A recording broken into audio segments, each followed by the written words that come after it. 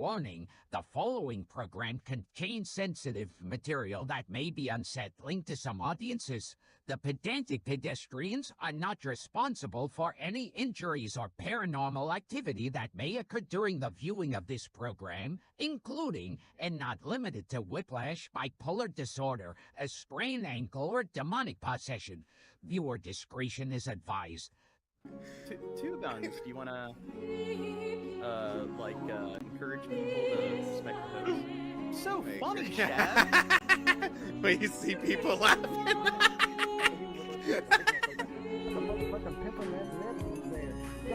Nah, like, pause it. What did he say? Whenever it sounds like he said.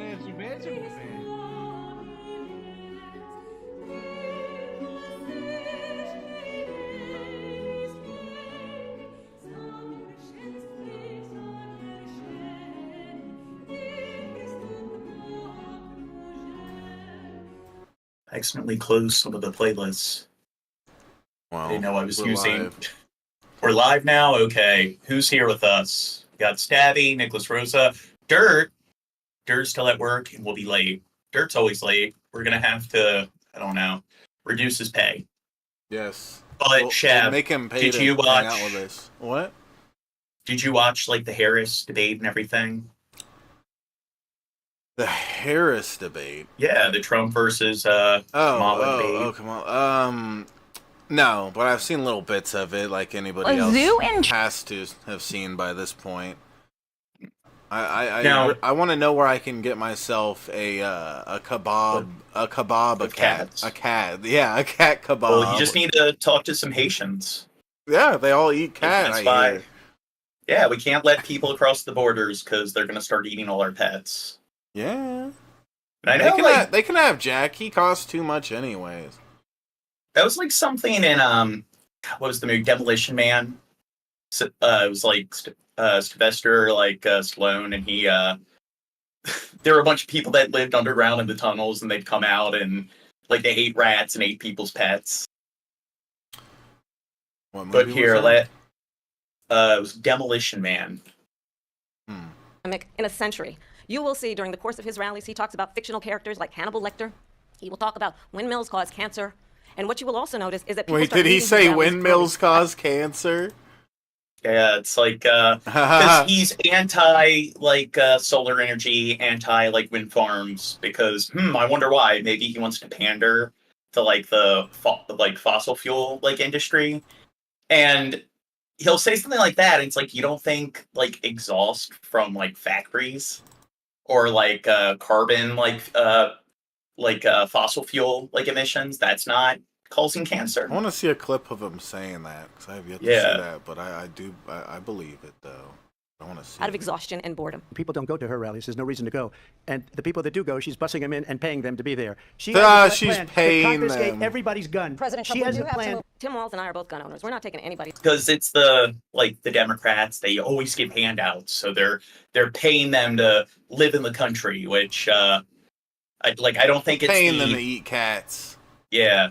These guns away. But I don't think the illegal immigrants are getting subsidies from the government because they're living off the grid.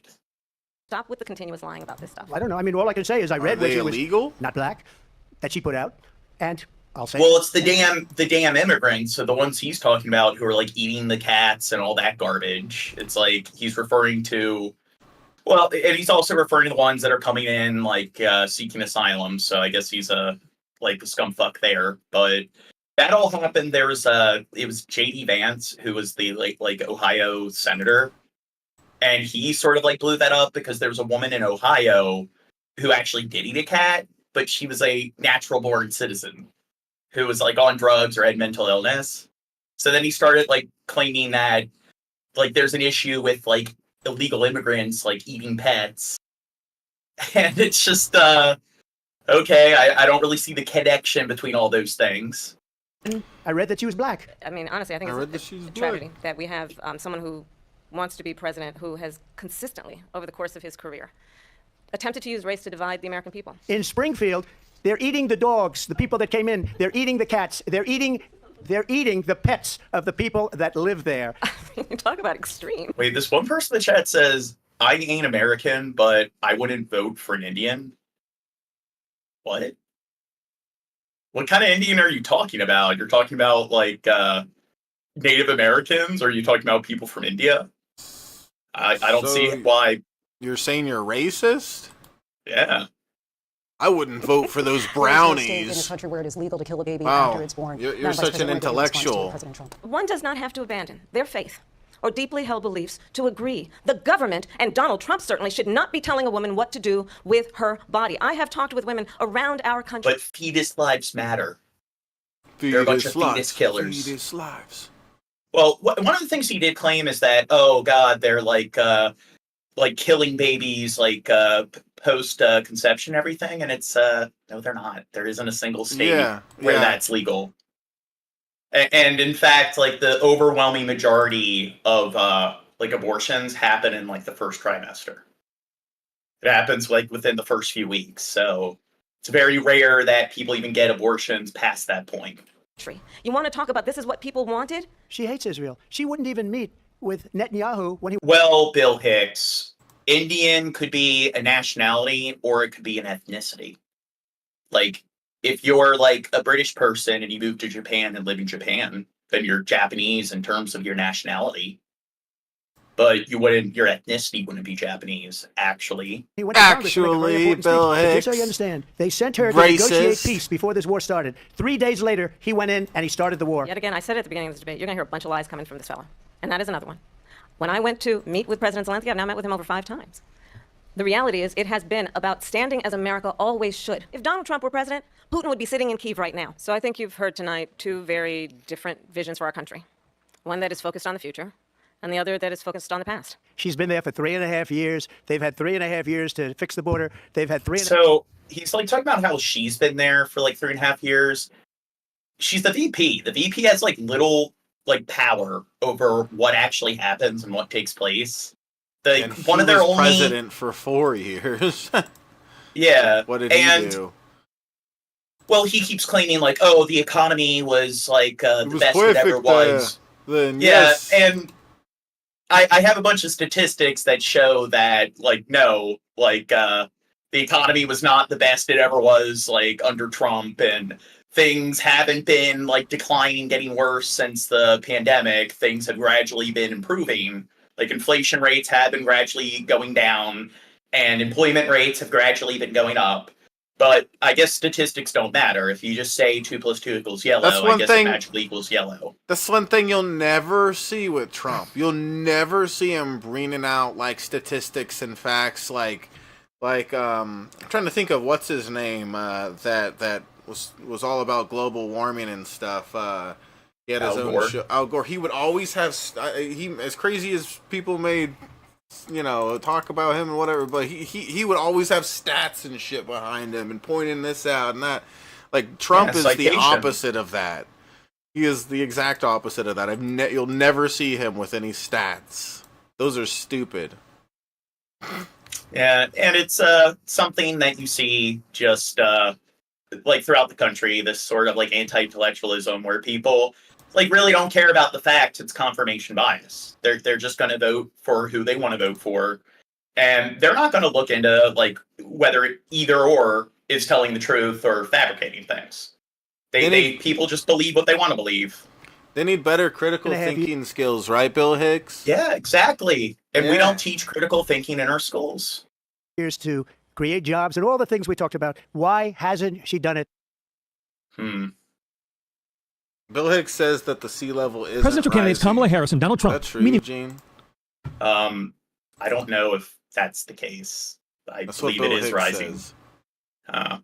The debate stage. Well, the problem with Al Gore is that he should have called it climate change instead of like global warming, which that's part of it. But it's a lot more. There's a lot more to it than just the sea levels rising. Like that itself is a problem, but there are a lot of other issues with like human impact on the planet, and we're causing like a 6 mass extinction and so forth, and we're kind of like fucking the planet up. So he probably should have not have hyper focused as much on that one small entity of the like overall grand like issue.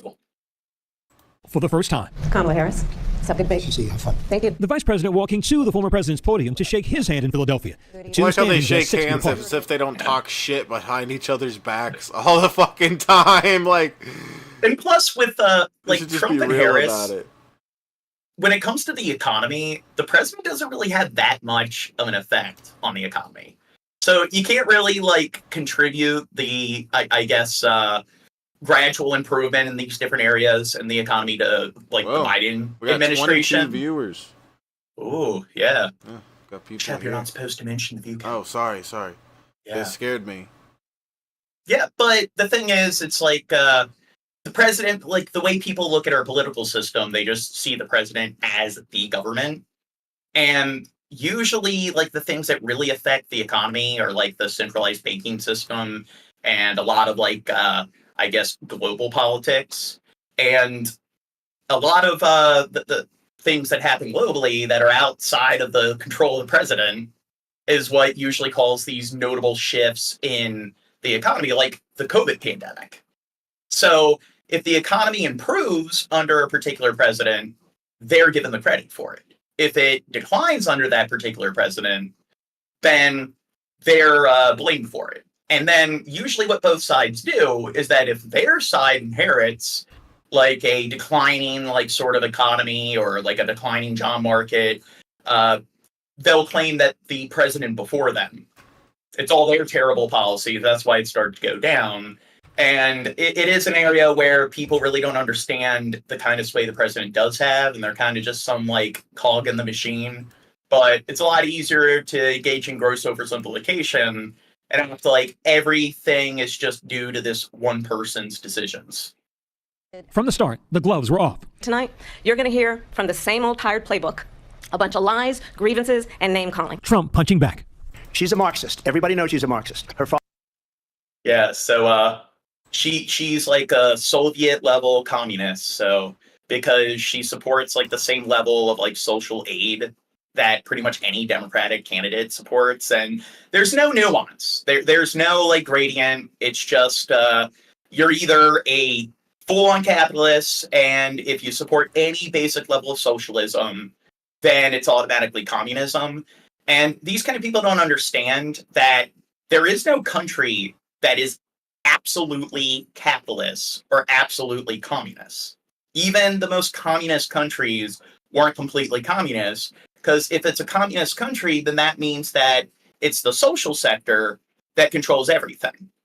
That there's pretty much no private sector at all.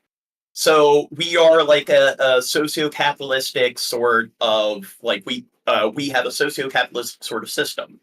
And the logic is hey, if you have any sort of form of social aid like universal health care, you must be communist. And again, that's more just black and white thinking and gross oversimplification. It's a lot more complicated than that. But these are the kind of people who fail to look at things like public school or just your basic government, your first responders, your firefighters, your police officers. It's if we had no fucking social sector, you wouldn't have just these basic sort of utilities that you need for society to function. Father's a Marxist professor in economics, and he taught her well. The stakes could not be higher for tonight's debate. Ooh, we went up to 43 viewers. Locked in a dead heat in polls. The economy and inflation on the top of American voters' minds. Trump laying the blame on the Harris and Biden administration. We have inflation like very few people have ever seen before, probably the worst in our nation's history. The worst in our nation's history. That is not true. I believe the worst inflation has ever been is a little after World War II. I forget what it was called. It wasn't the... But anyway, after World War II, the United States actually kind of benefited because we didn't deal with a lot of collateral and everything in World War II, and it helped drastically increase our industry. So then people are spending more, inflation went up. When we're referring to the worst inflation in history, are we referring to the biggest jump up, or in one time, or just the highest amount in general? Because so the biggest spike was in World War II, and then it was like the 80s, I believe, or the 70s, you had like the largest, like, I guess, time range where it continued to increase as opposed to decline, where there was no like fluctuation. But it's been going down since Trump's presidency. And the thing is, like, Trump probably has nothing to do with it. The Biden administration most likely has nothing to do with it. But this is something that's very easy to fact check. And the people that buy into this just, again, it's Socratic knowledge. Recognize your own ignorance. It's not that hard to just, we live in the day and age where you have the internet. It's easier than ever to like just do your homework and to verify whether what they're saying is legit. We were at 21%. Harris responding. Donald Trump left us the worst unemployment since the Great Depression. Donald Trump left us the worst public health epidemic in a century. Like the Trump-Biden debate tonight. I don't know. I think the Spanish flu was worse. That happened during World War I. So I think that was that was a little more than a century ago, because that was like World War I was 1914 to 1918. But there's what did she say? It's the worst. Wasn't paying attention.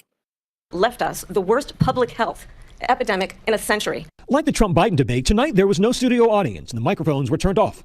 And remember this, she is Biden. You know, she's trying to get away from Biden. I don't know the gentleman, she said. Here we go. Found it. We're gonna fact check the inflation. So as you can see, around the pandemic, there was a huge spike, and it's gradually been going down. So it hasn't gradually been rising, and it's gradually been decreasing. So, I mean, people that buy into this, again, they don't really recognize their own ignorance and ask questions. She is Biden. The worst inflation we've ever had, a horrible economy because inflation has made it so bad that you can't get away with that. Harris responding. Clearly, I am not Joe Biden, and I am certainly not Donald Trump. And what I do offer is a new generation of leadership for our country. The debate turning personal. Donald Trump was fired by 81 million people. So let's be clear about that. And clearly he is having a very difficult time processing that. Trump claiming Biden was pushed off the Democratic ticket. You talk about a threat to democracy. He got 14 million votes and they threw him out of office. And you know what? I'll give you a little secret. He hates her. He can't stand her. Both candidates getting heated when discussing the issue of abortion. Wait, now, he's talking about the primary votes. One, the primary votes don't have any sort of like legal standing. So the allowing the parties having elections to determine who they'll like run as their presidential candidate, that's a fairly new thing. The way it was throughout most of like American history is that each party would just choose who their presidential candidate would be. So the Democrats would just choose their candidate, the Republicans would choose their candidate, and they'd run against each other. So the primaries is something that isn't necessarily like they're legally required to do. So it was legal for them to like swap out their candidate for Kamala Harris. So what he's saying right there, again, he doesn't know how the legal system works, or he's just being dishonest. What's she gonna do with that hanger, Jane? What's that? What's she gonna do with that hanger, Jane? Give herself an abortion. Whoa! His presidential pick says abortion in the 9th month is absolutely fine. He also says execution after birth. It's execution, no longer abortion, because the baby is born, is okay. And that's not okay with me. Hence the vote. NBC News fact-checking the former president. There is no state in this country where it is legal to kill a baby after it's born. Harris at one thing that Republicans are going to point to is Minnesota. So in Minnesota, that's the one and only state where it doesn't necessarily specify a like cap or a cutoff date where you can get an abortion. But the problem is that you have to see like a doctor to determine whether or not you can get an abortion and whether they think that it's necessary. So there haven't been any cases of somebody in Minnesota getting an abortion at like 8 or 9 months. Reminding Americans of Trump's role in selecting members of the Supreme Court who overturned Roe v. Wade went on the attack. I absolutely support reinstating the protections of Roe v. Wade. And as you rightly mentioned, nowhere in America is a woman carrying a pregnancy to term and asking for an abortion. That is not happening. It's insulting to the women of America. According to I don't know if that's true. Like I think that there's plenty of other countries where they force like 12-year-old kids to give birth because they have a completely like zero tolerance abortion policy. So that's Kamala fabricating things. A Pew Research Center study, a majority of Americans believe abortion should be legal in all or most cases. President Trump hammering the Biden administration on the border, she an area of vulnerability. He was talking about just the American people. Wait, didn't she say? He wasn't talking about foreigners. He was talking about she was American talking about women. in our country. Our country is the only country where women are forced to. Or I guess let's go back. Never mind. Maybe I heard it wrong. Vulnerability for Harris. There's never been anything done like this at all. They've destroyed the fabric of our country. Millions of people let in, and all over the world, crime is down all over the world except here. Harris defending. No, it's not. There's definitely plenty of different parts of the globe where crime is getting worse. You know what's one particular part of the globe where crime is definitely rising? What? Yeah, Shab. Yeah, what? Haiti. That's where they eat cats. Yeah, you remember the gang war in Haiti? Like Lieutenant Barbecue was like releasing all these like prisoners, thousands of prisoners, where there's more gang members than the actual like police force or any security officials. And you know how they were actually able to successfully like overthrow the government? Science. All the guns being smuggled in from Florida, the United States. Ooh, Florida.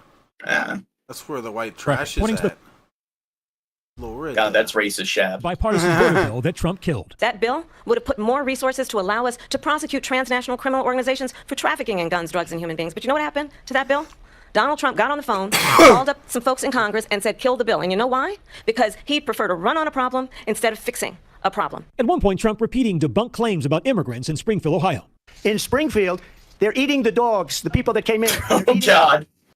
The cats. They're eating the pets of the people that live there. I just want to clarify here. You bring up Springfield, Ohio, and ABC News did reach out to the city manager there. He told us there had been no credible reports of specific claims of pets being harmed, injured, or abused by individuals within the immigrant community. Both candidates going after one another. And this is something where it's just there's basic crime statistics that you can reference to determine if anything like that has happened. Harris needling Trump about his rallies. You will see during the course of his rallies, he talks about fictional characters like Hannibal Lecter. He will talk about windmills cause cancer. And what you will also notice is that people start leaving his rallies early out of exhaustion and boredom. Yeah, windmills cause cancer because all the like exhaust and debris from like all these different factories and, you know, buildings, vehicles, like it actually blows the exhausts and directs it more towards like the cities and everything. And that's why it causes cancer. So the windmills need to go. Don't go to her rallies. There's no reason to go.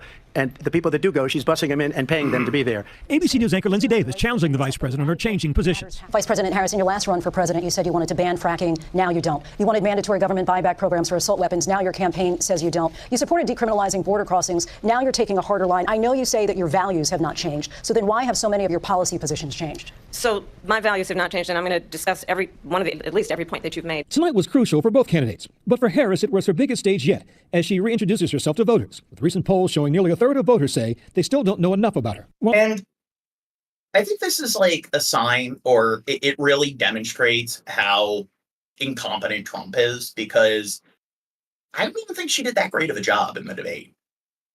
She's fairly mediocre when it comes to, like, I guess, her rhetoric or her discourse. So the fact, like, and it's what people are saying with Biden, because Biden is like a bumbling old man who can't really put a sentence together. He has no functioning, like, working memory. They could pretty much, it makes no sense that he's the person that the Democratic Party wants to, like, they want him to become president, because he's like the only person that couldn't really hold a debate with somebody like Trump. Any mediocre, like, vanilla Democrat would be able to argue circles around Trump, and that's what we saw here. While tonight was her first presidential debate, she did not hold back. When you then talk in this way in a presidential debate and deny what over and over again are court cases you have lost because you did in fact lose that election, it leads one to believe that perhaps we do not have in the candidate to my right the temperament or the ability. Yeah, Trump derails everything, so no one can really do well unless it devolves Look to at that endless silly personal face attacks. he's making right there. Yeah. But anyway, yeah. Well, Nicholas Rosa makes a good point. It's just in the United States, I do think we don't teach people to be critical in schools, and it's like 4 in 5 Americans fail at tests that measure critical thinking, and that is something you typically see in a lot of discourse. Is just it's two adults yelling at each other. I'm right because I think I'm right, and whoever ooks and uggs the loudest wins. And a lot of people will look at like debates like that. They'll see Trump just interrupting and being crass and crude and relying on ad homs. And people think like, wow, that he's demolishing that person in a debate. And people also see it in general. They look at somebody just talking over people and throwing a bunch of jabs their way. And it's like, because they can be louder and steamroll them more efficiently, that must mean that, like, yeah, they really own them there. And we've even dealt with that in our own community with people. Ability to not be confused about fact. Trump launching attacks on Harris's record. She's worse than Biden. In my opinion, I think he's the worst president in the history of our country. She goes down as the worst vice president in the history of our country. Tonight was Trump's 7th presidential debate. How do you measure whether somebody is the worst vice president? Because they have little to no like power on paper. They're pretty much just there to be the replacement president if something happens to the president. And the only real power they have is they get the deciding vote in Congress, so, or in the Senate. So that's not really much of a. That's not really. They don't hold that much power. So that's something where how do you really like measure that? Debate. Less than 3 months ago, he was on the debate stage facing off against a different candidate. With the COVID, with dealing with everything we have to do with, look, where's my oat brand? Finally beat Medicare. Shortly after Trump survived an assassination attempt. Then Biden dramatically ending his bid for a second term, passing the torch to his vice president. Polling shows Harris and Trump locked in a tight race. A New York Times Siena poll found Trump leading Harris by 1 percentage point. The former president's support holding steady despite a New York jury finding him guilty on all 34 counts of falsifying business records in the Stormy Daniels hush money case. I think this is so rich, coming from someone who has been prosecuted for national security crimes, Well, Trump's a rebel. He's a man going his own way. economic crimes, election interference, has been found liable for sexual assault, and his next big court appearance is in November at his own criminal sentencing. Trump responding. I'm winning most of them, but those are cases, it's called weaponization. Never happened in this country. They weaponized the Justice Department. Tonight's debate coming amidst prolonged conflict in the Middle East. They weaponized the Justice Department? They've always been weaponized. That's like the FBI and the DEA and the ATF. What the fuck is he talking about? They weaponized the Justice Department. They've always been weaponized. Controversial topic. She hates Israel. If she's president, I believe that Israel will not exist within 2 years from now. And I've been pretty good at predictions, and I hope I'm wrong about that. You know he's on the right side of history when he's like being an Israel shill. And he makes these crazy fucking like, if she becomes president, Israel won't exist in a couple of years or something. He's just said, like, what? Yeah, I honestly think even without like aid from the United States and funding, Israel is a major military power in the Middle East. Yeah, not just in the Middle East, globally. Israel has one of the strongest militaries on the fucking planet. They're one of the only countries with nukes. They like listen if to what anything, he said. She hates Israel. If she becomes president in the first couple years or something like that, they're not going to exist anymore. That sounds like he's straight up just saying she's going to destroy Israel. She's going to like bomb Israel or something. Doesn't that not just sound directly like she's saying that or he's saying that? And plus, she came out and she actually claimed that like, hey, Israel needs to chill with like the indiscriminate bombings and stuff, and how carelessly they've gone about this like dispute with Hamas. And her simply just claiming that, hey, this one particular side in the dispute is wrong in a particular area, it's black and white. And that must mean that she hates the country or hates Israel. And it's just that's kind of a sign that, again, decent percentage of Americans don't have any critical thinking skills because they'll buy into black and white rhetoric like this. If you support any level of socialism, you're a communist. If you criticize Israel at all, you hate the entire country. Go ahead, Chad. You know what's really ironic is for the longest time, the left has been trying to make regulations around guns more strict, and the right has been fighting it, like just being black and white about it, acting like if we allow for any restrictions, it's going to lead to it's going to be the slippery slope argument. But look what just happened. Donald Trump almost got people tried to assassinate him two times in a month or something, whatever that was. Well, it's pretty funny. These crazy people. We're trying to okay, I say us, but I don't really consider myself a Democrat or something. But I mean, like, Democrats are trying to keep guns out of crazy people's hands, and then look what happens. Like, they're trying to kill the president. Maybe if we had a little bit of better regulation, this wouldn't happen. If we tried harder to keep guns out of crazy people's hands, that might help keep people from getting shot. I don't know. Crazy idea. Yeah. And it's not just firearms, it's everything. And both sides do it because, again, people don't know how to think critically. So it's just, if we regulate this at all, or if we loosen regulations, then the whole world is going to end. If we make weed legal, then everyone's just going to be a junkie and no one's going to work. And the silly part is the slippery slope argument makes no sense when we already have a shit ton of regulations on gun. We have to have that. You legally cannot own a fucking rocket launcher. You legally cannot own all sorts of crazy weapons, grenade launchers, whatever. I don't know. You can name crazy shit that you're not legally allowed to own.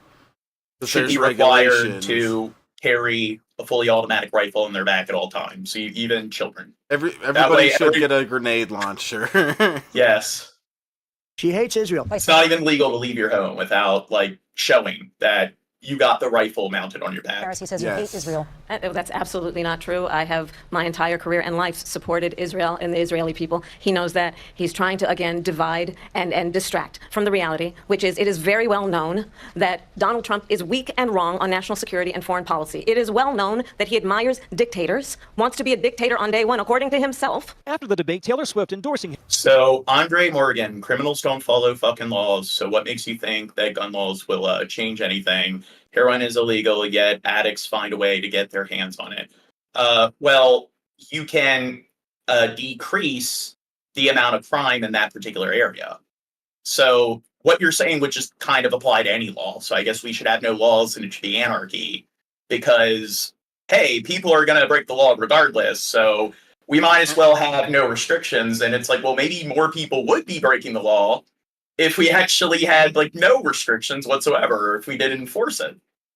Yeah, and somebody in the chat said in response to what I said, they said, you mean explosives?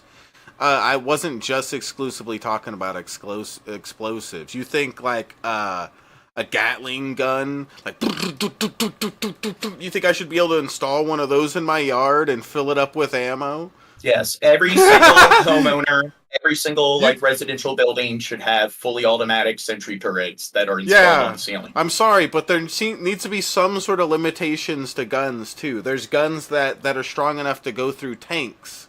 I think maybe an American citizen shouldn't have a gun that can shoot through tanks, especially have ammo as well for that gun. Yeah, armor piercing rounds. Yeah, it's those are a thing, and it's why do you need that if you're hunting deer or if you're just you want self? My point to that is that there already is regulations on these weapons. The whole slippery slope argument makes no sense when we're halfway down the fucking slope to begin with. Oh, wait. So Wu says country's gone to shit. Vote Trump if you still want a country left in 4 years. People in every single decade, every single 4-year period have been claiming that the country has been going has been going downhill and has been going to shit. And the thing is, every 4 years, whenever the one candidate loses, they always accuse the other side of rigging the actual elections. They always, a bunch of people claim they're going to leave the country. And this is just, look at the statistics. The country's going to shit, but statistically, wage growth has been increasing. Statistically, unemployment has been decreasing. and inflation has been decreasing. So if it's going to shit, then why aren't all these stats like moving in the opposite direction? And plus, crime rates, violent crimes have gradually been on a decline for the last century. So that's another thing. It's just, we live in a fucked up world. Like, things have always been problematic. People will point to, like, all the military, like, disputes going on in the Middle East and be like, yeah, it's the end times. But what about Vietnam and the Korean War? What about World War I and World War II? You look at a lot of things, and the world has been improving in a lot of different areas. And we might still be in a situation where there's a lot of things that need to be resolved, but society has always been dominated by the 1%, and there's always been fucking problems. That doesn't mean there aren't problems now, but people always just kind of like exclusively see things in the present, and it's that sort of like boomer logic. Kids these days, these problems that have always existed are exclusive to the current times.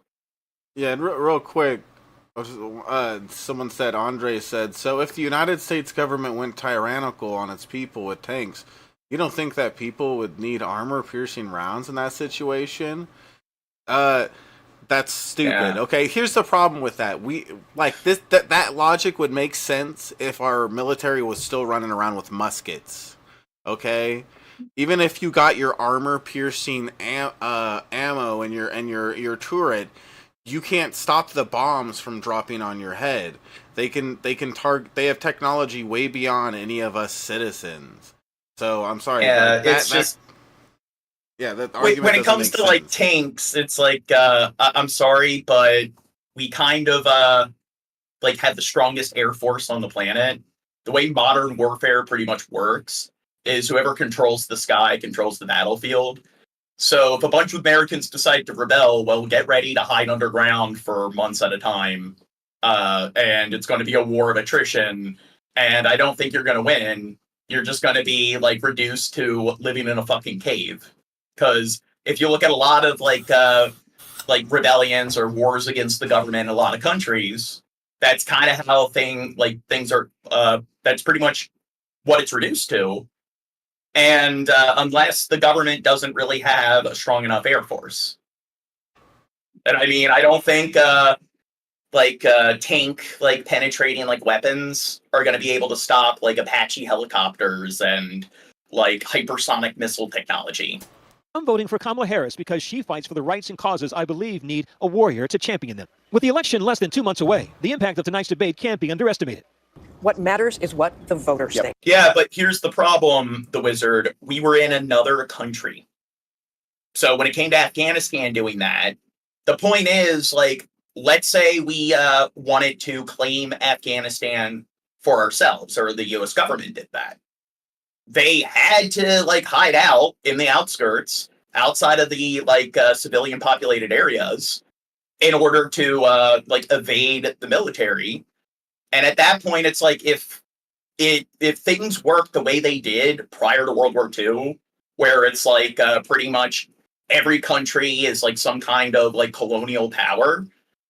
If you just wanted to annex the country and establish your own provisionary government and establish policies and stuff in the like cities and Kabul, all the major population centers, then they can just hide out in the mountains and stuff, but they're not going to be able to do anything. At that point, they're just some like criminal organization. So if it's happening in our own borders, then it's like, once again, people can go about their lives and they're just going to be these militias like hiding in the outskirts that are just a nuisance. But in the end, right now, he is tied with Kamala Harris. Does this change anything? You have to be very careful, and it's very important to see what the voters think.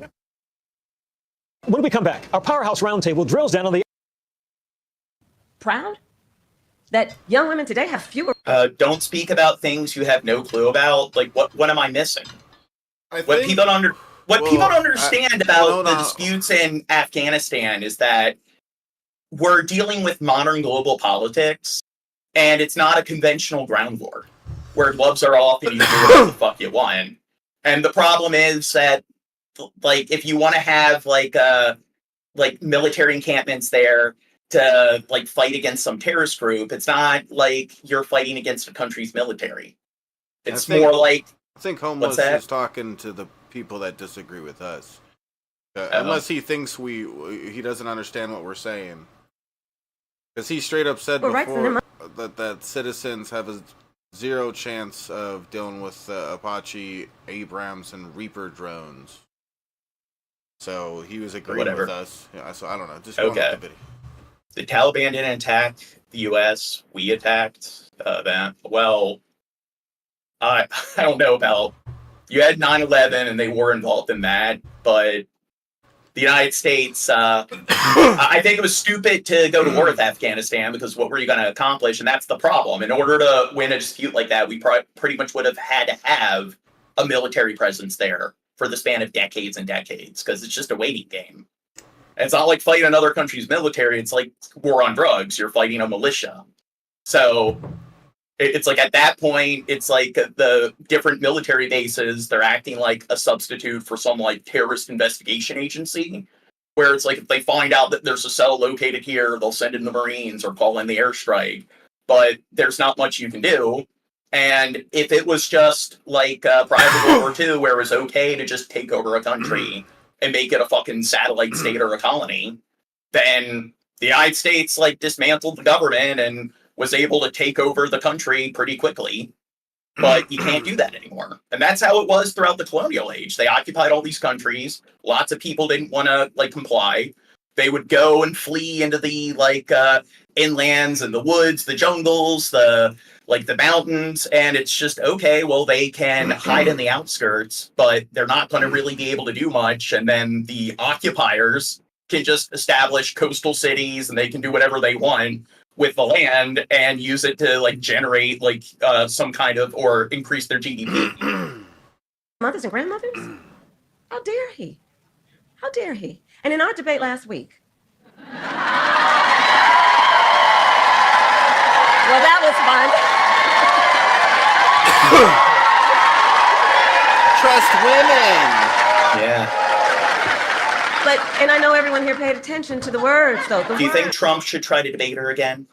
Do you think he's actually going to take her up on the offer? Right? Al-Qaeda and the Taliban. No, Al-Qaeda and the Taliban both had involvement. I mean, you got to look that up. They both had some level of involvement in the attack. Like, Al-Qaeda were more responsible than the Taliban, but the Taliban did have a level of involvement when it came to orchestrating the attack. I'm trying to get another debate. We'll see. The suspect, arrested after an apparent second assassination attempt in 2 months on the life of Donald Trump, has appeared in court in Florida. Ryan Routh was detained after Secret Service agents... Now, I do think that they don't really have enough evidence to, like, charge him for assassination.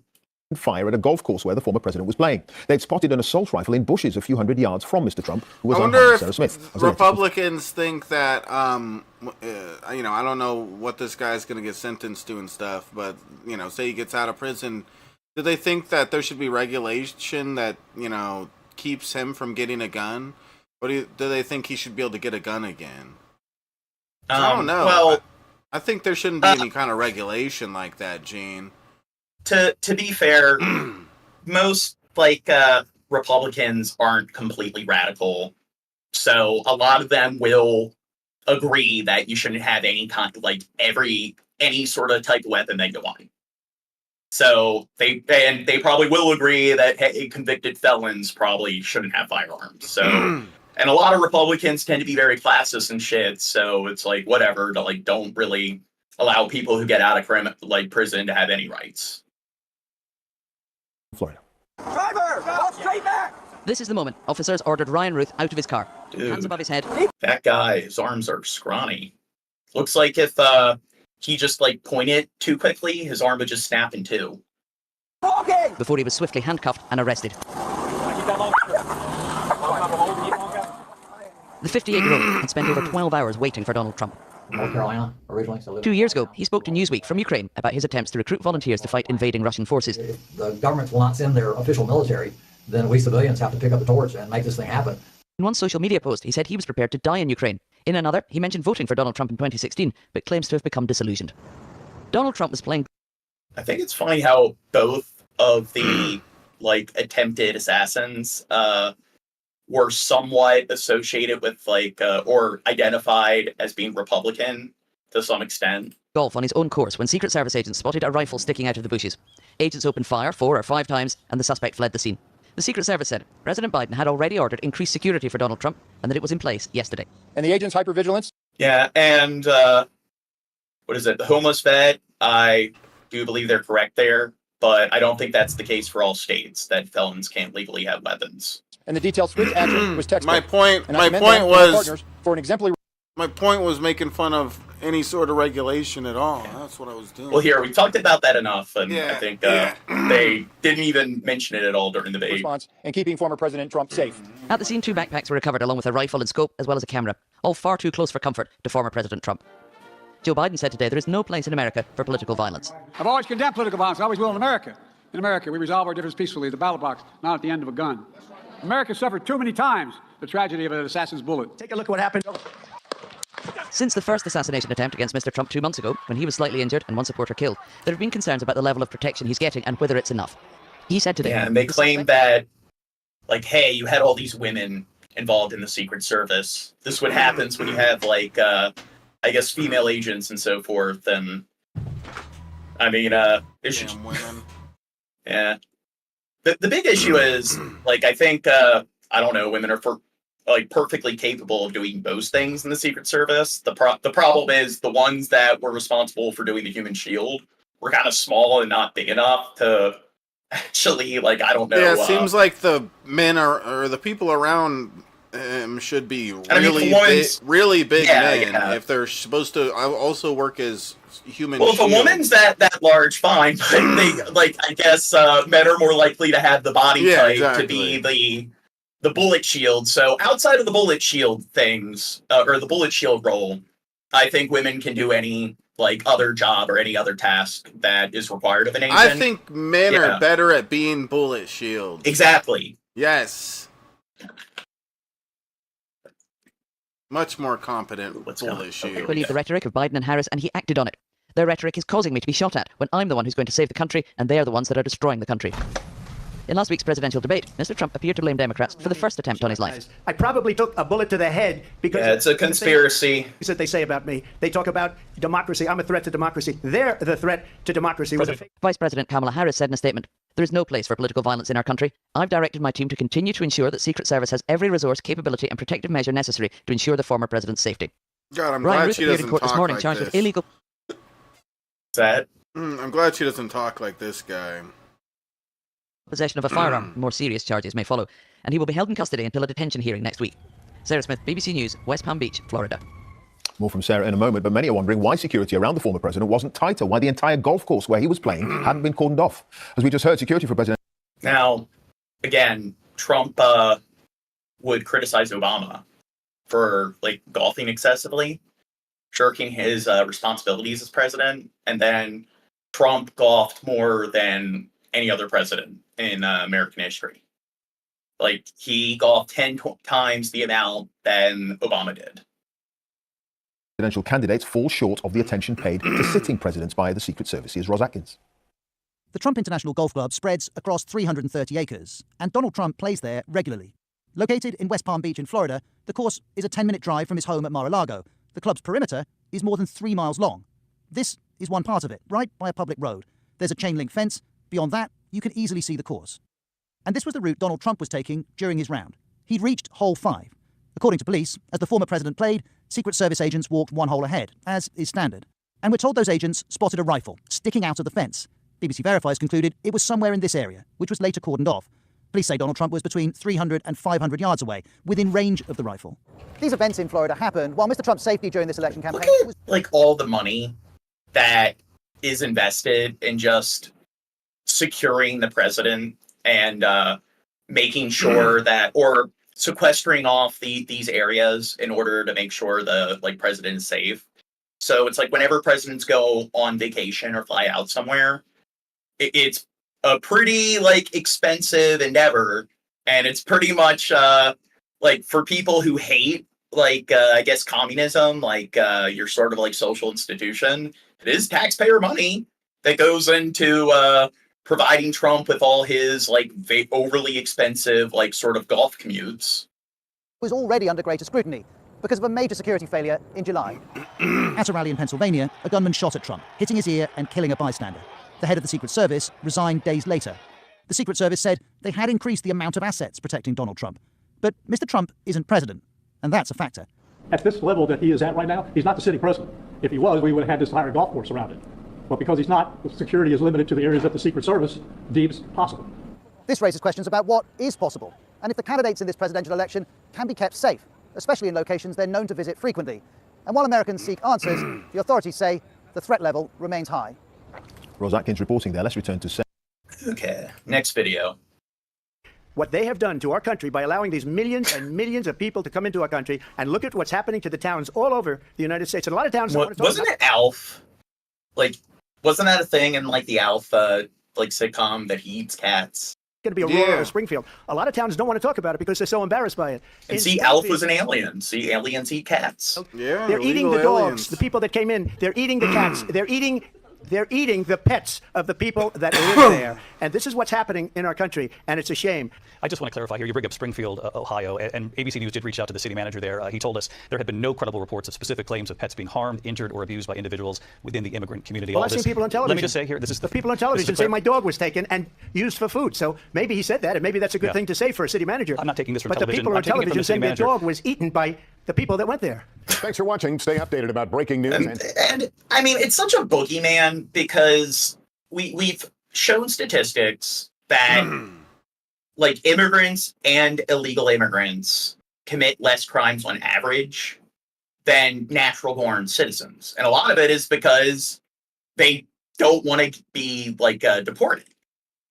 So, and then on top of all that, the states that deal with the majority of like illegal immigrants, they tend to be like blue states that overall have a very positive attitude towards immigration, even illegal immigration.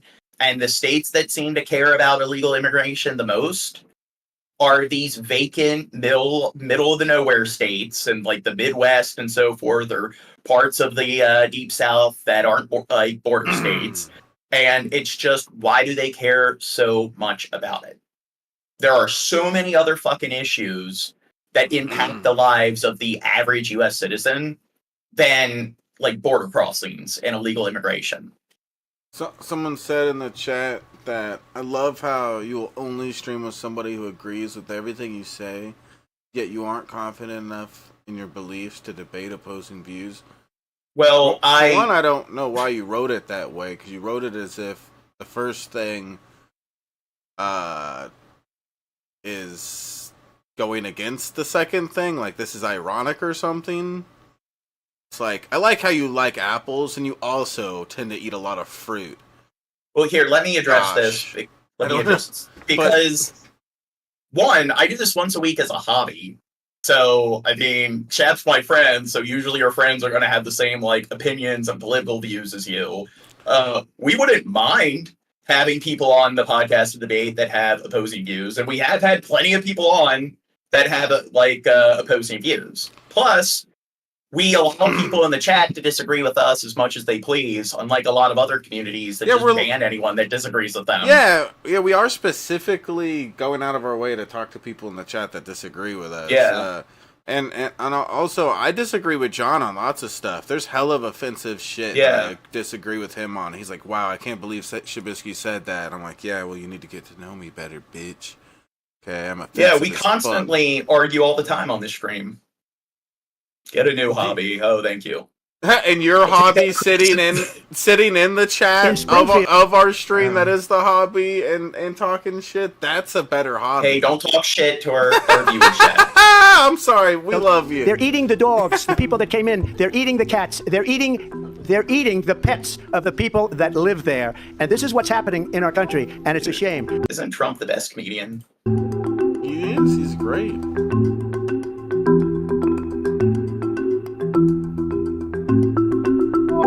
Okay, here, just going over all the same shit. CBS News confirmed team has looked into claims by Senator J.D. Vance and Trump running mate and other conservatives that Yeah, so this senator of Ohio, and he's the one that pretty much started this whole, people eating cats meme. immigrants in Ohio are eating pets And CBS News confirmed found those claims are baseless. So here's the backstory. Vance posted on X, formerly known as Twitter, yesterday discussing the impact he says undocumented immigrants are having on Springfield, Ohio. He included a claim saying, quote, reports now show that people have had their pets abducted and eaten. Wait, what's he saying? We have been killing each other for 9,000 years?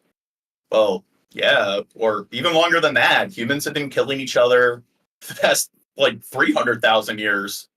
People have been killing each other since the beginning of, human existence, our Homo habilis and all of our other Homo ancestors were killing each other. I mean, humans, we killed off all the Neanderthals and stuff. Humans suck. Human beings are tribal, and they like making multifaceted tools of war. By people who shouldn't be in this country. If we want to improve as a species, we gotta be more mindful of our primal sort of instincts of hating people of other groups and warring with other tribes.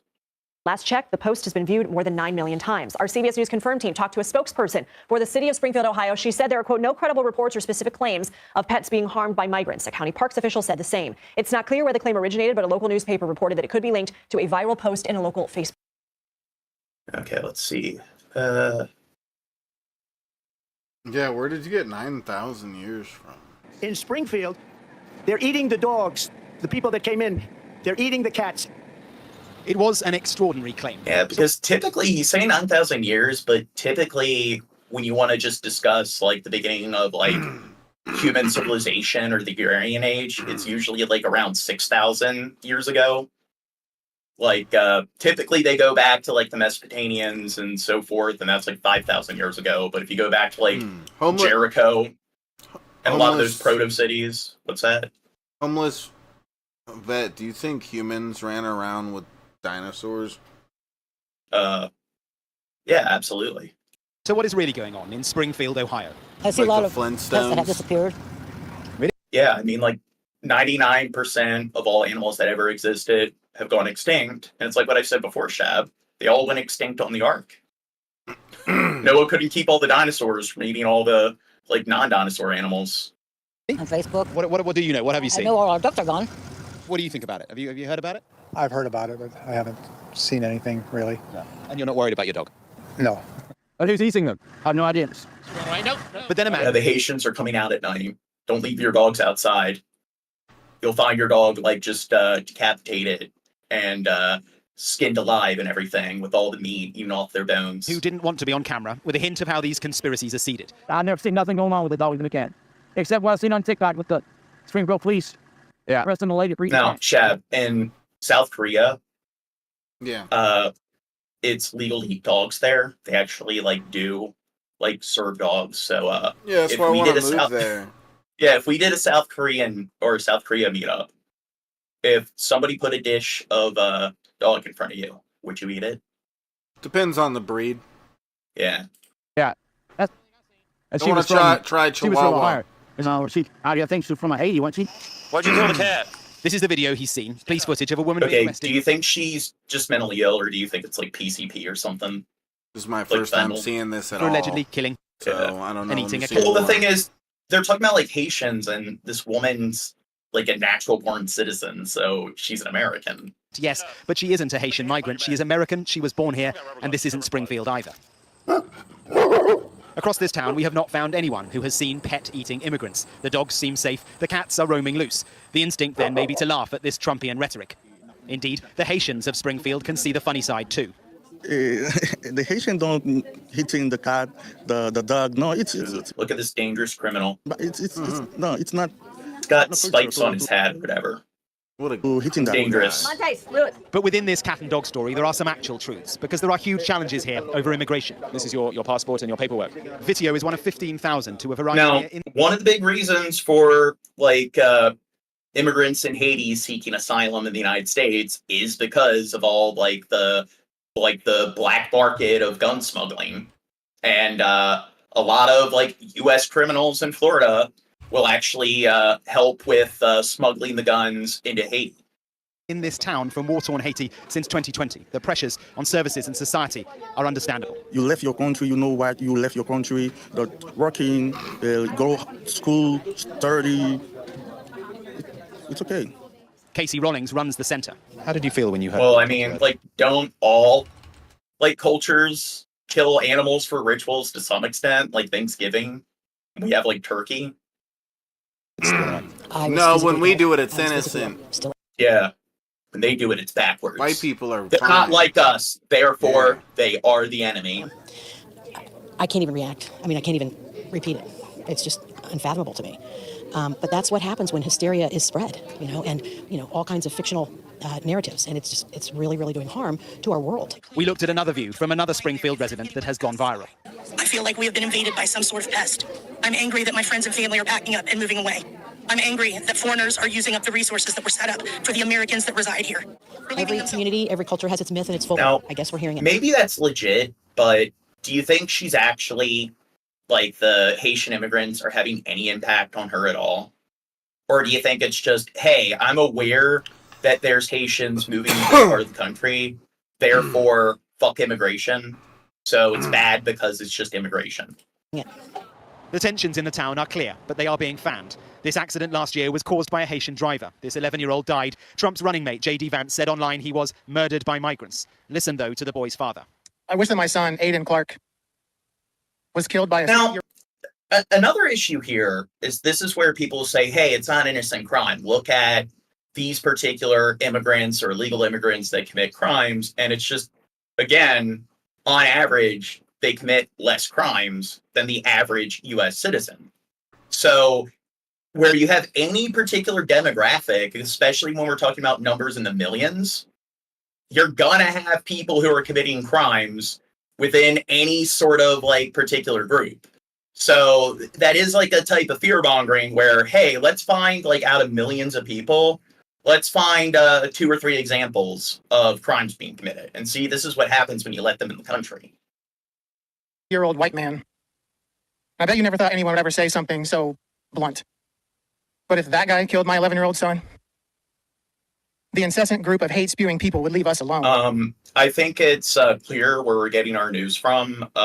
We're showing coverage from like dozens of different news networks. Yeah, do you see the big thing on the screen that says Sky News? Can you read?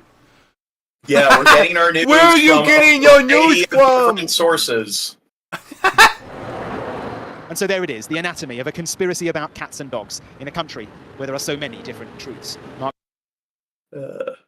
Where could they be getting it from? So this is an actual like documented case of somebody doing this, and again, they're not Haitian. Eating the dogs, the people that came in, they're eating the cats, they're eating the pets of the people that live there. They're eating the ferrets and the gerbils. Trump doubled down on claims ferrets. that Haitian immigrants are eating pets in Springfield, Ohio. Our verified team confirmed with... Oh, fair point.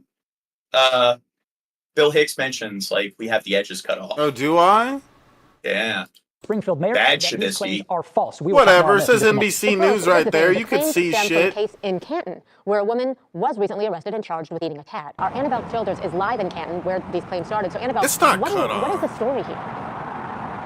Well, Matt and Chris, Are you gaslighting Shabisky, Bill Hicks? out by giving our viewers a warning because the details here in this story are incredibly disturbing. Now, about 3.5 weeks ago, a housing community here in Canton was shocked as neighbors tell us they watched a woman eat a cat, but now they're dealing with a new wave of emotions as they watch body-worn camera footage from that event circulate widely online. And connection to that story. Well, here we get our information from news sources all over the country, and we even watch clips from Fox News and everything. So we got some like Fox News videos in here. We'll even watch the Christian broadcasting network. Yay. 170 miles away. What did you do? August 16th, Canton police responded to disturbing 911 calls.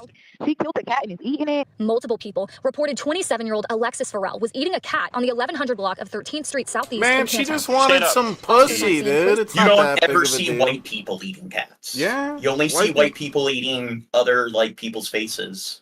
Yeah, like white that people guy on don't do bath salts in anything Florida. wrong. Farrell in handcuffs as a crowd of onlookers watched. Put your hands behind your back. Someone got rubber gloves. She's covered in blood. Police believe she killed the cat before eating it. One writing they saw blood on Alexis's feet, hands, and fur on her lips. But the people around here know Fur on her lips. Get up, like what are you doing? Like like they know for sure that wasn't her right mind. Neighbors recall it as a deeply unsettling night for their neighborhood, speculating Farrell may have been So do you think? Oh, drugs or experiencing a mental health crisis. Oh yeah. Now Alexis Farrell is in jail today. She's being held on Yeah, but all the $100,000 bond, Haitians. and she's facing Gene, all the Haitians are on drugs as well. See? Yeah. Every last charges one of them. Disorderly conduct and cruelty to animals. Now, Canton police say they have nothing to share on this today with us. It's important to note that voter records do show Alexis Farrell is not a Haitian immigrant. She is a U.S. citizen. Oh. U.S. citizens from the country. Look at what they're doing. They're eating cats. Yeah. There's this example of like a Haitian bus driver, like accidentally crashing a bus because Americans never get into vehicular accidents. Only these evil immigrants. So here, let's get to the pager story. Pagers. Remember these So Israel essentially rigged a bunch of pagers and like walkie-talkies to detonate, and they claimed that it was a attack targeted towards like certain Hezbollah leaders. But apparently, thousands of these things went off across the like entire country. things in the 1980s and 90s, they were everywhere.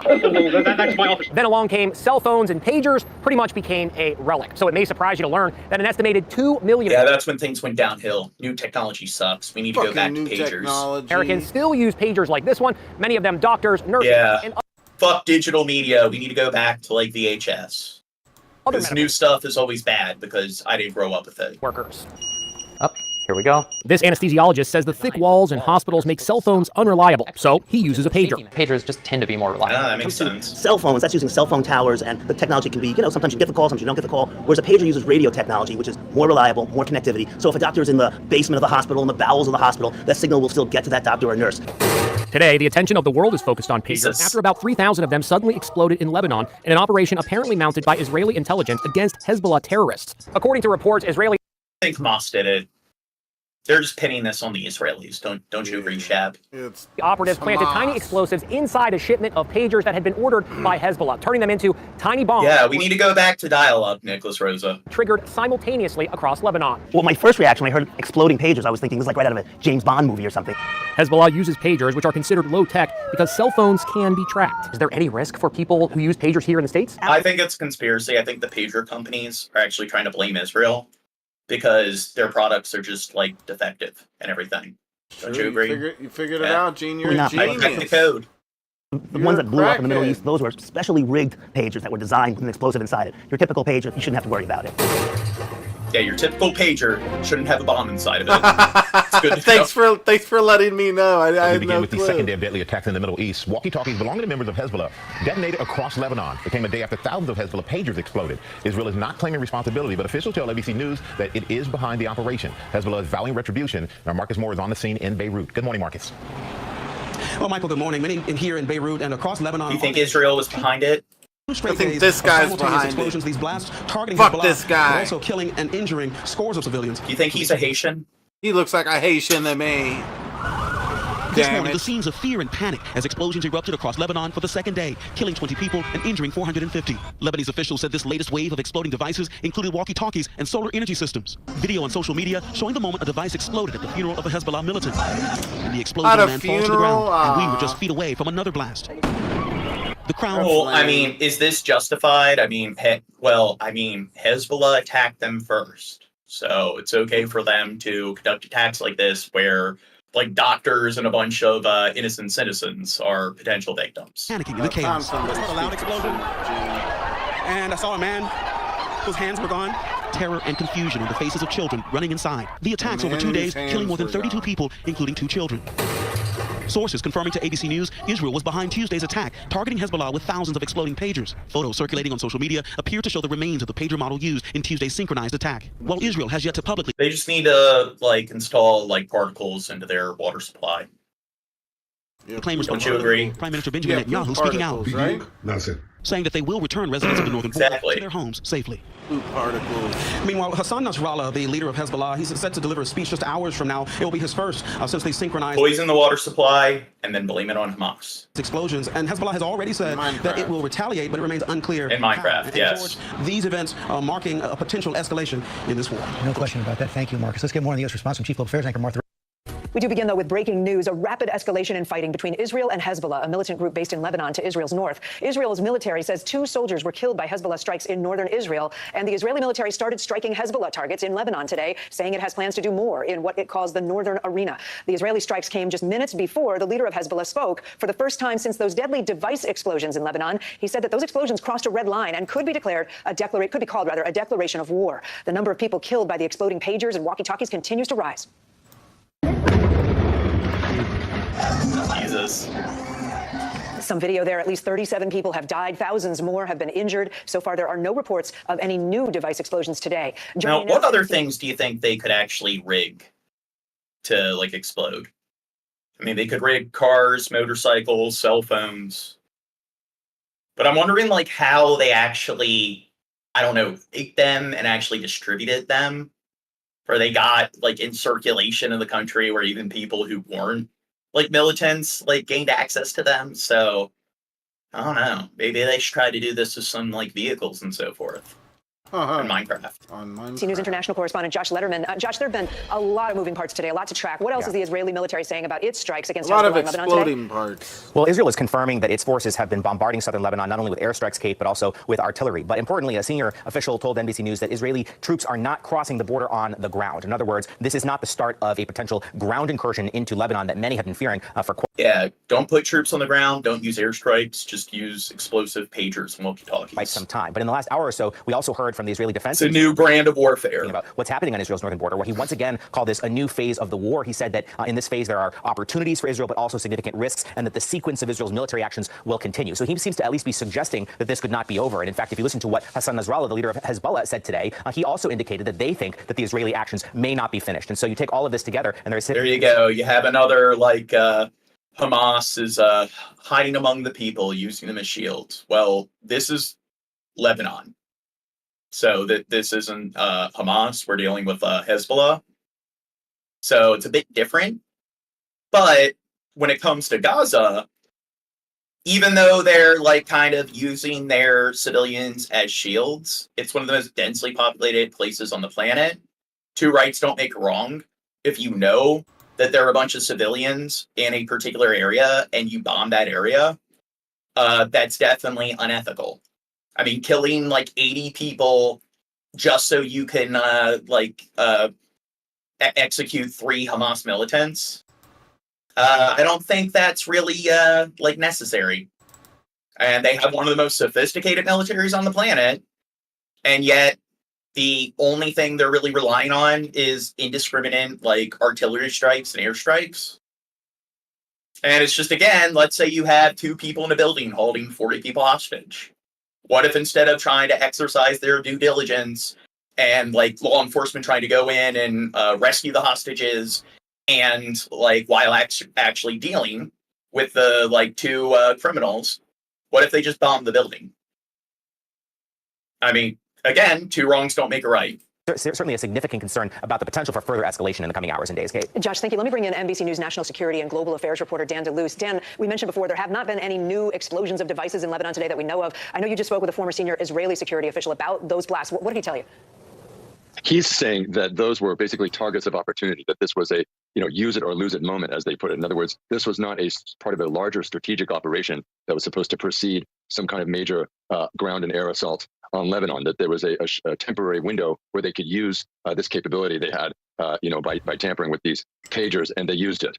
So that is an interesting insight. That's also really the working assumption of Western governments, the U.S. government as well. And then just to echo what Josh is hearing here in Washington, the Biden administration does not at this moment believe that Israel is using those. What is it? Genocide. Israel government wants the exterminate Palestine.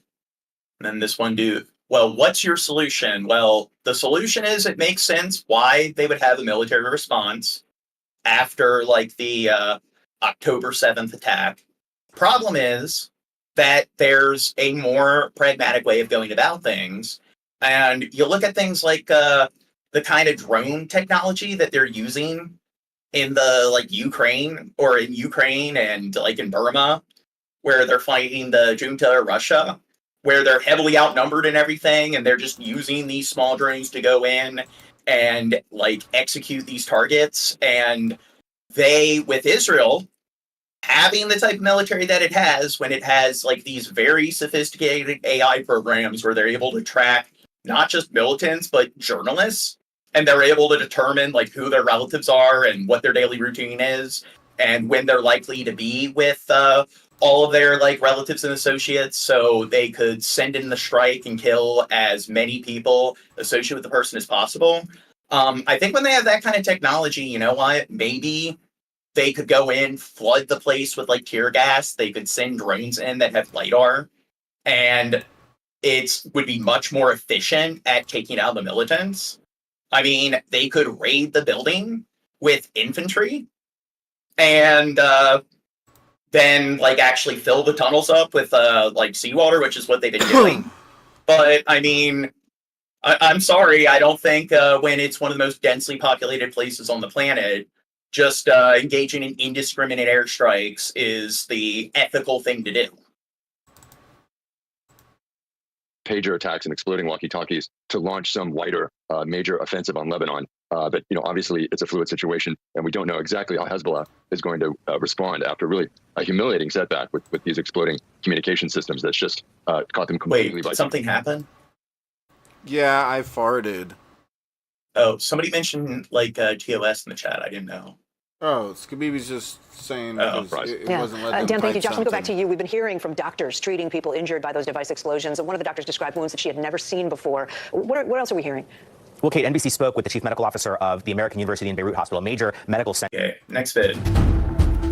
At 6:18, this is the aftermath of another case of surprise explosions in Lebanon. Walkie-talkies used by the group Hezbollah killed at least 20 people, injured, hundreds of others. These explosions came almost exactly one day after Hezbollah pagers exploded, which resulted in multiple deaths and thousands of injuries. Hezbollah officials put the blame on Israel for the attacks. Yesterday, Israel's defense minister said that he believes they are at the start of a new phase in the war. But watch ISIS come out and take responsibility for it.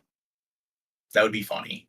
Officials haven't, because that did happen where there was a bombing at a funeral, and it was either Lebanon or Syria, and ISIS ended up coming out and taking like responsibility. Commented directly on the attacks in Lebanon. The families of hostages being held in Gaza took to the streets to voice their concerns over this latest escalations. Questions also remain about exactly where those pagers and walkie-talkies were made and when they were turned into weapons.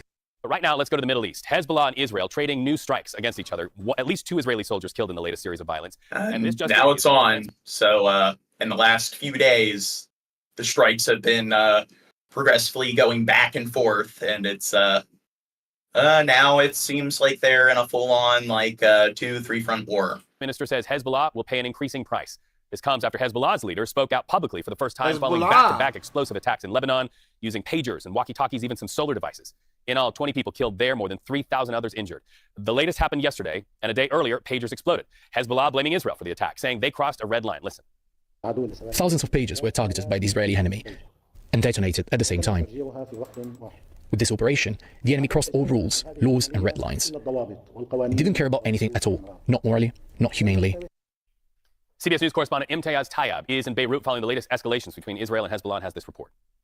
Well, we're frankly in uncharted territory after a second day of synchronized explosions of hundreds, if not thousands, of communication devices turned bombs. So currently it's Lebanon, and then you have like the Houthis that have gotten involved in Yemen, and then they're fighting in Gaza.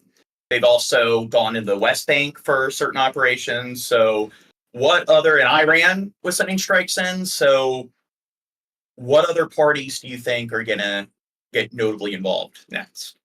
Do you think we'll actually escalate to other parties trying to strike Israel and get involved? Yep, Ireland is next. Yeah. I guess. It's just my guess. No, Haiti's gonna go in and start attacking Israel and then eating all their cats. Here in Lebanon blamed on Israel. Many people here telling us they no longer trust their own handheld devices. Now, this, of course, comes after... See, is this terrorism? They're inciting fear. People are afraid to use their like cell phones I'm scared to go on TikTok. I don't want to die. Lebanon. The first, of course, being pagers, which had exploded almost simultaneously across the country, killing around 12 people and injuring around 2,700. Some of those injuries involved people having lost their eyes or even their fingers. Then, again, just a day later, we saw walkie-talkies exploding, this resulting in the deaths of over 20 people and injuring of hundreds more. Now, all of this comes at a time when Hezbollah says that it blames Israel for these explosions, but of course trying to understand how Israel was able to infiltrate its communications and perhaps more importantly, weaponize them. We've been doing some of our own. That's something I find very interesting. And found that there are some shell companies with connections to Hungary, which may have been used by Israeli intelligence services, but Israel, of course, is not confirming. Now, this is Hezbollah vows revenge for the... What's that? The T-Mobile's in on this shit, dude. Exactly. Booby-trapped devices. And as Israel's defense minister has announced a, quote, new phase of the war, saying the center of gravity has shifted to the north, forces from Gaza are now being moved to the northern front with Hezbollah, sparking fears an all-out regional war is closer now than ever before. Read. So U.S. officials say it's going to be like another Yom Kippur war, or like another like what was it, the 6-Day War? Welcome to the News Hour. For nearly a year, the U.S. has tried to prevent the war in Gaza from expanding. But tonight, there are new concerns of escalation after an Israeli airstrike killed a top Hezbollah commander, following earlier unprecedented attacks on the militant group's communications network. In all, more than 35 in Lebanon have died. Thousands have been wounded, and tensions along the shared border are at their highest level in years. Nick Schifrin reports. Israel has promised a new phase of the war and is delivering it in southern Beirut, where today an airstrike destroyed an entire residential building, and Israel said it killed How are we downplaying how the war has been happening? Or I guess they're talking to, what is it, the homeless Fed? Oh, yeah. Yeah. Well, I mean, I don't know what their argument is, Tristan, for like how they think the war started, but this war definitely did not start during the October 7th attacks. And what Hamas did was profoundly unethical, but you can also contribute a lot of why that ended up happening to begin with Israel's politics in terms of how they've been sequestering Gaza and Palestine from the rest of the world, and they've gradually been building illegal settlements in both regions. So this is an issue that's been ongoing since World War II. Ibrahim Akil, commander of Hezbollah. Oh, Crow is here. And about 10 of his soldiers. Earlier this week, Israel... The Crow. What do you want, Crow? What do you want, Crow? Infiltration of Hezbollah's communication network, turned Hezbollah walkie-talkies and pagers into bombs. And Israel launched one of its largest... Look, Crow, they got explosive pagers. ...campaigned yet, targeting Hezbollah rockets. Thousands of Hezbollah rank and file are injured. The group is in disorder, and after today's strike, without a member of its leadership council. Awesome. At the time of the strike, Akil and the commanders of the Radwan forces were gathered underground, under a residential building in the heart of the Dakhla in Beirut, hiding among Lebanese civilians, using them as human shields. They were in the middle of... Wait, your history is all kinds of messed up. Do you know your history? Because I said that this is ongoing dispute between both parties, Palestine and Israel, since the end of World War II. And I mean, the Zionist movement and everything goes back to the late 1800s, but still, what am I getting wrong? Of planning more terror attacks against Israeli civilians. Akil was wanted by the U.S. for the 1983 attacks on the Beirut embassy by Hezbollah's predecessor, Islamic Jihad Organization, and the Marine Corps barracks attack that killed nearly 300. Israel says it's trying to return 60,000 displaced from now empty cities in the north and does not want a regional escalation.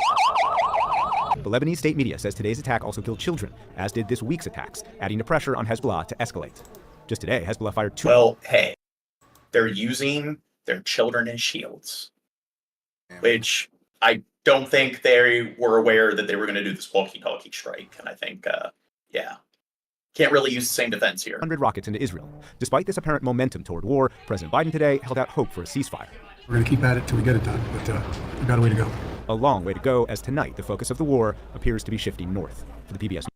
The latest on the tensions in the Middle East. The United Nations Human Rights Chief has told the Security Council that the targeting of thousands of people in Lebanon with exploding pagers and walkie-talkies was a violation of international law. The attacks are widely considered to have been carried out by Israel, but Israeli officials haven't commented directly on the allegations.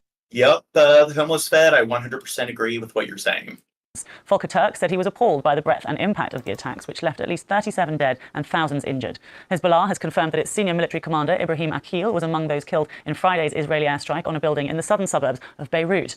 Israeli envoy at the UN, Danny Danon, did not mention the exploding pagers, but said his country would do whatever it took to defend itself. Now, do you think that's ethical? Because it's like, if you're going after a commander, fine, but do you think that's going to really decrease the, casualties in the war by killing a top operative or whatever? I mean, I don't know. I mean, there's still other operatives, and I think I don't think it's really going to have that much effect when it comes to the ground warfare and actually overwhelming their troops and so forth. So it just seems like, hey, you're killing a bunch of innocent people just to get to one person. Let's have a listen then to those comments from the UN Human Rights Chief Volker Turk.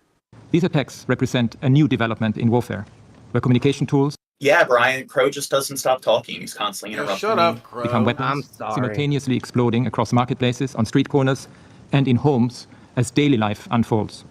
Authorities have reportedly dismantled unexploded devices in universities, banks, and hospitals. The evacuees of the north will return to their homes. Well, the Security Council meeting came after the militant group Hezbollah confirmed one of its top leaders, Ibrahim Akil, had been killed in Beirut. Israel said it was a targeted strike. Lebanon says 14 people were killed. In the latest cross-border exchange of fire, Hezbollah also launched more than... Now, how many of those 14 people were Hezbollah militants? Every last one of them. 100 rockets into Israel. Our senior international correspondent, Ola Girin, reports now from Beirut. This footage captures the moment of the attack in the heartland of Hezbollah. The skyline looks like a city at war. Israel hit hard without warning in the densely populated residential district of Dahia. You think they should give them a warning before they start attacking them? Attacking abruptly, that's poor social skills. Yeah. Calling this a precision strike. The target was the veteran Hezbollah military leader, Ibrahim Akil. Israel said he had been eliminated, along with about 10 commanders of an elite unit. At the time of the strike, Akil and the commanders of the... Wait. Kristen Lee says, anyone thinks this is from the 40s, I can't reason with. Wow. I think maybe you need to Google the Dunning-Kruger effect, Kristen, because I don't think you're really well-read when it comes to your history. Do you know when Israel was established as a state? Because that was something that happened after the 40s, or after World War II in the late 40s. Radwan forces were gathered underground, under a residential building in the heart of the Dahia in Beirut, hiding among Lebanese civilians, using them as human shields. Oh my God. They were in the middle of planning more... Dude, I have a feeling that every single, military campaign they have against any country, they're going to be making the same excuse. Attacks against Israeli civilians. Akil had plenty of enemies. The US had put a $7 million bounty on his head, accusing him of involvement in the killing of Americans in Beirut in the 1980s. Day after day now, Hezbollah is being hit and being weakened by warfare from a distance. We were repeatedly prevented from reaching the scene by locals and the Lebanese army. Well, emergency vehicles... Well, here's the thing. I think that, Homos Fed is are they using them as human shields and so forth? I do think they're fabricating it. I think in a lot of cases, it's, they definitely are. They'll have, they'll be camping out in hospitals or whatever, and they definitely are using it as, kind of a veneer to kind of hide their particular location. But still, if you know that they're inside the hospital, I don't think that makes it okay to bomb the hospital. So because they're using them as human shields doesn't mean that it gives them the right to murder a bunch of innocent people, especially when half of the people in the crossfire are children. And then it's also, in a lot of cases, they definitely aren't in specific scenarios hiding in any building with a bunch of civilians. A lot of times they're in a particular block, and then a few buildings down, there are civilians within that building. and they'll just bomb indiscriminately. When, if they know that there's 3 militants in one specific building, couldn't they just raid the building? Put troops on the ground to go after those 3 specific militants, instead of just bombing the entire area and then this building over that has 40 people in it, killing them as well. John, that coming and going, we've counted. Going in with military or police forces to clear out, those 3 guys, that's just way too much work. Just bombs are easy. Yeah, fair point. At least 10 ambulances coming up and down the road. Going And then blame it on Hamas. Hamas did it. The dead are still being counted. There's a lot of anger here, a lot of tension. This was another major strike on Hezbollah here in its stronghold in South Beirut. Tonight, rescue workers still digging in the rubble for people who lived here. Among the missing, 4-year-old Naya Ghazi, a threat to no one. Orla Gearan, BBC She looks News, scary Beirut. to me. Our Middle East correspondent Hugo Bachega is in Beirut and says people are very anxious. Shit. I think we're seeing here... They're all partially responsible. They're one entity. They're a hive mind. It's between Hezbollah and Israel, and it's been a humiliating few days for Hezbollah. I was in Tahrir yesterday near the site of this airstrike, and Hezbollah members were obviously very nervous, but some of them looked incredulous because this Israeli airstrike hit their stronghold here in Beirut, a place many people consider to be safe, and it isn't. And obviously this happened just days after those explosions targeting hundreds, if not thousands of pages, walkie-talkies used by the group. So another major setback for Hezbollah. They lost a number of senior commanders in that attack yesterday, including Ibrahim Akil, who has been described as a senior commander in the Radwan unit of Hezbollah, which is Hezbollah's elite unit. What else is he saying? Yes, because that's doing us in the West so well. He's referring to homeless vet. Homeless vet said, "Get rid of religion. That's how you solve the problem." And I agree with homeless vet. I agree. We agree, homeless vet. Fuck religion, It's right, so- Bill Hicks? Fuck Well, I mean, religion. You do see that in more well-educated areas, there's a correlation between having a higher level of education, being atheist or agnostic or less religious, and then there's a correlation between church attendance and poverty. And there's also a correlation with church attendance and illiteracy. So, I mean, people that want to claim that religion's actually beneficial, well, look at where religion is more pronounced and more prolific. And those areas are definitely less well off than the areas that have declining rates of like religious affiliated people and church attendance and so forth. So the numbers speak for themselves. I mean, like the vast majority of scientists, 90-something% of all the world's scientists, are atheists. But hey, scientists, what do they know? Here, next vid. They know poop and pee. Okay, so now we dealt with the explosive, pagers and walkie-talkies. Now it's time for the artillery to fire, to fly back and forth. Yay! Dude, I could take that out with my armor, dude. And I mean, bullets or whatever.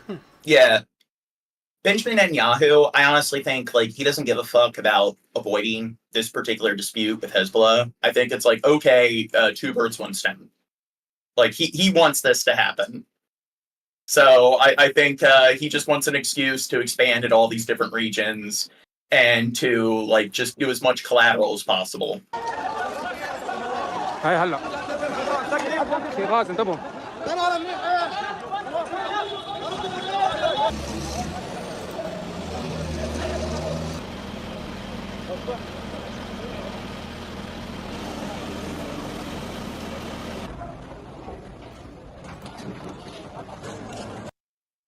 You're saying most early scientists were Christian too, so, well, one, the scientific method is pretty new, fairly recent.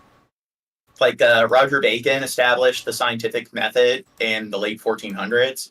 Plus, a lot of the great academics, like the Renaissance men and stuff, they were much more likely to be atheists than people in, other groups. So, I mean, the fact that even in a time period where you were likely to be murdered and, beheaded, you're likely to, in the end, it's a lot of them probably weren't Christian. And on top of all that, you have like if you're going to consider like I guess epistemologists or like the natural scientists as scientists. So like in Athens with Socrates and Plato, Aristotle, Socrates was charged for being agnostic and encouraging people to question religion. And he's the philosopher behind the epistemological model, which is the model that the scientific method is modeled after. You're using too big of words for him, Gene. Yeah. I'm sorry to the person I said that to in the chat. I want to give you a chance. I bet you're a cool guy. I bet. Damn. Now, did you know in World War II, Hitler had the planes, or maybe it wasn't his idea, but I know the Germans had their planes designed where the propellers made that kind of unsettling noise. Oh, and it was yeah, actually, when they were dive bombing? They had like whistles in the front or like some sort of device Jericho's trumpet. Yeah. That's the term used, like where they'll like beat drums or whatever, like an older traditional war. It was a way to like incite fear into the enemy. So they purposely designed the planes that way to create a sense of unease. And imagine hearing that. So in all these cases where like you have kids in towns, villages where there's air raids, imagine just you walk outside of your house and then all of a sudden you hear that that sort of like sound from the plane and you know the bombs are coming. I guess at least they're nice enough to give a little warning. Yeah. At least they let you know before they give you the air aids. Nice. Now, who was the person earlier that said we only have people on, or I just have somebody on who agrees with me? I can't remember. I believe that was Tristan Lee. That's Tristan. Well, probably. Here's the thing. There are so many like streamers on the internet. I would even argue the majority, where they just ban anybody who has opposing views. And we were disagreeing with the homeless vet earlier, and we kept him around. And it shows that now he shares a lot of similar views that we have on like a separate issue. So you know what? It's not black and white. Just because a person disagrees with you on one thing doesn't mean they disagree with you on all things. And that's why discussion is important.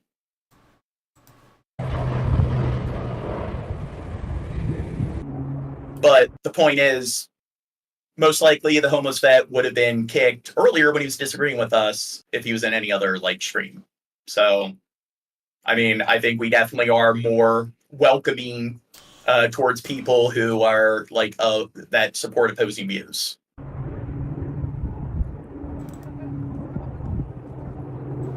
Okay. Next vid.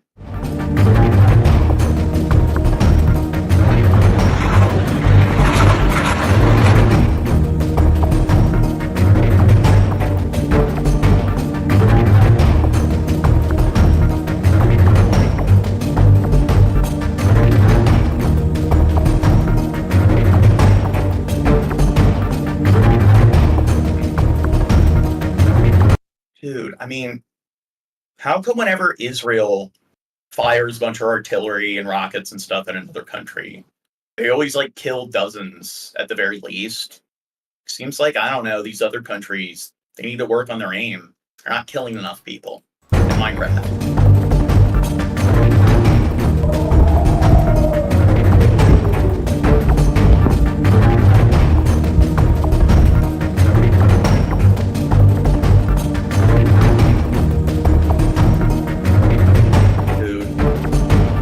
They probably should have done it in the middle of the night.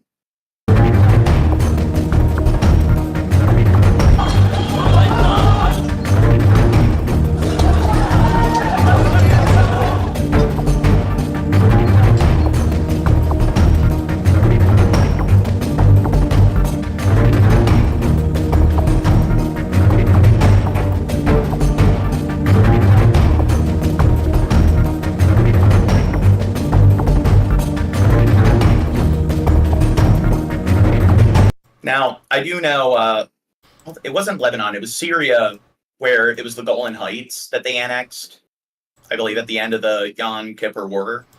So, do you think they're going to expand and take over some additional land from the north? Because they're already building illegal settlements in, like, northern Gaza. So, and they've been, like, building illegal settlements in the West Bank. So I'm wondering, maybe there will be another land grab in Lebanon or Syria or in, like, more northern regions.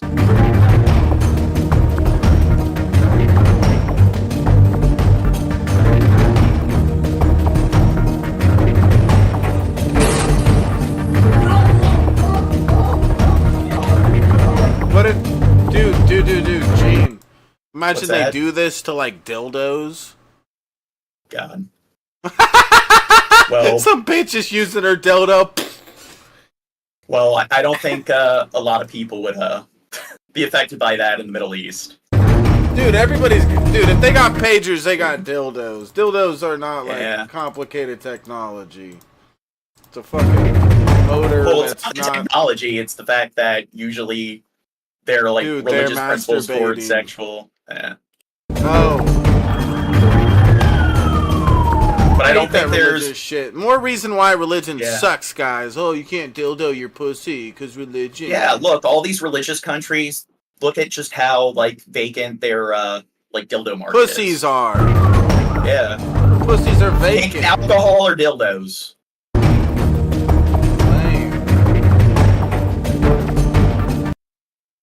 Next video. Bullshit is what it is.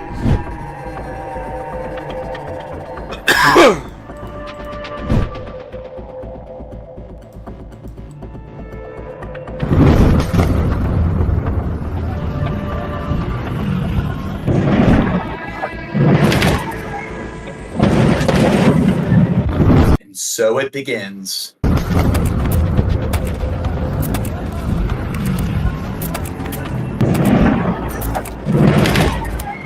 Now, hey. Thou shalt not make thyself squirt. Yes, it says right there. Do you think Israel could have gone, like, about a bit more, they could have utilized a bit more diplomacy to de-escalate things, to avoid actually making it, like, a multi-front war? Do you think this could have been avoided, like, where they could have gone about their, like, military invasion of Gaza without actually getting to the point where they have to go to war with Lebanon? There's nothing they could have done better. They're perfect, Gene. Don't you get that about them? Drunken Crow, turn your camera on. I was just about to do that. Yay!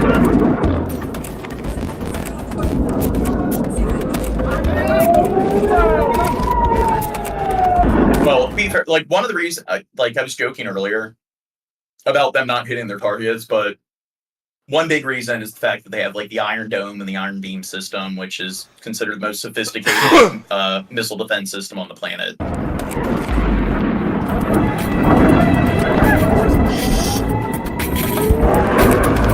Yeah. Earlier, big words threw them off, so it's no surprise.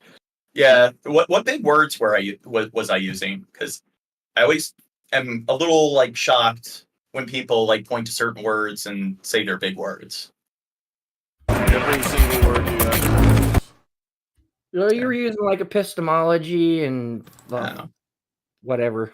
I don't know exactly what you said, but yeah. Well, I mean, epistemology is kind of a big word.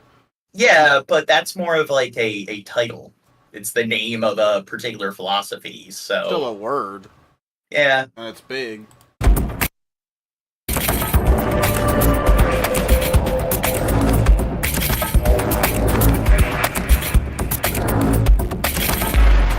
You know, this kind of video right here, it's only, like, 3 minutes. I probably could, like, easily make this, especially now that we have, like, AI and everything. Yeah. Maybe instead of relying on other videos, I should just start making my own little 3-minute clips. PPP news. Yes.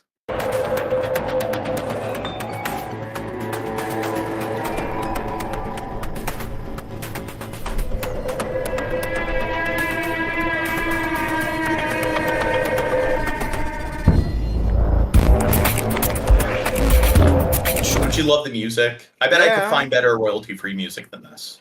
You could use my beats, yo, and Astro. Next vid. Hezbollah has confirmed 2 of its senior commanders were among the more than a dozen militants killed in an Israeli airstrike in Beirut on Friday.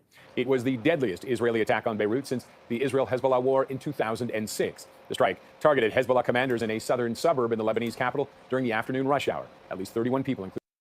Wait, this Tristan person says the dating is debatable still. Now, the dates I've seen thrown around are like 48, and we claim that the earliest you could really go back when it comes to this conflict would be 1880. That's not what they were talking about. What's that? They were talking about the establishment of the Bible. Oh. So like the what is it? The Well, the problem is the Bible's a compilation of a bunch of different fairy tales and scriptures and so forth, and they were arguing about like when the Bible, what's it called? The when they got together, when they got together and were like, oh, this is part of the Bible. Oh, we're gonna throw this part out.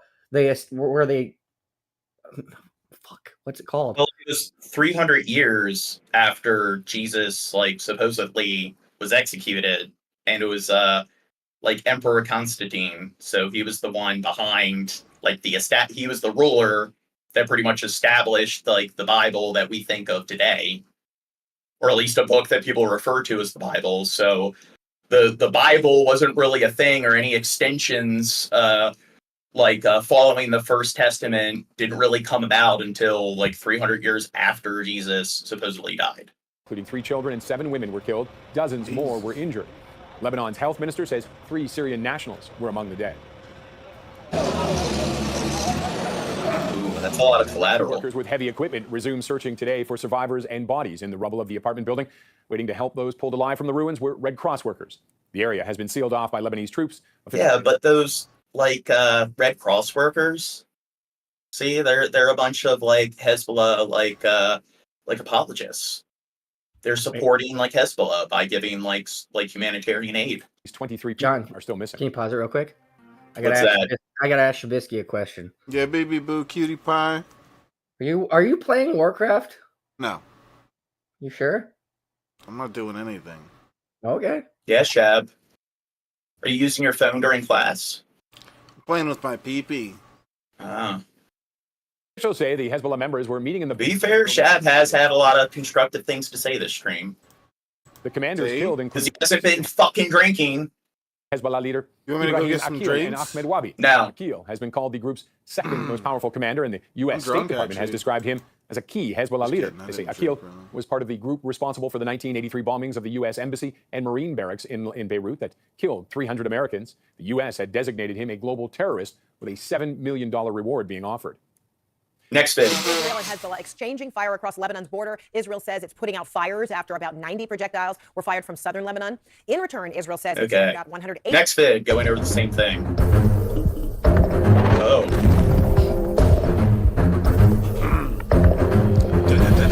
Who's that cool guy? I think he's the head of Hezbollah. Yay! I thought that was Santa. What's that? I thought that was Santa. It's Santa! Yay! It's Sith Lord Santa.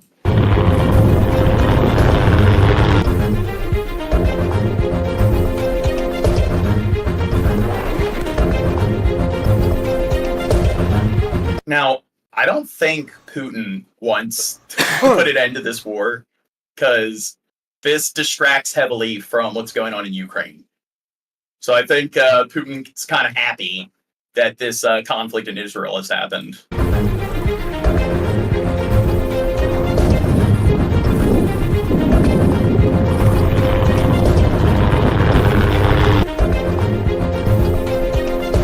Yeah, Doss understands me. What? They said I have the best insight on the stream. It's true. Nah. I'm the greatest.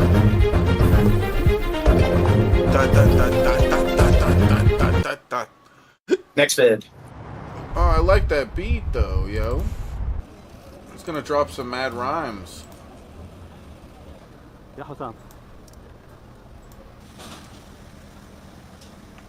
Okay. Gone over all the Lebanon shit, so now let's get back to Gaza. People are dead following an Israeli airstrike in central Gaza. It comes as the World Health Organization starts to administer polio vaccines in the territory after Israel and Hamas agreed to a humanitarian pause in the fighting. Israel also launching more raids in the West Bank, the IDF claiming to have killed 20 militants. So far, what it's Yeah, baby Which boo. U.S. president died of polio? Don't tell him, Crow. The Teddy No. guy. The other Roosevelt. Was it another Roosevelt?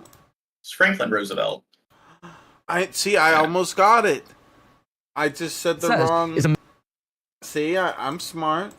I knew. But I know, like, in Gaza, because of the famine and everything, and because people are kind of stuck here and malnourished, diseases have started to spread.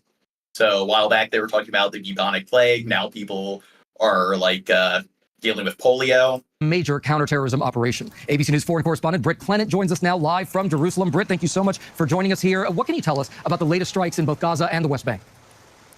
Hi, Joe. Well, yeah, another grim day in Gaza. 61 No, people. because we've been absent the last few weeks, I am going to try to go over all the major stuff that's been going on in Israel in the past few weeks. So we're going to go over, like, when they went into the West Bank, because that's something that happened, like 2-3 weeks ago. Have been killed since dawn, and it's now 4 days since the IDF launched its major operations in the West Bank. We've experienced some of that. And Crow messaged Dirt, tell him that if he's not here in 20 minutes, he's fired. Destruction. We know that a Hamas commander was killed in Jenin, which is now sealed off as intense fighting there does continue. Now, the IDF claiming they've killed 20 militants so far in what they say is this major counter-terrorism operation. But there are fears, Gio, that the war in Gaza could be coming to the West Bank. And we saw firsthand, as I say, some of the destruction in Afra refugee camp.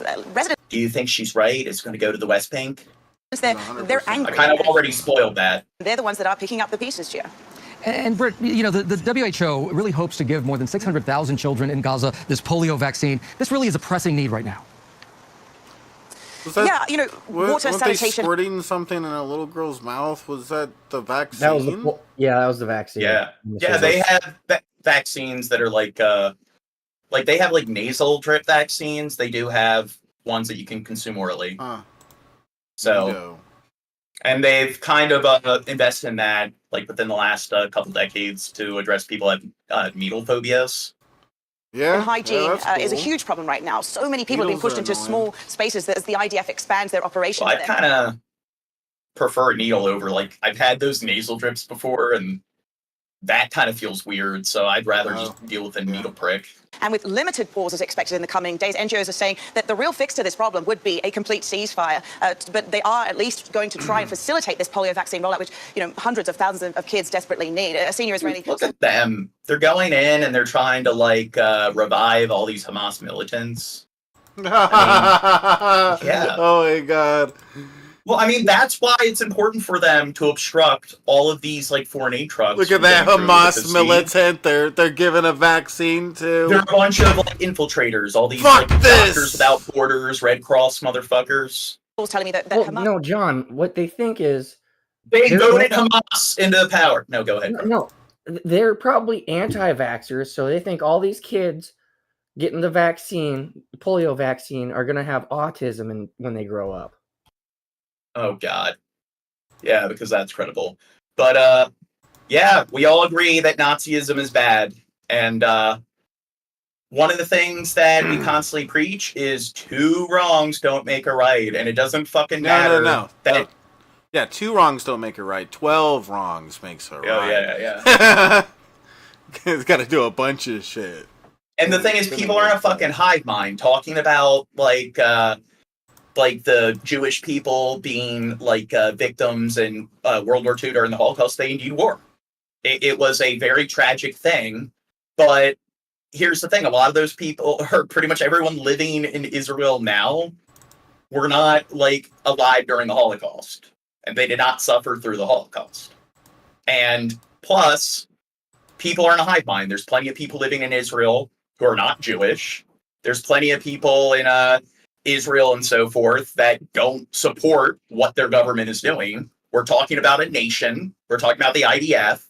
So it's weird, like, when you're discussing the stupid, like all the foreign issues with Israel, people always like want to straw man you and say you're being anti-Semitic when it's like we're talking about a country, their government, and their military. That would be like saying that in America you're anti-Christian because you're criticizing like the U.S. government, the U.S. military. So it's like, hey, like this political body and this military and like organization is in the wrong in the present for certain things that they're doing. But hey, you can't criticize them because this ethnicity that they're associated with was prosecuted and mistreated around 100 years ago.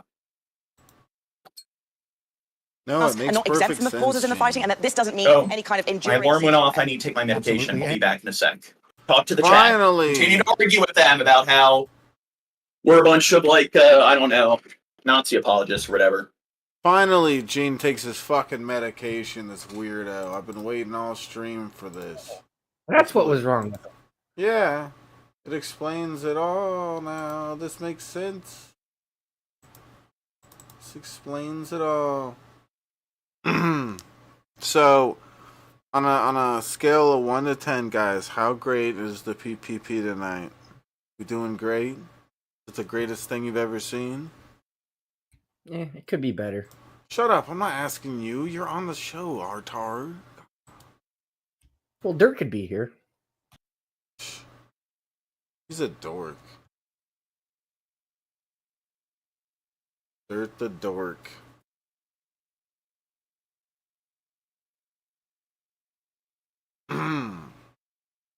Where's Remy at?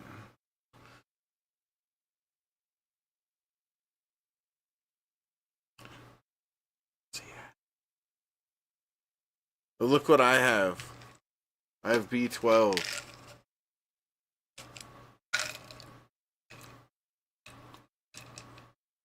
Isn't that cool?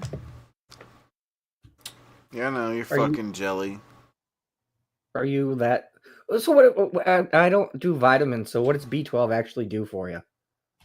Helps give you energy. That's why Gene does a lot, and that's why I started doing it more.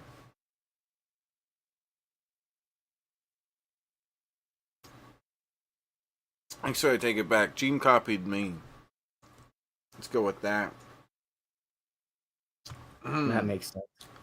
Yeah, he's always doing that. He's a fucking weirdo.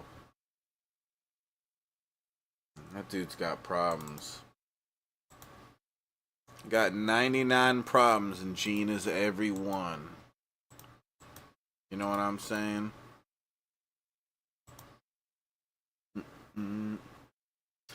It's good that Shabisky takes that alcoholics can easily get deficient in B vitamins, which leads to dementia. Dude, I'm already dementia-ed or whatever. Dude, enough. I don't need any more of that. I'm fucked up as it is. Right, Drunken Crow? Yeah. Even Drunken Crow agrees. Now you know it's true. The greatest bird that ever existed agrees. Be home soon, long ass night. You better. Dirt. Freaking squirt.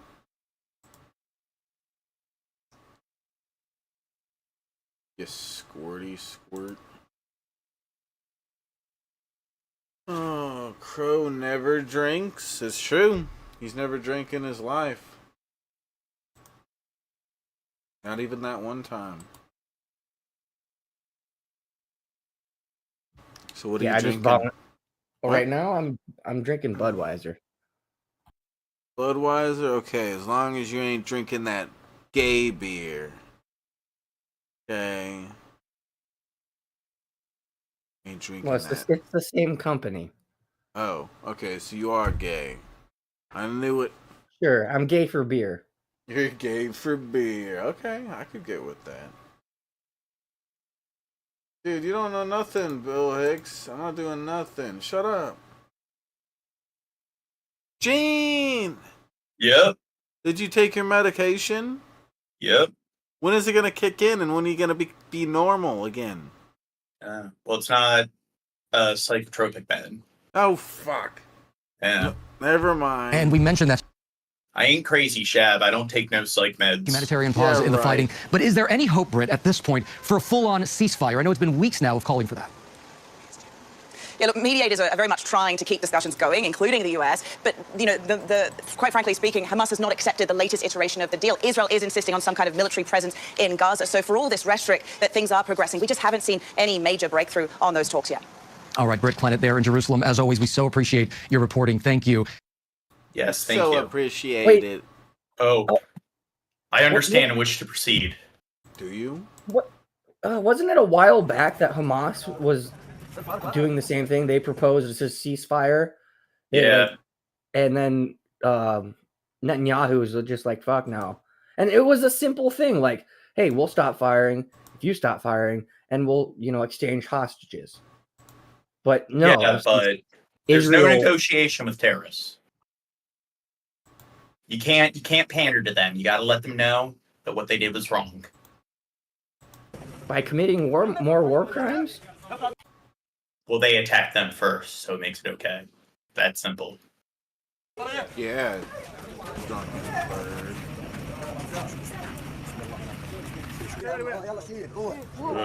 Drunken bird. Do you think they were a Hamas militant? I think everybody's a Hamas militant except me. Ugh, God.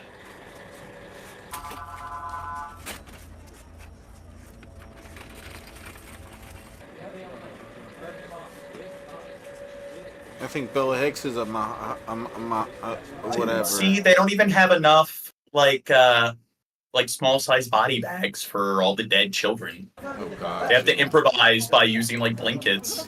Children at Nasser Hospital in Gaza started to get vaccinated against polio on Saturday.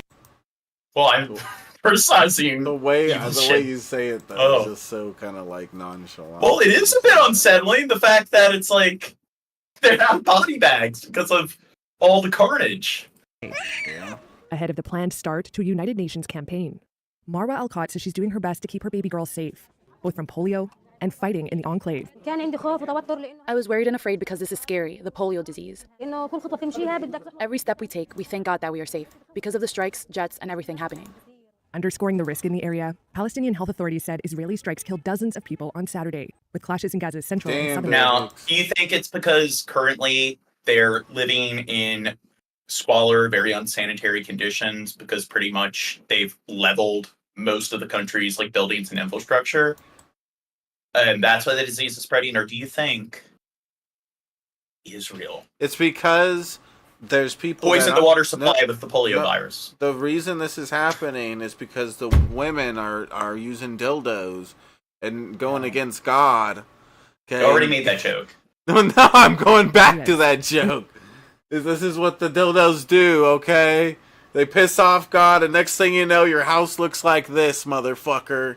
Don't dildo your pussy, bitch. Okay? Don't you think it happens more in America? So shouldn't this be more pronounced in places like the U.S. and the U.K. and everything? We'll have our time will come. Yeah. In a statement, the Israeli military said it continued to operate in the central and southern Gaza Strip. The UN is due to start vaccinating some 640,000 children on Sunday. It will rely on daily 8-hour pauses in fighting between Israeli forces and Hamas militants. When do you think we're going to have, like, mosquito drones that look like I don't know, like little insect drones that look like mosquitoes or flies? Tomorrow at 3, and they go in and they bite, inject people with, like, viruses. Yeah. In specific areas of the war territory. You know it's coming. They inject you with AIDS. World Health Organization officials say at least 90%. Well, it's like they're rigging pagers to explode. When do you think that's going to happen? Where we get to the point where a bunch of people are abruptly dying of some kind of poisoning or some kind of like disease, and then it turns out that it's a bunch of like insect drones. Children need to be vaccinated twice, 4 weeks apart, for the campaign to succeed. Gaza's Deputy Health Minister Youssef Abu al-Rish said teams would try to get to as many areas as possible, but added the daily pauses may not be enough to guarantee enough children are reached. We call for a real ceasefire so that this campaign can really succeed, he said. The vaccination push comes after confirmation that a baby was partially paralyzed by the type 2 polio virus, the first case in the territory in 25 years. But the effort faces huge challenges in Gaza. The enclave has largely been destroyed by nearly 11 months of war. Nearly the entire Gaza population of 2.3 million has been displaced. Now, I forget how it works, but if they're already infected, which I know a lot of them aren't, But if you're already infected and you give somebody a polio vaccine, I don't think it's going to have much of an effect at that point. I don't know. No, it fixes their legs straight up and they can walk. Well, I mean, I'm saying, like, if they're still dealing, their immune system's still fighting off the virus, if you inject them with vaccine while the virus is already running its course, is the vaccine going to assist with that? Like, after they already had the virus? And there is a hunger crisis. The conflict was triggered on October 7th when Hamas fighters attacked Israel, killing 1,200 people. Was that a kid firefighter? 50 hostages, according to Israeli tallies. Someone's got to do it, Drunken Crow. Someone's got to do it. No. It did look like a little kid a little bit. They look like they're roughly, like, a couple feet taller than Drunken Crow. Attacked Israel, killing 1,200 people and taking about 250 hostages, according to Israeli tallies. Israel's subsequent assault on Crow the Magic. Up here we are, the West Bank. احنا لما حسينا خلص انه فيش مجال يعني انه نرفع راسنا عن الارض هون احنا طلعنا لما خفنا من الصغار بنتي هيك عاملها على الارض وفيش امان لان كل الكرز والشبابيك والهذا اللي حوالينا كلها. Now, they claim that there were some Hamas militants hiding out in the West Bank, so they had to go in and deal with them. So, do you think they went about it with the appropriate level of, like, due diligence? Or do you think they used excessive means to do so, thus displacing a bunch of innocent, like, Palestinians in the West Bank? What's your guess? I was gonna make a joke, but I stopped myself. في بعيد هون في زقه ورانا بس لما دخلوا على الزقه الثانيه اللي ورانا صاروا تخطف على الشبابيك من هاي الجهه ومن هاي الجهه ما قدرناش نعمل شيء يعني خلاص الا ما حدا منا راح يروح فلهذا السبب صرنا نصيح نقول في بيبي في كتان في نصيح عليهم ما سمعوا منا بالاول كانوا كل ما يسمعوا صوتنا برضه يطخطخوا بالزياده يطخطخوا على الدار يعني هي للتلفزيون هي للشبابيك كلياتها حوالينا الحمد لله رب العالمين احنا الحمد لله ما طلعنا هيك طلعنا عشان بس هم طلعونا قد ما طخوا علينا احنا انا لو جيت برجع المخيم عادي مش مشكله بخافش منهم. Israeli forces have taken out 5 more terrorists. At least they have all their arms. In the West Bank, including a top commander, as they continue their full-force operation there in that region. So far, the IDF has killed 16 people since Tuesday, nearly all of which were affiliated with terror groups. At the same time, Houthi terrorists in the Red Sea released this. Now, how many civilians died in the process? New video of them. Did it take us away from our fighters boarded and placed explosives on a Greek-flagged ship and set them off, putting the Red Sea now at a risk of a major oil spill. Live look this morning over Doha, Qatar, where negotiations continue today to get those details hammered out. Wait, you know what? The Houthis probably should try to do. Yes. Remember, like, the Evergreen vessel where it blocked the Suez Canal? They should try to steal a large maritime vessel and then just like run it into the Suez Canal again to obstruct global trade there. They should try to make like some kind of alliance with all the Somali pirates. Really make it hard to get I don't know, vessels and stuff through that region. Fire and hostage release deal that's been on the works now. Sounds plausible, and that would really mess up the fucking global trading. See, if only they had me as one of their commanders. Yeah, right. I do better. For weeks. Now, new details as they come in right here at the live desk for you this morning. Israeli forces have been operating since late on Tuesday in the north of the occupied West Bank with a stated goal of trying to prevent attacks from Hamas. Yet it's further to the south that 2 Palestinians targeted Israeli settlers and forces. Hamas hailed a, quote, heroic double strike without claiming responsibility. The first car exploded in a gas station. The Israelis believe the blast accidentally occurred earlier than planned. The assailant then tried to target Israelis on the site before being killed. A second car rammed into a settlement, trying to kill a security guard. An Israeli security agent chased a trapped vehicle, which exploded in the exchange of fire. See, they're attacking them, therefore it's okay for Israel to do whatever they want. The week was particularly violent in the northern West Bank. In the first 3 days of the Israeli raids, 20 Palestinians were killed, 17 were arrested. The Israelis saying they were, quote, terrorists from militant groups. Hamas says 10 of its fighters were killed, including a local commander. But Palestinian authorities say civilians were also killed, including children. This invasion is the fiercest since October 7th. They destroyed the infrastructure when they entered the camp, including the drinking water network, sewage system, electricity, telephones, internet, and streets. The violence terrified residents caught in the middle of the fighting. There are fears that the extreme violence in Gaza might extend to the West Bank. Meanwhile, Hamas vowed to retaliate. We turn now to the Middle East. IDF troops raiding the West Bank in an operation Israeli officials say targeted Palestinian militants. At least 12 people have been killed, and our foreign correspondent Britt Clennett is in Jerusalem. Now, so far, how many civilians have been killed. With the latest. Good morning, Britt. Good morning, Rebecca. Yeah, Israeli soldiers are sealing off Jenin. They've stormed a mosque there and arrested dozens on day 2. Hey, Skeppy, if you're arguing like religion and Christianity with other people, the Bible's the literal word of God. Yeah, you dumb fuck. Get with it. Largest raids by Israeli forces in 20 years. At least Because the Bible tells me so. It's true because it's written on a piece of paper. 12 Palestinians killed as part of this ongoing operation by hundreds of troops. In the same way, Kim Jong-un doesn't have a butthole because it's written on a piece of paper somewhere.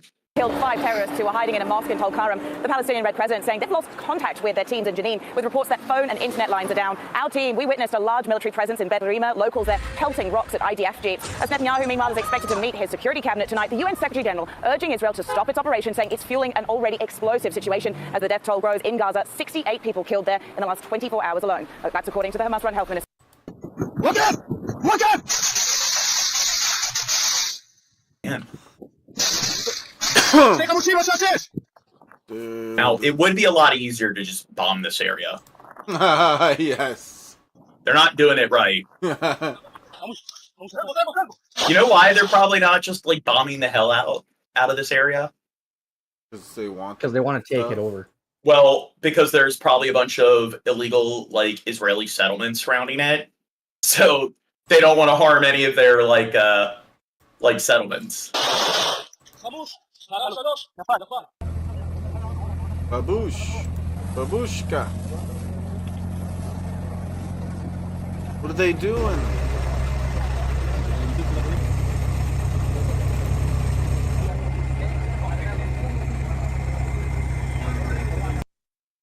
Well, the Israeli military says it killed a senior Hamas commander in the occupied West Bank on Friday. The IDF has been conducting scaled-up operations in the Palestinian territory over the past 3 days. Our Imtiaz Tayyab is in East Jerusalem with more details. Imtiaz. Well, what did you think of that awkward pause there? The situation in the Israeli-occupied West Bank is really going from bad to worse as the violence there only intensifies. Now, Israel has said that it has killed what they described as a senior Hamas leader in the West Bank, bringing the death toll there in just the last 3 days to 16. But it really just underscores how tense the occupied West Bank has been since October 7th. In fact, according to the UN, over 620 Palestinians have been killed in confrontations with Israeli forces and what's being described as extremist. I think in this scenario, they've all been Hamas militants that they've actually executed without killing any civilians. So you see how they're putting troops on the ground and they're able to determine their whereabouts and get in there and execute them without dealing with any civilian casualties or casualties of their own. So it's almost like, I don't know, do you think they're capable of doing the same kind of thing over in Gaza? No. Or do you think it's because of what I mentioned before? Because these areas like are surrounded by a bunch of like Israeli settlements, so maybe it's like I don't know. They should use Israeli people. Never mind. Resend that in Minecraft. Israel has indicated that this operation in the West Bank is likely going to continue for many days, an operation which is being described as one of the largest in nearly 2 decades. Still, in the background of all of this, there may be some hopeful news in Gaza, where Israel says that it has agreed to three-day pauses in the fighting in Gaza in order for health workers. Dude, they're gonna rig all of those like vaccination like canisters and stuff to explode. To vaccinate around 640,000 Palestinians in Gaza against polio. This follows the fact that a 10-month-old boy was diagnosed with polio, something that left him paralyzed in one leg. Health workers saying that they feared a major outbreak of that disease, and that is why. Do you think he's got a great life ahead of him? Yeah, once he's going to be paralyzed. Yeah, he's going to be paralyzed inside like a territory where pretty much the entire area has been demolished, and it's probably going to take them decades to recover. Israel is saying that it has agreed to this pause, but has made it clear that in areas where the vaccination is not being administered, they will still target. And it was made very clear by the Israelis that this pause is not the beginning of any kind of ceasefire that has been really in these very stuck negotiations with Hamas for many months now. Still, for the children of Gaza, this is incredibly good news. If those next vid. Third day of heavy fighting persisting in the occupied West Bank as the Israeli military continues a large-scale military operation there. The IDF says it struck the city of Jenin and killed a senior Hamas commander. Violence has escalated in the West Bank in recent years, but tensions have risen in the wake of Hamas's October 7th attack last year and the Israeli military's campaign in nearby Gaza. This comes as the World Health Organization gets ready to administer polio vaccines in Gaza after Israel and Hamas agreed to a humanitarian pause in the fighting there. The UN agency campaign estimates that it aims to vaccinate over 600,000 children beginning on September 1st there. We want to turn to ABC's foreign correspondent Britt Clennett, who has the latest for us. Britt. Now, what if some of those trucks containing like the like vaccines and stuff, what if they also have chocolate and toothbrushes and zippers? I want some. Then they're going to have to turn them away. I want chocolate and zippers. What they should do is rig the chocolate and the zippers. To explode. Yes. The chocolate. Oh my God. Details about a strike on an aid convoy in Gaza. 4 Palestinians were killed after an airstrike hit the international aid convoy. The Palestinians were not part of the NGO ANERA. They were in the lead vehicle of the convoy on their way to deliver supplies to a Gazan hospital. ANERA saying they had cleared the transport with the Israeli authorities, but that the lead vehicle was not part of that vetting process. Now, the IDF saying armed individuals had joined the convoy and it was a targeted strike. ANERA president and CEO Sean Carroll releasing a statement saying, quote, according to all the information we have, this is a case of partners on the ground endeavoring to deliver aid successfully. Now, this should not come at the cost of people's lives, they went on to say. That convoy then proceeding to deliver aid even after that strike. Meanwhile, IDF operations continue in the West Bank. A top Hamas commander killed in the city of Jenin, while videos of the significant damage at 2 other camps where their operations have been completed. There are fears among residents that the war... Now, they're trying to build settlements, but don't you think it would be a lot easier if they just like kept all these buildings intact? It would be a lot easier to occupy them. Gaza could be coming to the West Bank. Those fears of a third front of this war opening up, coming at a time when ceasefire talks appear very much to have stalled. Now, an Israeli source confirming to me on the polio vaccine rollout that it will not grant Hamas immunity. And we already know that this pause in fighting is... Yeah, but I do agree with Crow that the only reason they want to allow these vaccines to get in there is because they just want to infect all the kids with autism. Going to be limited, but still 650,000 children. What? Be careful. What? In Minecraft. We're not being serious, just a disclaimer. Who will need that vaccine as part of this 3-stage rollout that we're expecting starting on Sunday? Jay. Britt Clennett for us. Britt, thank you as always. All right, the IDF with brand new strikes as its West Bank raid reaches day 3 now. This comes as Israel agrees to begin humanitarian pauses on Sunday for polio. Here's Fox News. I remember somebody earlier is like, we're only getting our information from left-leaning sources. Here's a right-leaning source. Jeff Paul's on this. He's in Tel Aviv for us with the very latest on the ongoing conflict. Jeff? Well, yes, Andrew, a third day of these raids is underway right now where Israeli forces are focused on the northern portion of the West Bank. That is where the IDF says they took out and eliminated a local commander involved in Hamas's wing in the city of Jenin. Now, the IDF says they had spotted Wassem Hazen in a car and decided to eliminate him. They said he was responsible for shootings and bombing attacks in the Palestinian territory. Eventually, 2 other militants who ran from the vehicle were also killed. I made the joke about the vaccines, but is that like something that the algorithms are really, like, I don't know, draconian about? Just talking about that subject at all has always been... drone strike. Just the day before, Israeli military officials said they had killed 5 militants during its operation in the West Bank, including a top commander with Islamic Jihad. The UN has called the days of raids deeply concerning and that it's fueling an already explosive situation. People who call the West Bank home an explosive situation. Agree, pointing to destruction from airstrikes, bullet-riddled... Fox News knows how to add some comedy to its... Did they really just say that? Streets torn up by Israeli military. They bulldoze streets, they destroy parts of houses, and they bomb kind of places silly of worship, that they're literally they're adding jokes in, but they're not like doing like they normally do, where they make it obvious that they're telling a joke. They're just sneaking it in there. It's like, dude, I don't think it's the right time to use these puns and jokes. You're talking about this shit. And the United Nations has called for a full investigation into the death of an American-Turkish dual citizen in the occupied West Bank on Friday. The spokesman for the UN. Here we go, some dead civilians. Secretary General reiterated that civilians must be protected at all times. Eyewitnesses and Palestinian officials say Israeli soldiers shot 26-year-old Aysanur Ezgiadi in the head as she took part in a weekly... Yeah, I mean, she's just not brown enough to warrant, like, being a victim of, like, some kind of, like, civilian casualty, so... What was she wearing? I'm sorry, people. We're not being serious. Protests against the expansion of Jewish settlements in the town of Beitar near Nablus. The dual national was rushed to a hospital, but later pronounced dead. Well, let's be. I'm going to be cancelled. You are cancelled. Right as soon as the channel blows up or whatever, we get to any notable like sub count. That is the moment that it's like, hey, let's compile a clip of all the fucked up things G. Morgan says. Diplomatic correspondent James Landale. Hello there to you, James. Just tell us a bit more. Oh, look who's here! Why are you late, Dirt? Yay! Yeah. Okay, let's continue. This incident. No, John Morgan. Well, look, an American died in the West Bank like a couple weeks ago. That's what we're currently covering. Now now everyone who didn't care before definitely will. Yeah. Well, she almost looked white, so I don't know. Once white people start dying, that's when you need to care.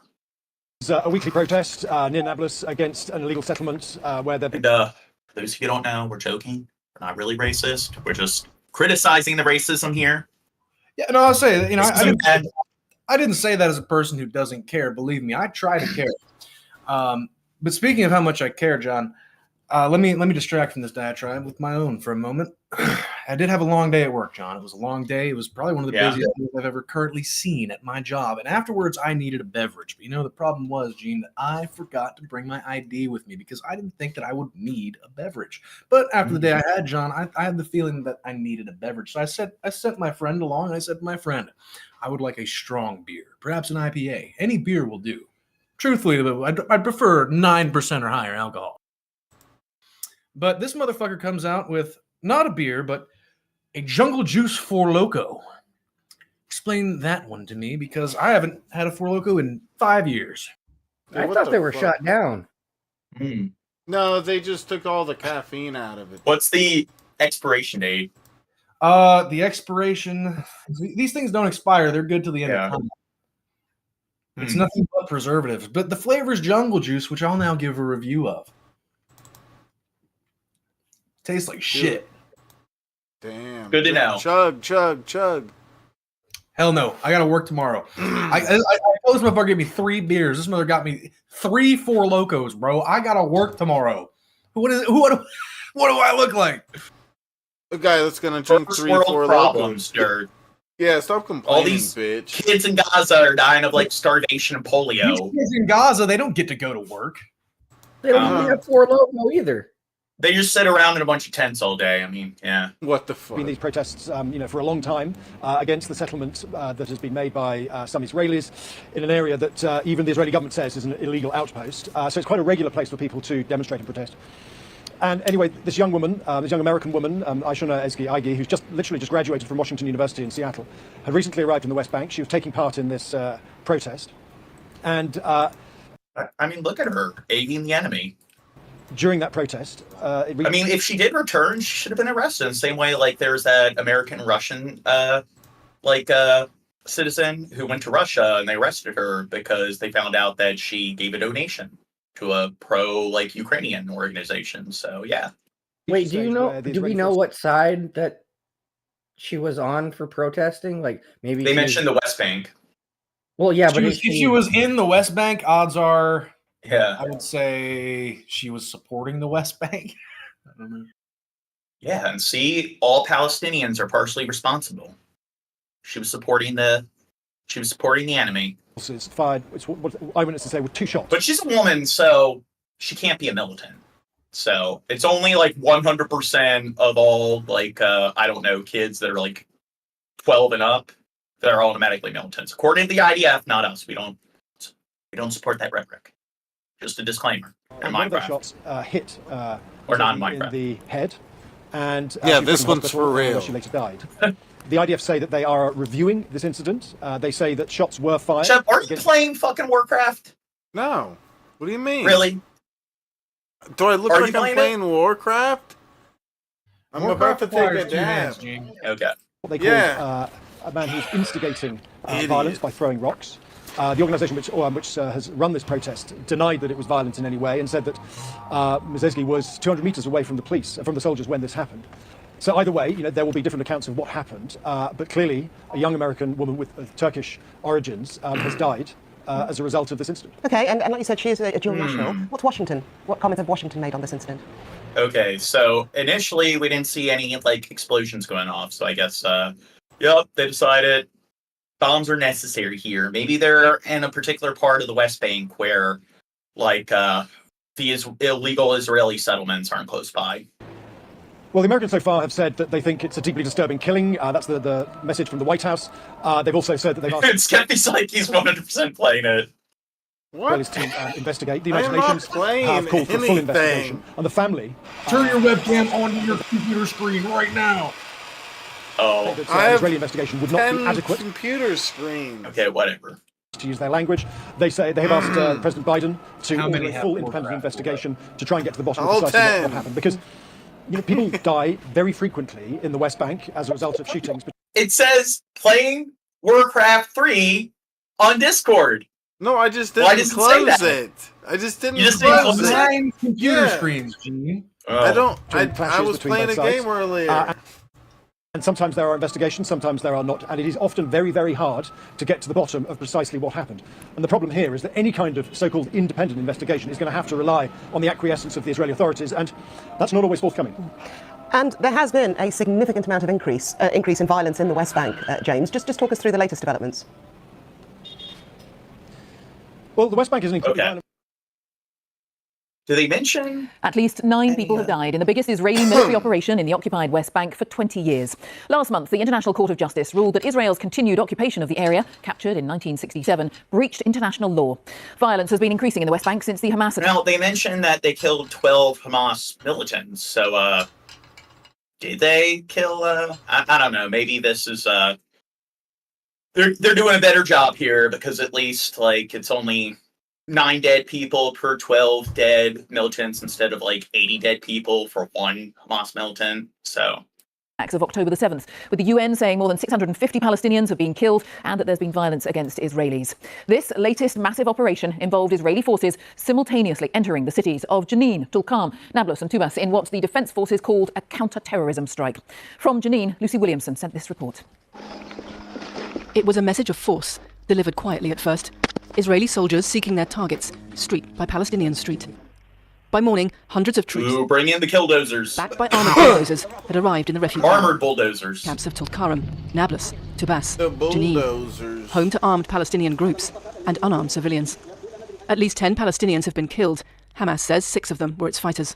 Masoud Najjar said he was injured when he opened the door of his house to young men asking for water. Okay, wait. What are the Masoud numbers? Najjar said he was injured when he Young men opened the asking door. for At least 10 water? Palestinians have been killed. What's that? He was injured to young men. Well, wait. I want to hear what the numbers are.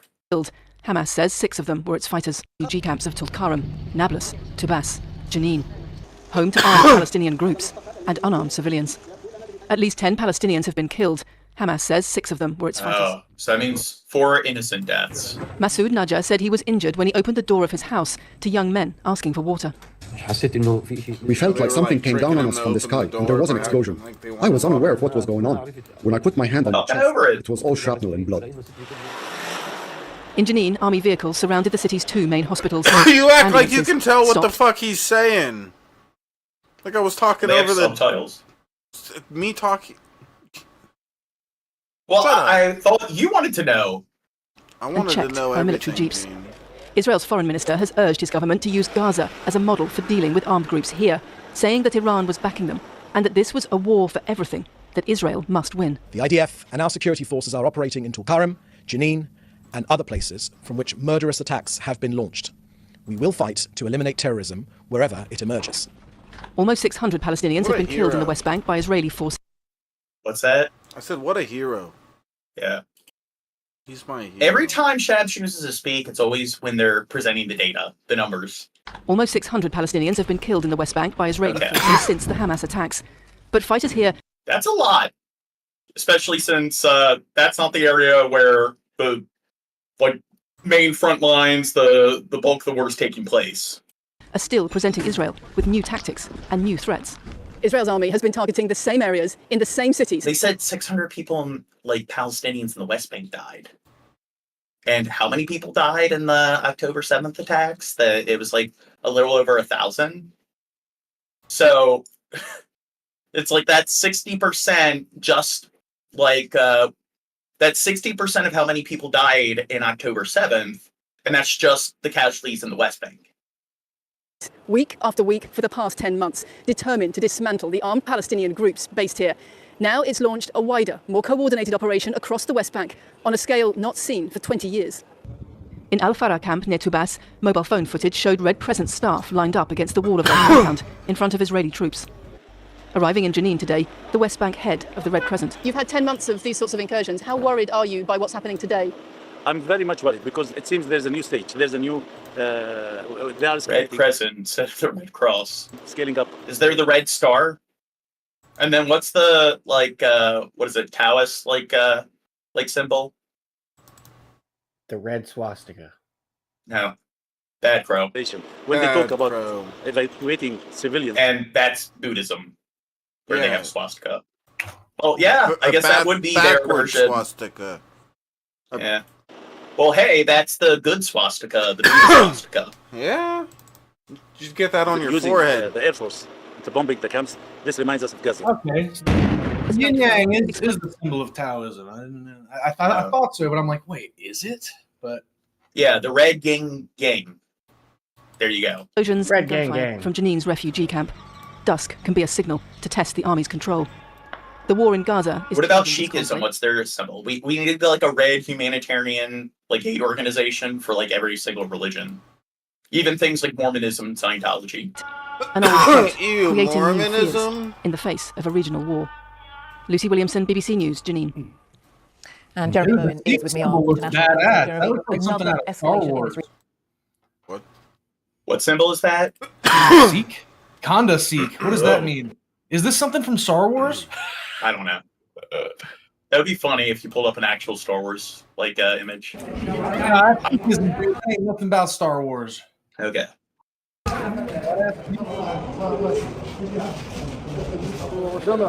So they went out to roller skate and now they're dead. Get for roller skating. See, this is why it's not okay or it's not safe for kids to go outside and play anymore. They might get eaten by the same people eating the cats, or they might be bombed. Yeah, they got. Keep your kids locked up inside. They might get mistaken for a cat. Yeah. I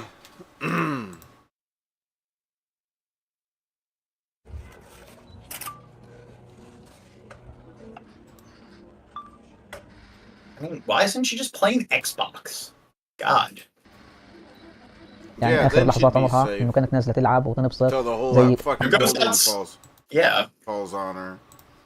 I mean, since when have kids gone outside and like rollerbladed or like ridden around on a bicycle or whatever? I mean, God, they need to get with the times. That's so fucking antiquated and backwards.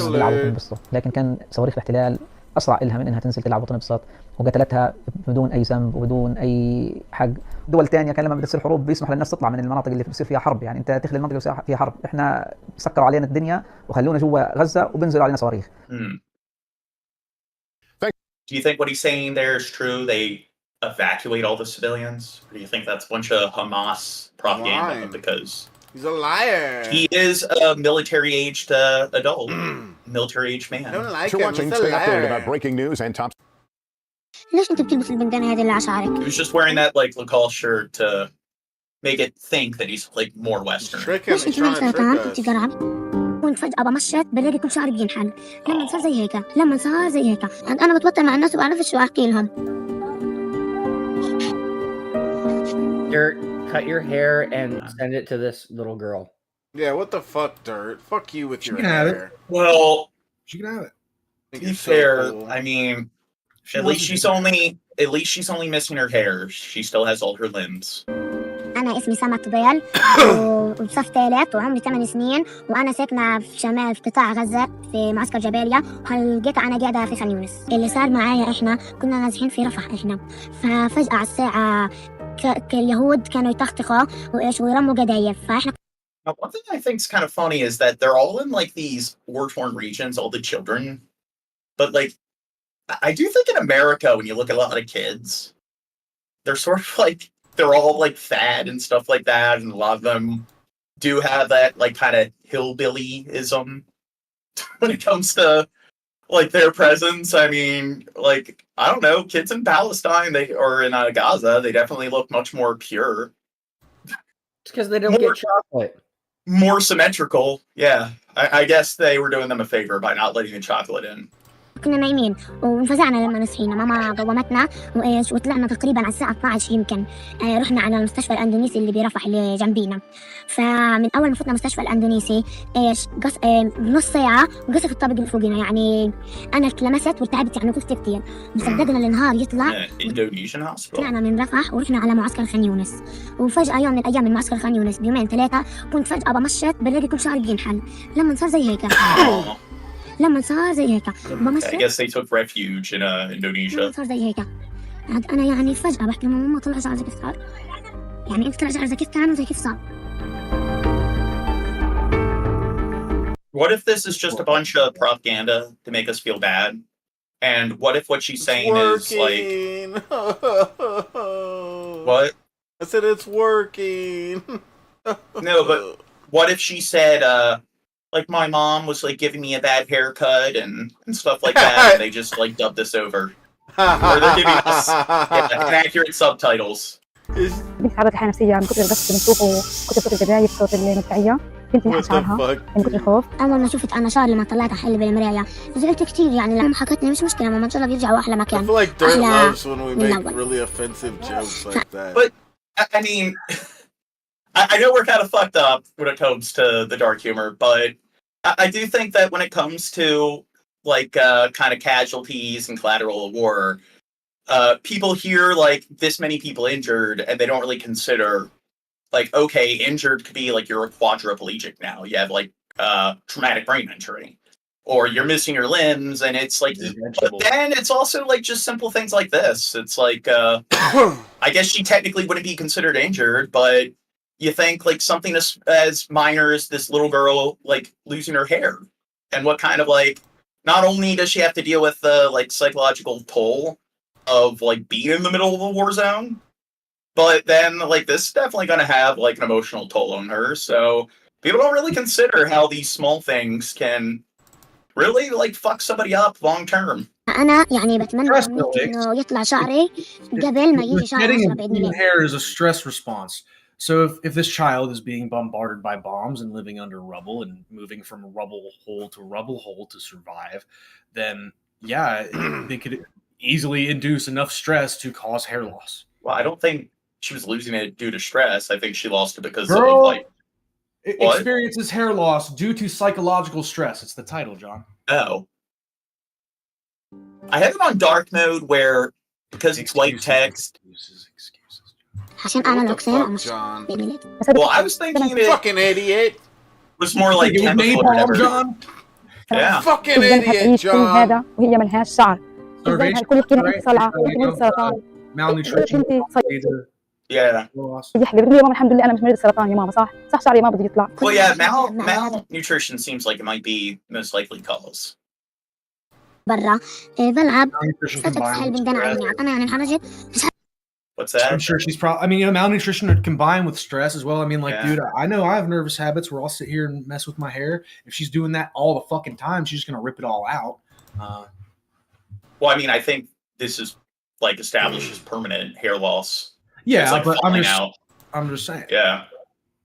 عارفة إيش أحكي لهم فصيحت ورحت لهم. وكمان كنت كثير لما أطلع ألعب بالشارع مع صحباتي يحكوا لي البنات ليش أنت بتلبس البندانة هذه اللي على شعرك؟ أو ليش أنت معك سرطان؟ أنت قرعة. بحكي لهم مش حاجة وبروح لند ماما. وماما بتحكي لي الدلع كل ما تشوفني بصيح. بتحكي لي الدلع ما Like, just in general, I don't get it. Like, kids are little fucking shits. It's like, you look at any documentary where somebody has like some serious disability, or even something minor, like people who grew up with like vitiligo, and they'll be like, "Oh, kids call me Dalmatian." It's just, kids are so fucking cruel. She's no business in the front and all party in the back.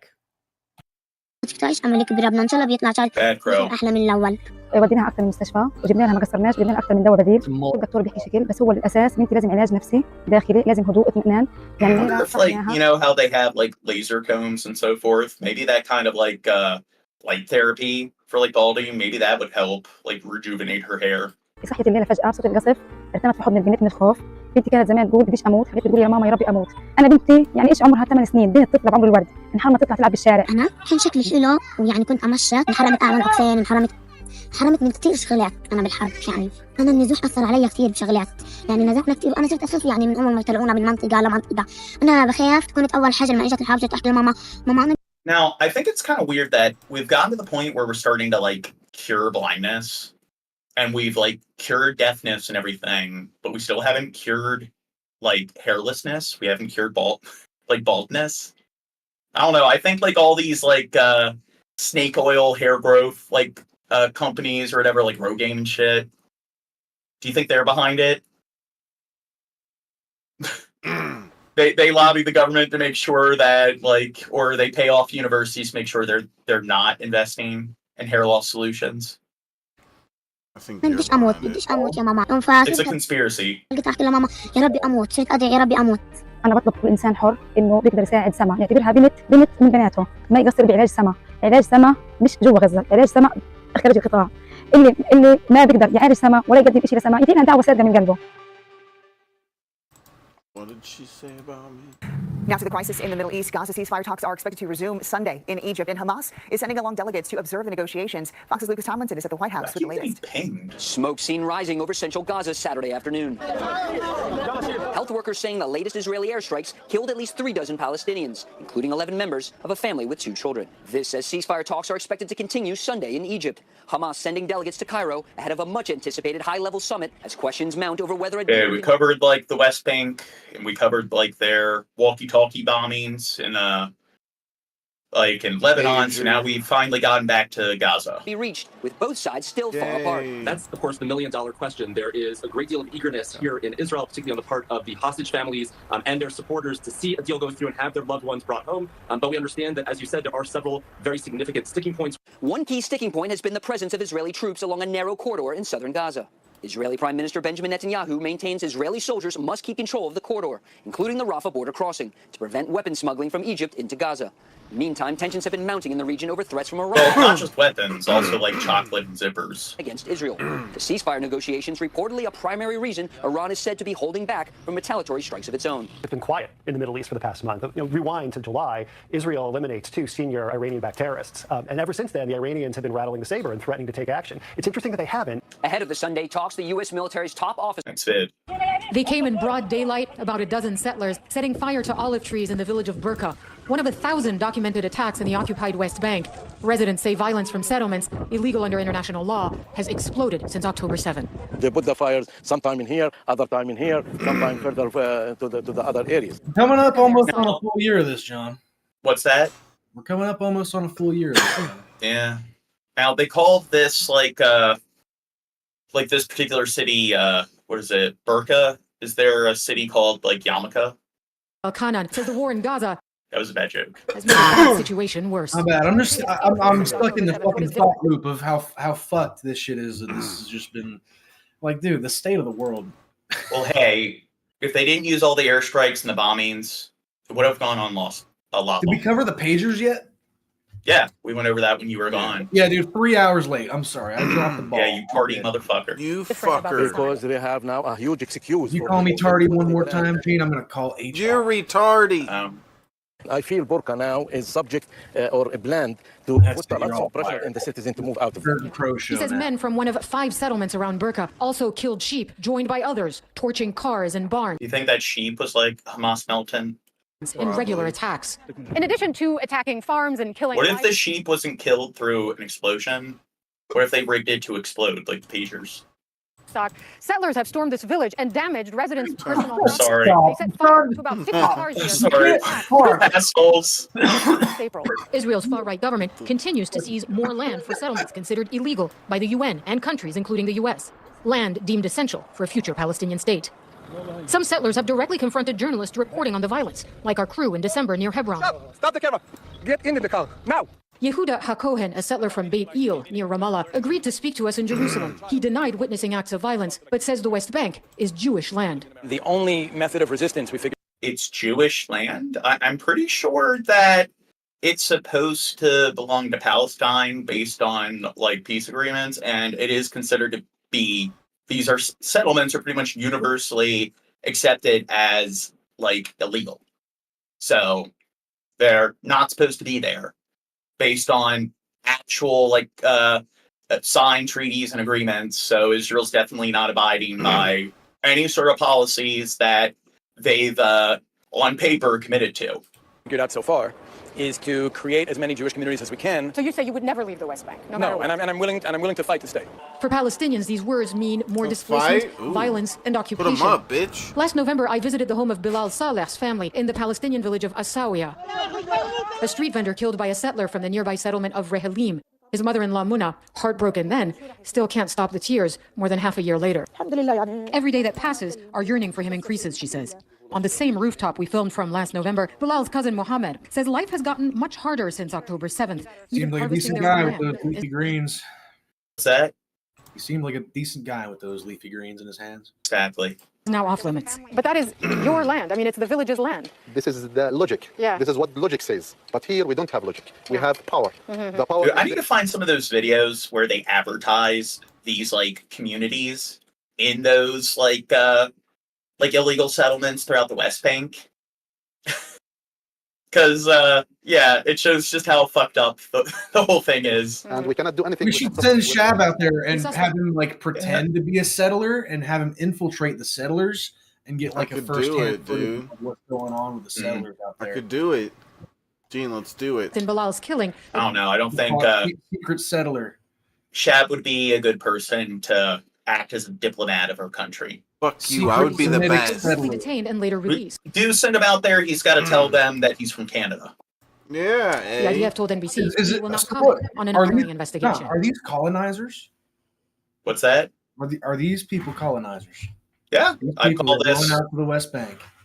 Well, yeah, they legally aren't supposed to be there. I mean, at least in the Israeli territories, you can say that, hey, there, even if it was kind of unethical, after World War II, there was like some kind of like some level of formalcy when it came to establishing borders. But here, it's like they're not abiding by any sort of agreement whatsoever. So they are like annexing land or establishing settlements in a foreign land. So it is colonialism. So I'll be honest. I'm not thoroughly read on the reasons why Israel was formed as a colony, basically, is what it was, rather than, you know, the Jewish people being distributed mostly as refugees. But I mean, if you could make the argument that Israel was formed out of necessity, well, how is it a necessity to continue to expand out into land that they technically don't have claim to? Well, technically, but really, I mean, literally. The land was theirs like 2,000 years ago. So they need to be punished for something that happened to them 2,000 years in the past. Damn, it's not these like Americans are super fucked when Yeah. when our debt comes knocking, dude. But it's also like all throughout the planet, you have certain ethnic groups that were pushed out of certain lands thousands of years ago by other parties. So it's like you could make the same argument that land should be given back to certain people, and that other people that have been living there and all of their ancestors within the past 7 generations should be expelled when their ancestors have been living there for several generations. Why? Because this other group, they were expelled 2,000 years ago. So people should be punished for things that their ancestors have done 30, 40 generations in the past. Procedures when they use law and file a case against settlers or against the state in order to provide them protection to go back to their lands and to their homes. The judicial system seems also complicit in postponing these hearings, not pushing the state to provide protection to the families. Back in Burqa, residents have installed metal guards on their windows after rock-throwing attacks by settlers. In the deserted town square, we only saw a few villagers out in the summer heat, many staying behind closed doors in fear of the next assault. Hala Garani, NBC News, Burqa in the West Bank. Thanks for watching. Stay updated. Yeah, but if you do make that argument that all of these Native American reservations, that they should be granted complete and total sovereignty, I mean, that's a decent chunk of American land, and they probably are, based on this logic, entitled to pretty much all the American land. So, but let's just say we grant independence to every single Native American reservation. Do you think the people claiming that Israel's entitled to this land will agree to give cede all the land back to the Native Americans. No, they wouldn't agree to that. Yeah. It's almost like they're inconsistent. Updated about breaking news and top stories on the NBC News app or follow us on social media. Welcome. And plus, it was just so, like, this is an example of how religion is problematic, because the reason why that region was picked was because of religion. And that's such a volatile area. It was the worst place to put them. Not just because there's also a decent amount of people living in that region, but also just because it was guaranteed to cause clashing like tensions with other neighboring states. And it's like, yeah, like I mentioned, the Falkland Islands, where no one lived there. And it's got a greater like surface area than Israel. So it would have made sense to just put them there. And I mean, carve out a chunk of land in like the middle of Nebraska or something and make that like the Jewish state. That's too close to me. No. What, are you anti-Semitic, Crow? No. Too close to us? What a jerk. Why does it have to be Nebraska? It could be like Iowa or something. Whatever. Well, Ohio's like one of the most populated states in the country. They're like the 6th, 7th most populated state. So it probably would cause more issues with, I don't know, encircling land that's already occupied. Beta. The tear gas has begun unusually early today. It's dumb. So you're saying it's dumb that when they established Israel as a state, so when the Jewish people found that they needed their own sovereign state, which, okay, when you look at these European like colonial powers that had lots of overseas territories that were pretty much vacant with a larger surface area, it was stupid. You're saying it would have been more irrational to establish their state there instead of in a region where there's already like millions of people occupying it. These have become a weekly. I don't know. Do other people in the chat think that sounds stupid? Palestinians holding a small demonstration after Friday. And we're kind of joking about like carving out chunks of land in America. Israeli soldiers firing tear gas down at them. But even that would have made more sense than putting them in like the Middle East. Palestinians have been protesting like this for years and years, but if anything, the situation for them on the ground is only getting more and more difficult. The Israeli army becoming... Oh, Ruben, like Romeo, just joined. So you give them the recap, Skeppy and Nicholas and Brian, Bill Hicks. At times, the Israelis shoot live bullets. More than a dozen people have been killed around Beta in the past few years, since demonstrations against a new nearby Israeli settlement began. And the settlers here, they stole our land. And every Friday, we come here just to pray. So, do you think the borders of Israel are going to extend even more once all of this is over? Yeah. I'm sorry.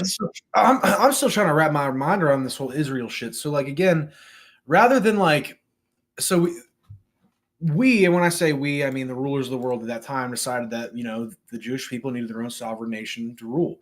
So rather than anyone saying like, okay, they can have some of our land, it was all, we said, let's just carve out this piece of somebody who doesn't have a say in it, and y'all go fight for that. Or how did that happen? I mean, I just don't know. Okay, you know? So World War I, you had the fall of the Ottoman Empire. So that particular region was within the borders of the Ottoman Empire. It collapsed. France and Britain then divided the land amongst themselves, and they were British and French territories up until the end of World War II. And that's where they started to like grant independence or whatever to all the different like colonies. The UN was established, and it was kind of agreed that all colonies need to go. And what they did is like their Zionism. So Jewish like citizens in Britain, France. Yeah. Holy land. Yeah, I'm just fucked up. I know this. Yeah. I'm just fucked up. I'm not. I mean, not fucked up. I drank half of 1-4 Loco. I just didn't eat much today. I had a long day. I'm a little sleep deprived. So I know. Yeah, there's the Holy Land respect. Yeah. Well, okay. Yeah. See, man, fuck all this. retarded shit. Yeah, it's Fuck religion. This is an example of religion just making things more difficult than it needs to be. It's like, I can understand, like, hey, they're an ethnicity, especially in World War II, where they were being prosecuted and everything. And it's like, you know what? They had plenty of regions, plenty of territories under their control where pretty much no one was living there. Where they would have had even more land than they did in, like, the land that was granted to them in Israel. Even that region as a whole, Israel and Palestine, like, there were territories that they had that were larger. And originally they were even, like, discussing giving them Madagascar, which would have been stupid because there's also a ton of people living there. So it's like, just find a region where no one lives and grant that to them. Yeah, especially one that, like, belongs to somebody who had a say in this agreement. Yeah. Why don't, you know, pitch in? Like, you know, you got a border nation somewhere out there, you know, some mountain land or whatever. Somebody said, okay, yeah, we'll carve out this for somebody. Yeah, whatever. Anyways, in the chat, I want to address you because you're right. I will accept that right now.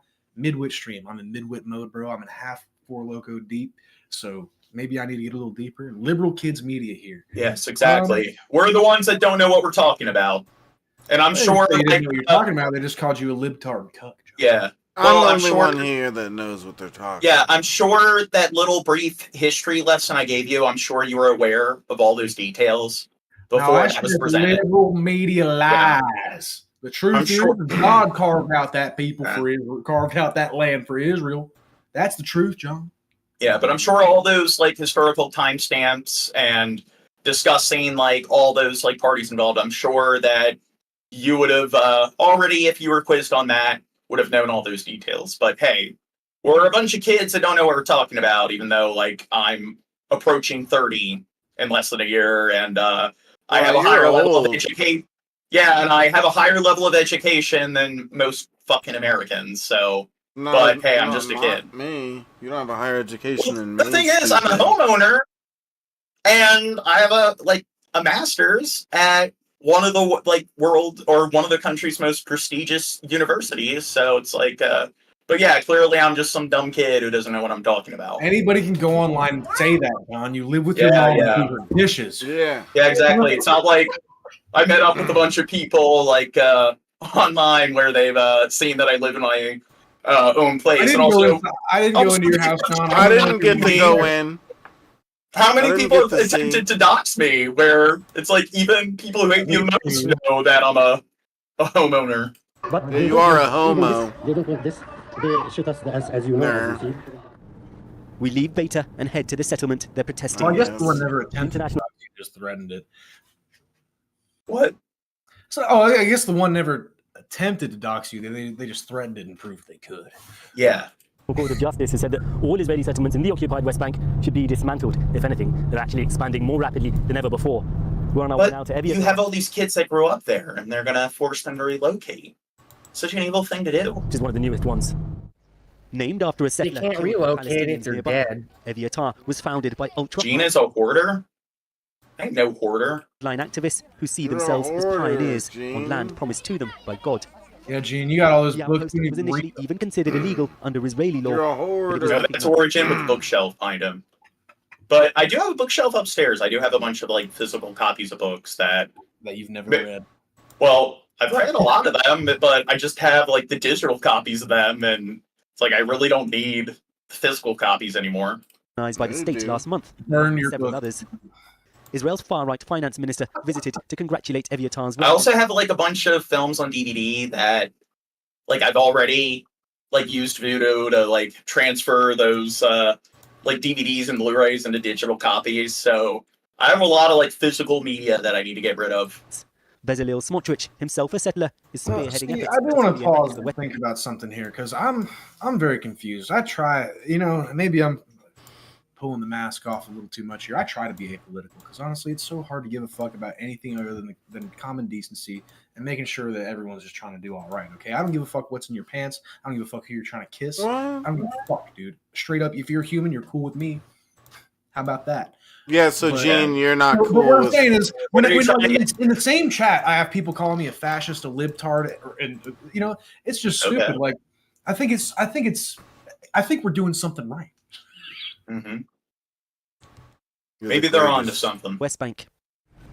Maybe we're fascist libtards. Yes.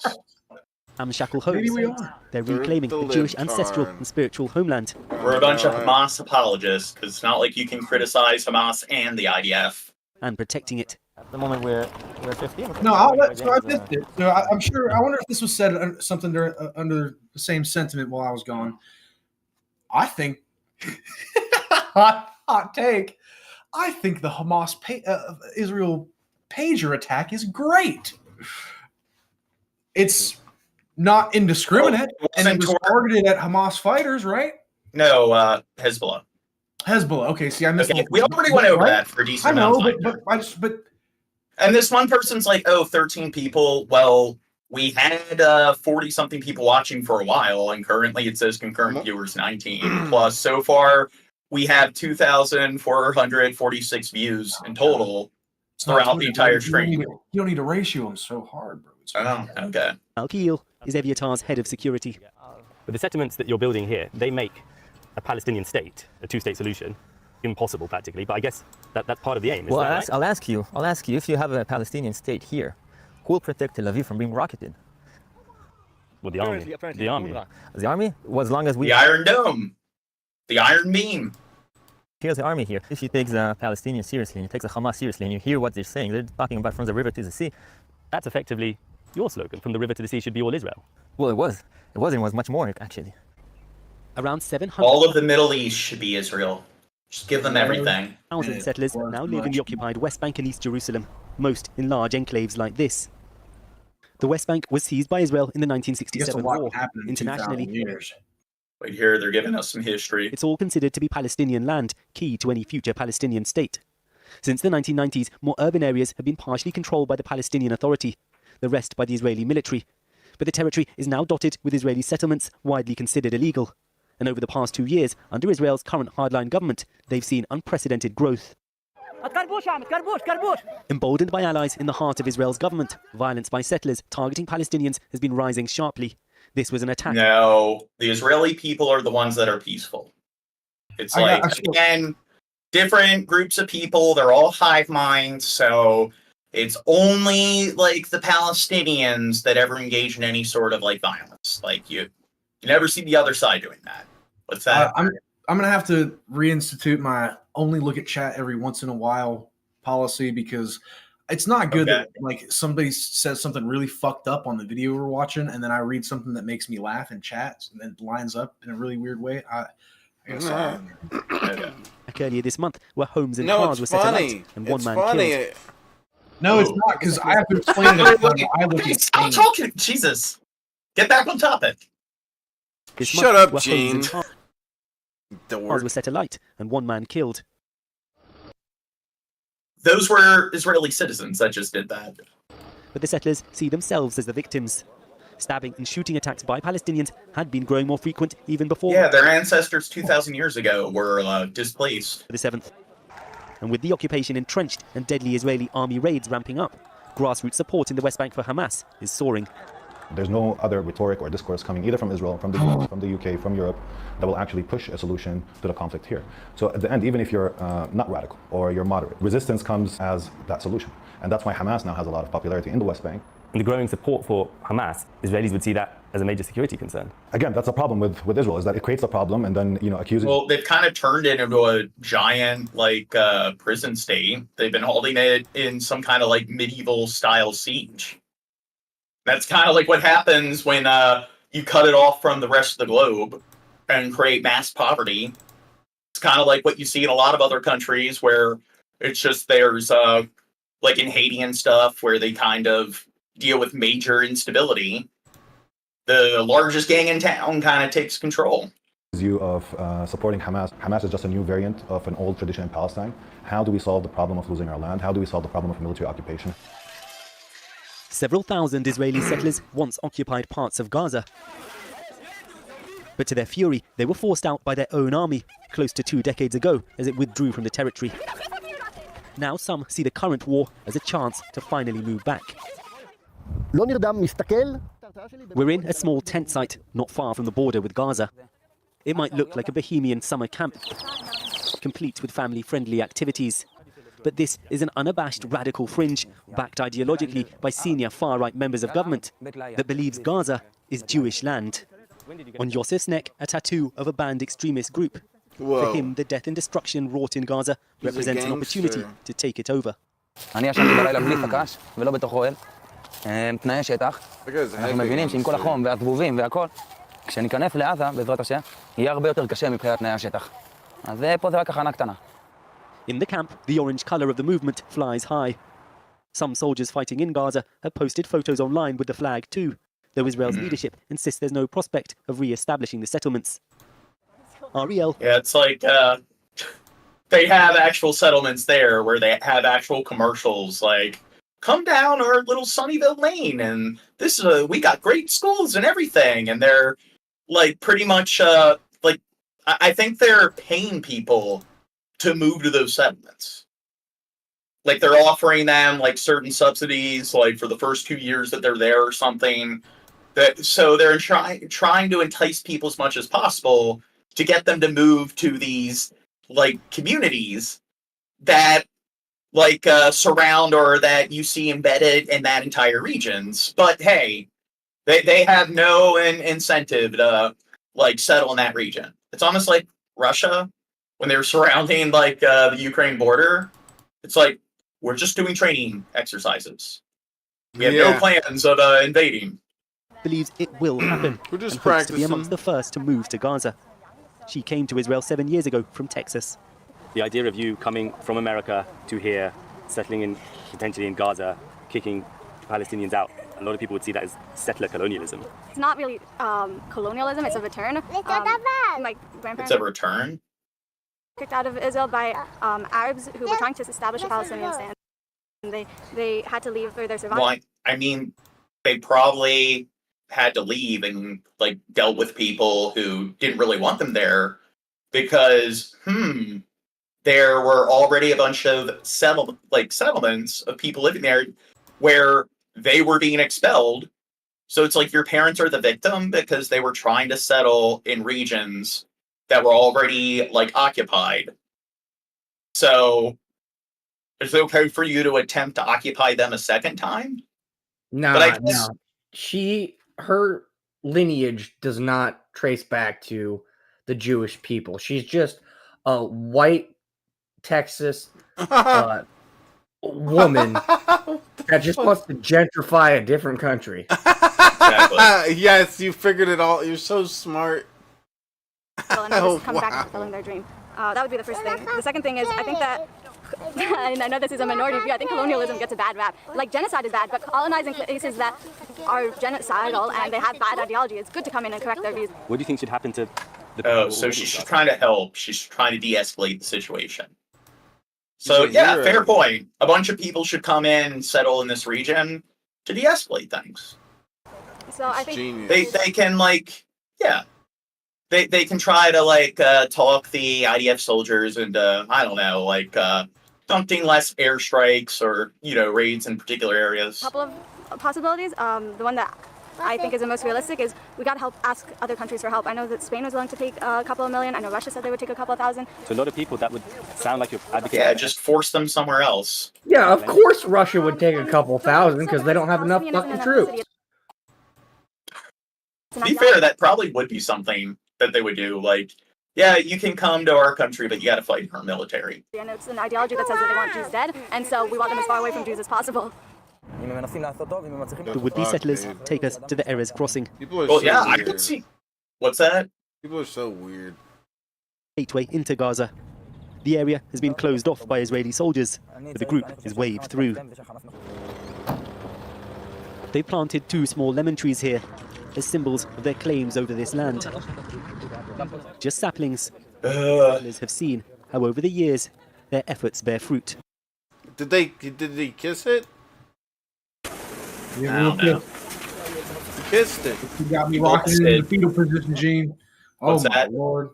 This shit got me rocking in fetal position, Gene. Damn. I'm straight up fucking unsettled by all. You mean like me when I was on shrooms? Were you really? Okay, I was we're not doing talking a about little- shrooms. Whoa, That's I'm strange. sorry. Continue. Sorry. I'm so sorry, Gene. I'm sorry, I know where it's gonna go. We're gonna start being like, yeah, the beat up, let's go like over like the exact same thing we've already gone over. Good times, man. I'll go over your mom. Huh. But I did mention it before, like, you can tell that a lot of them aren't in body bags. They're, like, wrapped in blankets or other types of linen, because it's like they don't even have enough body bags. That could be a cultural thing as well. Maybe.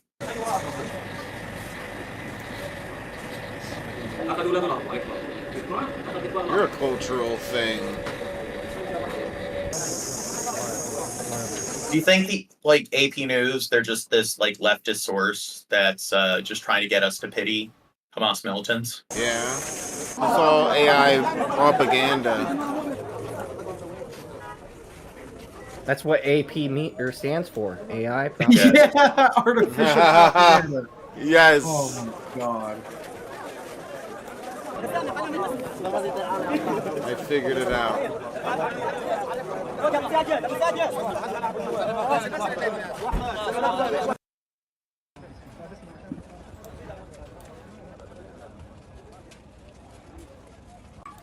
No casualties reported. Huh. They missed their mark. I don't know. Seems like they need more like practice. So see, they're not even hitting their targets anymore.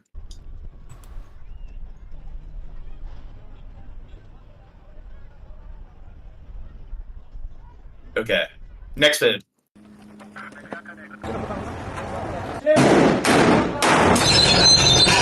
Ooh, Killdozer. Ew.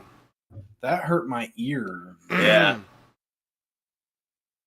Do you think they did that on purpose? It's like a way they're to trolling us. Well, it's a way to damage the hearing of like any children and stuff. It's a psyop. Civilians. Yeah. What a bunch of jerks.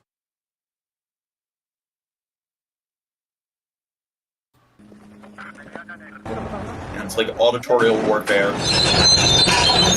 What you got to do by the Israeli army have killed at least 15 Palestinians. A strike on a home in the town of Al-Zawayda in central Gaza killed a young girl and injured Now, I know, like, the kill count gets up to, like, 80-something people. more than 10 people. They were taken to the nearby Al-Aqsa hospital in Deir al-Balah.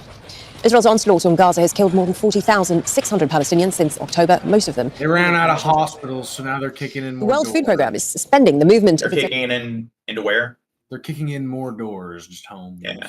employees after the Israeli military targeted one of its vehicles on Tuesday night. It happened near an Israeli checkpoint shortly after staff had escorted trucks carrying humanitarian supplies from the Well, I'm sure, like, the Israeli settlers, they'll build plenty of hospitals in their settlements that they might let them use. Abu Salam border crossing. The vehicle was hit at least 10 times. No one was injured. This shit makes me want. Like, this shit turns my stomach the more I think about it, bro. Honestly, I can feel Chug it. This shit. Yeah, wash down that sorrow and sadness with a sweet taste of Yeah, juice. do it. Yum, yum, yum. The WFP says it was targeted despite coordinating its movements with the Israeli military. So Hani Mahmoudi joins from Deir al-Balah in central Gaza. Hani, so bring us up to date with the latest strikes this morning. Yes, Melly. Well, we have a confirmation now that, in fact, it were actually two girls who were killed in overnight attacks, one in the Zawayda area in a Sawarha, particular residential Well, at least it's only two this time. building. That's a 9-year-old girl, and the other one from a Wahidi family in the western part of Deir al-Balah city, and they were killed as a result of the attacks and the flying shrapnel. These are little pieces of, as the explosion takes place or the bombs explode. How many buildings do they have left? They fly into multiple directions at a high speed, and they were hit directly in their heads, and that caused their death right away. These are from the overnight attacks in both the Zawayda area. That's at the entrance of Deir al-Balah city, and the other one in the western part of the state. On separate attacks, the Israeli military continue to put Palestinian civilians and expose them to deadly environment, an environment that is incorporating the ongoing violence, the bloodshed. How useful do you think this land will be for Israel when it comes to, like, agriculture? With as many dead bodies in the ground, that's fertilizer. Oh my God, Crow, bad. What? I'm talking about all the rubble, all the debris. It's like when it's surrounded by like concrete and like insulated like building material. It's probably the soil isn't going to be that usable. And the unpredictable falling bombs, whether in Gaza City at the western part, an area better known as Al Amal Hotel area, and a neighboring home that were destroyed by Israeli airstrikes that caused the whole facility to catch fire. At least he's trying to make me smile. Sometimes it works, and it's uncomfortable either way. What's that? I said at least he's trying to make me smile, but sometimes it works, but it's uncomfortable either way. Yeah. Then we could clearly hear people inside the building, the hotel, and the neighboring residential homes screaming for help while the fire is raging inside the buildings itself. And the attack happened without prior warning. Do you think he was screaming while burning alive? Whatsoever, and this is what has been concerning for the past month or so. Most of the Israeli attacks, whether by artillery. What's that? I said no. He was probably laughing.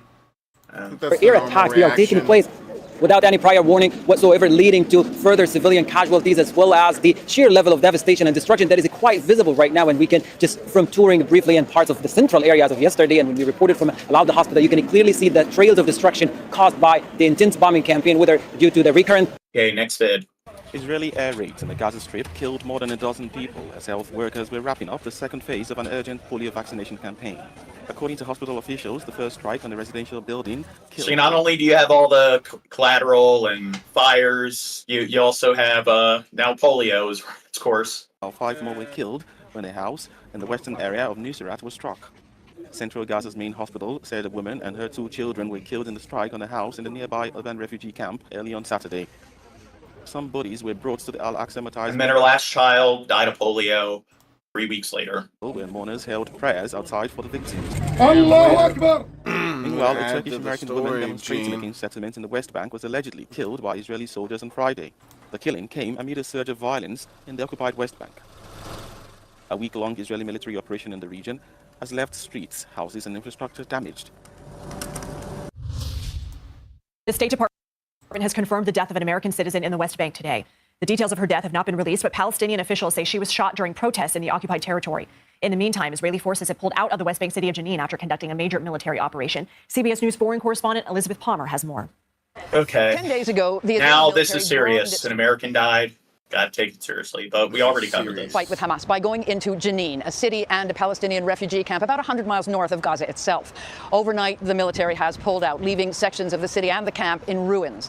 The Palestinian Health Ministry said 21 people were killed during... Well, I guess they're not bombing indiscriminately, or I guess they are, because they're also destroying parts of the West Bank as well. Operation, and thousands of residents have been left without water or power. The Israeli military said it, along with Israel's border police, had been conducting counterterrorism operations, which killed 14, including the head of Hamas in Jenin. It also said it had dismantled or destroyed weapons caches and an explosives lab. Inside Gaza, Israeli military operations have slowed, and a massive vaccination campaign against polio is underway. Next vid. Thousands of Israelis are hoping to pressure Prime Minister Benjamin Netanyahu into accepting a deal for the release of the remaining hostages held by Hamas. The protest coming one day after the discovery of the bodies of 6 hostages, including that. Do you think they're going to get their wish? Yeah. How likely do you think it is for Netanyahu to actually follow through with any sort of peace deals? Of Israeli-American Hirsch Goldberg Poland. Today, a sea of humanity. What's that? You just have to believe, John. Converging on Tel Aviv, the largest of many protests across Israel. And tomorrow, the country's largest trade union calling for a general... Look at all these seditious motherfuckers. Right, that could shut down the country. Supporting their the news of the homeland. recovery by the IDF of those 6 men and women sending shockwaves through Israel and the United States. Their remains found in a tunnel in Rafah. The parents of 23-year-old Hirsch Goldberg Poland just days ago joining a protest at the Gazan border with other hostage families using a loudspeaker to shout out to their loved ones. The Goldberg Poland family now saying they are heartbroken. ABC's Britt Clennett leads us off from Tel Aviv.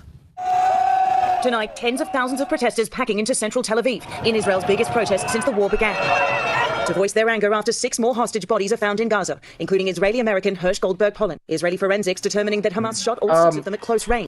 Did Hamas shoot all of them? I mean, that's what I was gonna say. The last time they tried to rescue hostages, the IDF shot Israeli hostages.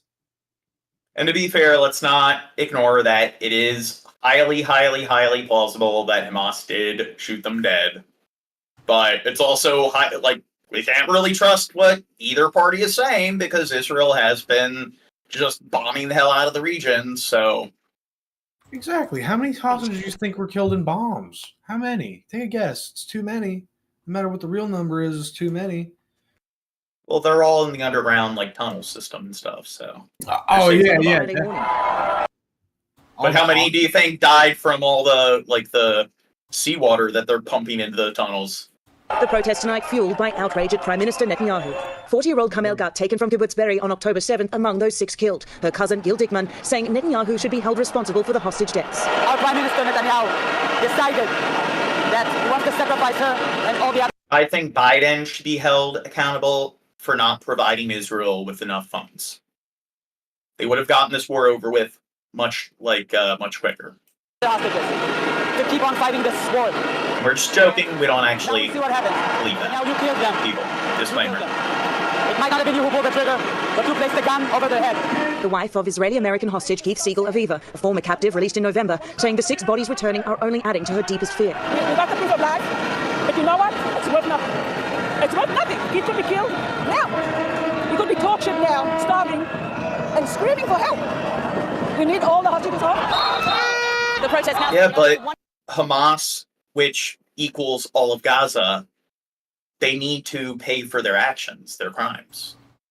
What's more important, seeking justice or getting innocent people out of a hostage situation while also, continuing these bombing campaigns, killing thousands of innocent people? One of Israel's main highways.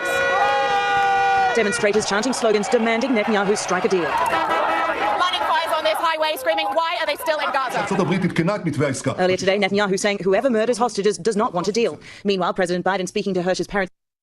Well, he makes a good point there because he doesn't want a deal, and the IDF murdered a bunch of hostages, so fair point. To offer his condolences, saying in a statement he is devastated and outraged at their son's death. Rachel Goldberg and John Holland giving an emotional plea for peace at the Democratic National Convention just days ago.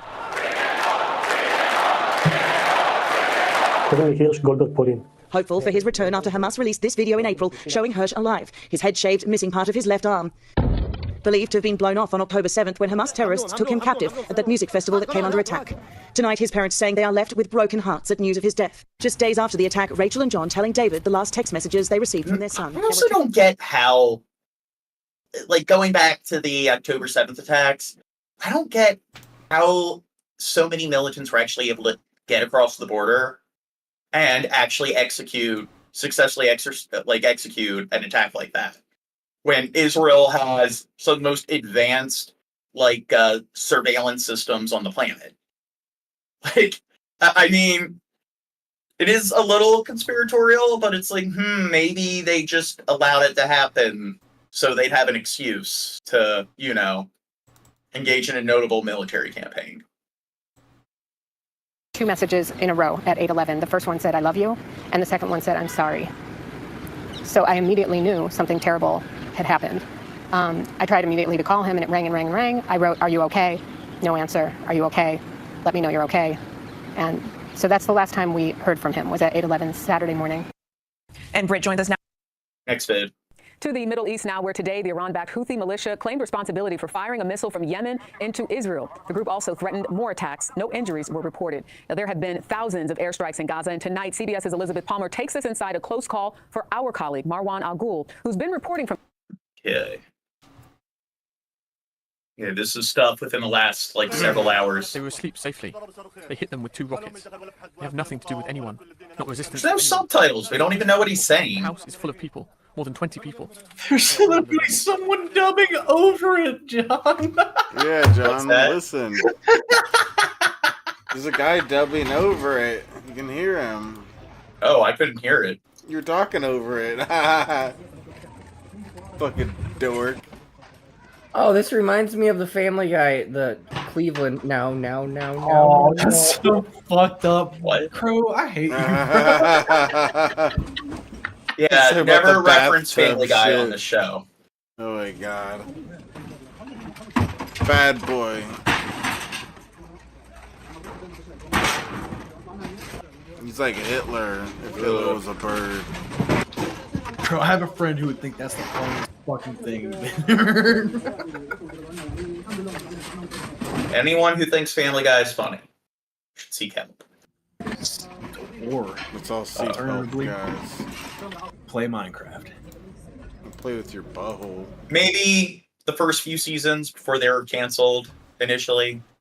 see how maybe you find some of that funny, and the Star Wars specials. Outside of that, pretty much the entirety of that franchise is shit. I know it's impolite to bring it up, but we just lost 3 viewers dissing Family Guy, bro.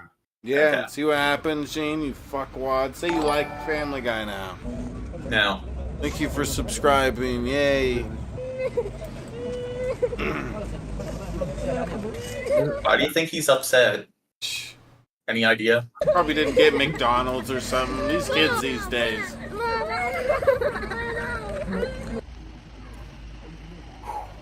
Man, you know...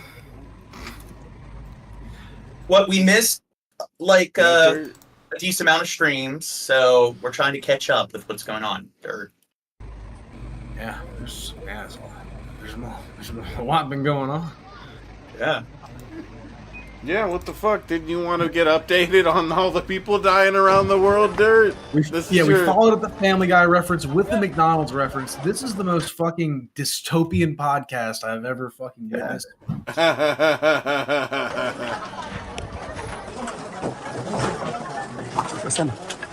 We're a little on the special side, Dirt. Well, hey, it's the, like, Red Ocean. We're trying to seek, like, a particular... Red, all right? Yeah.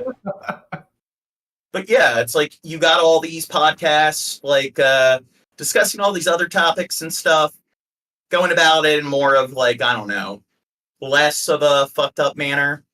So we're doing it in the most dystopian, misanthropic kind of way. So we're trying to fill a niche that hasn't been fulfilled yet. I want so badly to have humanity, but I have to do this podcast every week. Yeah. This should be called like the Fucked Up Podcast or something, not the Pedantic Pedestrian. Like the Fucked Up. We may have to rebrand to something more on brand. Yeah, like we were, like Dirt and I were discussing, like the misanthropic podcast or the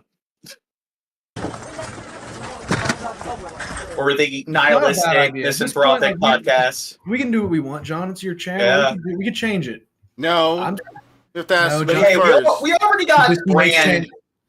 We already got brand recognition. Oh yeah, we're so big. Yeah. Subscribe. Well, maybe maybe the news, like what we do, like every week, we could call this like the nihilistic misanthropic podcast or some other name that's more fitting. And then, Pedantic Pedestrians can still be the umbrella. Yeah. Well, that could be like all the slideshow sort of content that we go over, you know, or like the more infotainment streams. I like it. Diversify. Yeah. What do you people think of that? People who watch these things. Ooh, geez. Yeah, you people. Did you hear that lightning strike in the background? No, we didn't. No. Ooh. I don't know if I miraculously disappear. It's probably why. That means you died. Yeah. It would be a miracle, John. You got hit by lightning. That's what it means. He disappears. Well, I'm just gonna see if my internet or power gets knocked out. I know. Shut up. It's funny stuff. Yeah, I was also saying it would be a miracle if your power got knocked out. Yes. It would be a miracle. Yeah, Dirt hates me. Yeah. Well, you're doing a miraculous disappearance.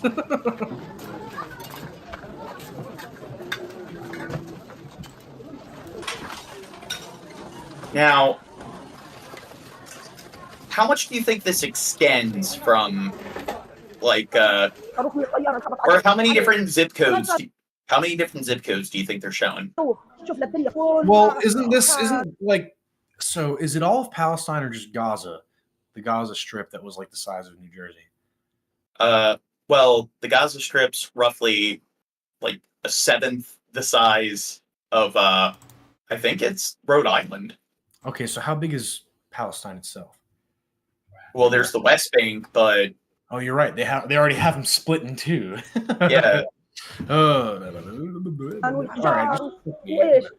شفنا هالبني ادمين الاطفال مقطعه انعدم من دون راس كلهم اشياء يعني مناظر تقطع القلب. ايش نسوي؟ احنا نزلنا كده يصير فينا.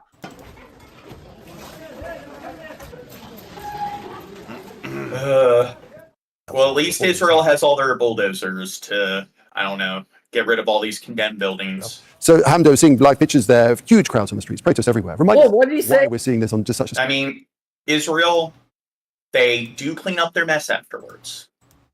Yeah, but like their butt after they poop. What are you talking about? Okay, don't start with toilet humor, Chad. I'm sorry. Well, this is in fact the largest protest in a single somehow, John. They can't build on top of rubble. Okay. place in Israel's history. Organizers say 500,000 people are in the streets of Tel Aviv. Nicholas Rosa heard what I heard others too. are spread across the country. What's that? Go back when he first started. 500,000 people are in the streets of Tel Aviv, and 250,000 others are spread across the country, including West Jerusalem, Haifa, and Rishon LeZion, which is... You're looking at something else. Sarah from reporting inside Israel. So Hamdo seeing live pictures there of huge crowds on the streets, protests everywhere. Remind us why we're seeing this on just such a... So what did he say? There's bitches there, bro. Go back. There's bitches there. What? Go back. Listen. Play it from the top. Sarah from reporting inside Israel. So Hamdo seeing live pictures there of huge crowds on the streets, protests everywhere. Why are we seeing this on just such a scale? Like bitches there. I don't think this is in fact it's the intended to largest sound that protest way. in a single place in Israel's history. Organizers say 500,000 people are in the streets of Tel Aviv, and 250,000... Now, remember the that one journalist who was Martin Luther King Boulevard and he had the flub, where they claimed that, it's the other word that's like the shortened version of that one animal. No, but say it. Yeah, he got like fired. Others are spread across the country, including West Jerusalem, Haifa, and Rishon LeZion, which is near Tel Aviv. But let's get to the reason why these demonstrations are happening in the first place. This is nearly a week of consecutive protests after the Israeli army announced that they had recovered the bodies of 6 Israeli captives from a tunnel in southern Gaza a week ago. And that didn't bode well with the Israeli public, because according to Israeli military intelligence, those captives were alive just a few days before their bodies were recovered. And according to leaks within Israeli media and on-the-record statements from Hamas officials, some of those captives were actually going to be released in the first phase of a ceasefire deal that never happened. So now families of captives are saying that this is Netanyahu's fault, that he has blood on his hands, and he's the main impediment for why there hasn't been a ceasefire deal just yet. This demonstration, in fact, is the largest in Israel's history in one single place. And it just goes to show you the level of frustration that the family members of captives, the Israeli public, and... See, this shows that don't generalize. There's good and bad people on all sides. the movement of the demonstrations is facing 11 people are not a Borg into the war. So widespread protest at how Benjamin Netanyahu has handled this war. Are these protests, are these huge crowds on the streets likely to force Netanyahu's hand at all? Well, look, it's certainly an interesting question, because Netanyahu has seemingly been unfazed in whatever pressure comes his way, whether that has been domestic or international. He said that he's still going to prosecute the war however he sees fit. And he said that he has red lines when it comes to a ceasefire deal and prisoner exchange that would see the release of the remaining captives. But he says he has incredibly tough red lines, but he blames Hamas for adding new conditions, when in fact leaks in Israeli media from anonymous officials say that Netanyahu is the one with the increasingly tough stance, that he is the one that is continuously adding conditions. And the Americans are saying that if both sides want a deal, there's going to have to be major concessions that Netanyahu says he is not willing to compromise on. You also have to remember that he is in the most right-wing government in Israel's history, a coalition of members. Essentially, give us 99% of your land, and we'll accept the hostage deal. Of the far right who are known ultranationalists who say that Netanyahu is in fact not being tough enough when it comes to the war on Gaza, saying that they would bolt the government. Yeah, see, we got to watch more right-leaning media, where Fox News, they're the only side that's claiming that Biden's a coward and needs to do more. If there was a deal that they considered unfavorable to Israel. So there are a lot of moving parts here, but nonetheless, these large crowds are... Okay, well, good news. We've gotten through all the Israel-Palestine videos. And we have gotten through all of the topics in the title. Whoa.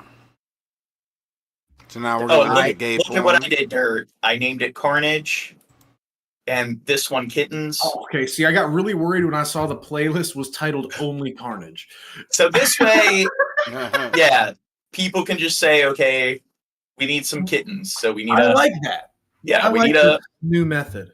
We need a palate cleanser. So maybe this can be our palate cleanser before we get back into all the crime videos and videos on poverty and shit. China is under fire after guests discovered that its newest star attractions, two pandas, are actually just painted dogs. Yeah, the fluffy Chow Chow dogs painted to resemble. You'll see in like China all the time where they'll have a zoo, and then they'll literally have like inflatable like animals in a cage.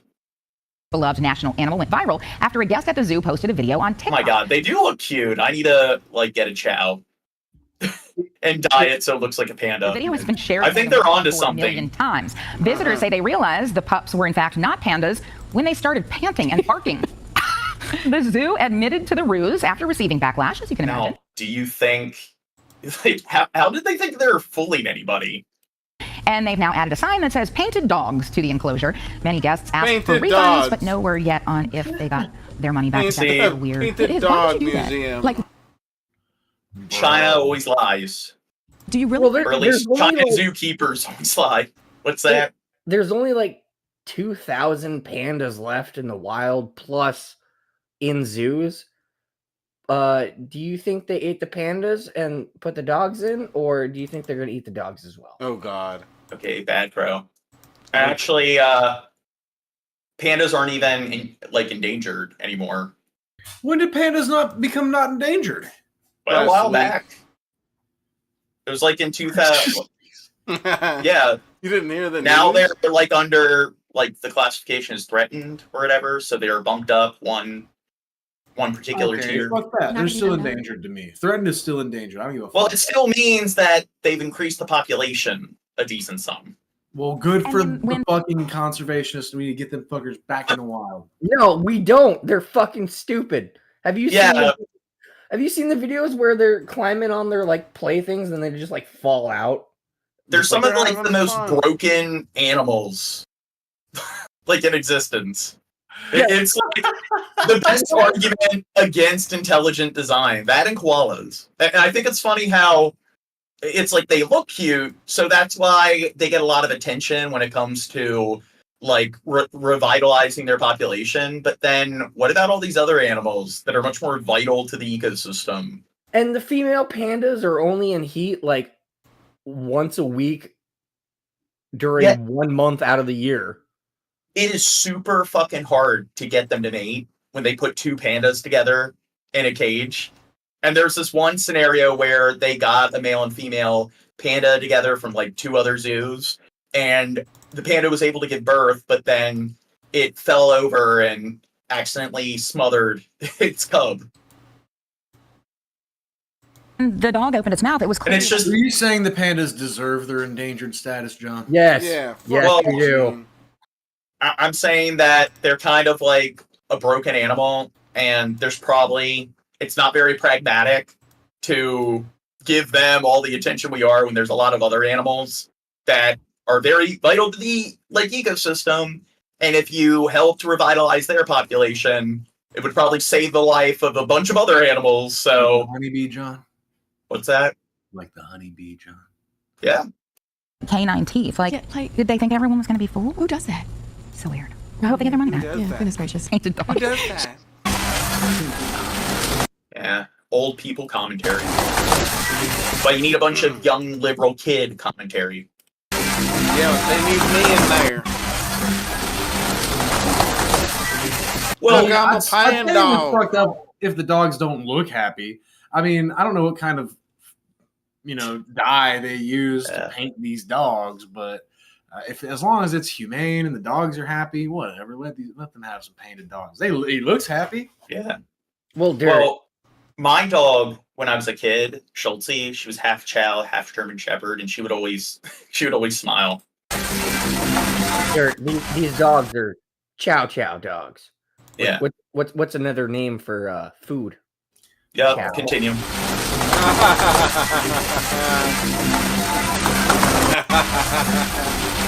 And it really depends on where you live in China, because there's plenty of regions in China where they keep like dogs as pets, and they have the same like attitude and stuff towards dogs as we do in the West. So there's like over 1 billion people living in China. Yeah, so They fuck make- you, fucking crow, you bigot.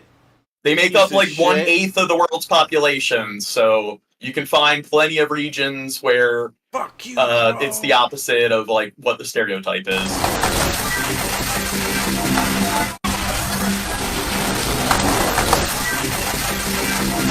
Oh my god, I need to get a chow, and I need to take it to like a doggy hairstylist, and I'm gonna get its hair dyed. I need a panda chow. I'm glad you're still here, Nagana. Just looping the same footage. Unbearably adorable, but Yeah, we got like 3 videos of the panda dogs. These are cute. These are they're babies. Yeah, these are puppies. These pandas are really chow chow puppies. Oh my god. Panda dogs, and social media can't. That is adorable. Enough of them. Look quickly, and there's a resemblance to the rare giant panda. Sort of. But some zoogoers in China They are so fucking cute, though, aren't they, John? According to Chinese state media, the zoo said it dyed the dogs black and white because they didn't. Okay, never mind. We gotta stop watching videos like this, 'cause I'm gonna end up like getting a child just to do this, and then it's like I just don't have the energy to take care of it. Assisted visitors are not being misled, and that the fuzzy chow chows are accurately described as dogs. A spokesperson for the zoo tells media outlet Yeah, when I'm not able to like actually take care of it because I'm like irresponsible and get a pet that I can't take care of, I'm then gonna take it to a shelter, and it's like, wait, what the fuck? That dude gonna want to run. People also dye their hair. Natural dye can be used on dogs if they have long fur. But how do the dogs feel about it? This is something that's kind of being forced on the animal for the sake of human entertainment. What the? So it's like if you groom your dog, or like, I think as long as you find a safe dye, that's perfectly fine. I agree. If it's there's ways you can do it that's not damaging to the dog. It isn't the first time a Chinese zoo was mixed up in an animal controversy. Last year, Angela, a Malayan sun bear, went viral after it was caught on camera walking on its hind legs. Social media exploded. That is an actual bear. Yeah. Up as a bear, which was later debunked. Actual pandas are an incredible sight. Then why did Helping you to even boost bring zoo it up? tourism around the globe. Yeah. San Diego Zoo shared pictures of It's two giant so, pandas expected like- to arrive this summer: Yun Chuan and Xin Bao, a highly anticipated import after 3 giant pandas departed from the Smithsonian Zoo in D.C. last year. I love them. They're so cute. Now that panda-sized void even felt across the world. She's lying. with She dogs doesn't being love used them. as unlikely stand. I do think the panda dogs and the panda puppies are definitely cuter than the pandas. Zoos are there to educate. Zoos are there to inspire. Zoos Pandas are promote cute for a conservation. bear, dude. They're not there to promote. I think grizzlies are cute. Painting domestic animals. You see with grizzly colors bear, to the represent motherfuckers wild go animals. around and play. That's a cute little animal, dude. Well, Red another like animal that's incredibly broken is the koala. I mean, they like stupid. Yeah, eucalyptus leaves is like the worst fucking like crop imaginable to rely on. It's like it makes no sense that that's the thing Or that they're fucking geniuses because they survive on a niche that is plentiful because no other organism can Yeah, survive. yeah, you're just Yeah. dumb, Gene. Can you eat it? No. And- Stupid. Yeah, but because it provides so little nutrients, their brains are all completely smooth and stuff. They have like And they the- like it that way. They're happy, John. And you're just mad that your ignorance brain is is so bliss. wrinkly and angry. Well, they also have an outbreak of chlamydia too. So like, I fucking Yeah, they're all fucking. They're not. Yeah, I know. They're getting some. The Yeah. babies aren't able, like Just baby bad 'cause koalas, they're they getting laid can't more than you. They can't sustain themselves on eucalyptus leaves, so they have to eat the mother's excrement for like 3 months. Polar bears are broken, true, but that's probably our fault. Yeah. And then it's like koalas, they have the smallest like brain to body mass ratio. And I guess one thing they did do right is they evolved like to have opposable thumbs. And I guess they have the largest gut to body mass ratio. So there's that. I guess they went in the opposite direction. Staff told us overnight that the panda dogs arrived. But to give the koalas credit when it comes to that, at least they evolved some like sort of like asset when it comes to their digestive system to assist with that sort of like low calorie, low like pretty much like nutrient sort of crop. Pandas, they're sort of like gut biome and their digestive system's the same as any other bear, and it's just that they have no semblance of like I guess being a herbivore at all. They don't have different chambers of stomachs or some like sort of system that can help digest all the like the bamboo and the vegetation. So it's just, yeah, they make no sense. The zoo before May 1st. If God designed that animal, God's a sick fuck. China's Labor Day public holiday. What? Anyway. God Let's get is to the a sick carnage. fuck. I agree. Right, Bill Hicks? Oh, He's dude, a can we sick get one? fuck. All we get is the pan dogs, dude. Fine, I'll take it. I knew the places they were I'll take talking it one about. segment at a time. I know the neighborhoods that they're talking Take about. one I know drop that of goes on in kitten Snyder. at a time. Or panda dogs, whatever it happens to be. What's this? Panda All eyes on dogs. Israel after false claims about Haitian immigrants eating pets were amplified by former President Donald Trump's remarks. But despite those comments, people are coming together to show that hate has a no place. Have you heard about this at all, Dirt? Yeah, did you hear that? It was the only case where there was an actual proven we went over that. accusation of a cat being consumed by a immigrant. It wasn't an immigrant. It was an American citizen. Fair enough. Whatever it was, John. The only case of someone that was being alluded to is, oh yeah, they're eating cats. The cat was found in the basement. Wasn't the one woman in Ohio? I thought they said they found her at the scene with the dead cat, and she wasn't hate. She was a natural born American citizen, and she was on drugs. Maybe that's another case, but there was a case of Haitians being accused where they found the cat the next fucking or whatever the fuck. The one that we already played, the woman was a natural born U.S. citizen. They found. We already said that. Yeah, but they found blood on her feet, hands, shirt, and then they said fur on her mouth. That's fucking foul. Oh. Let's wash that pour down.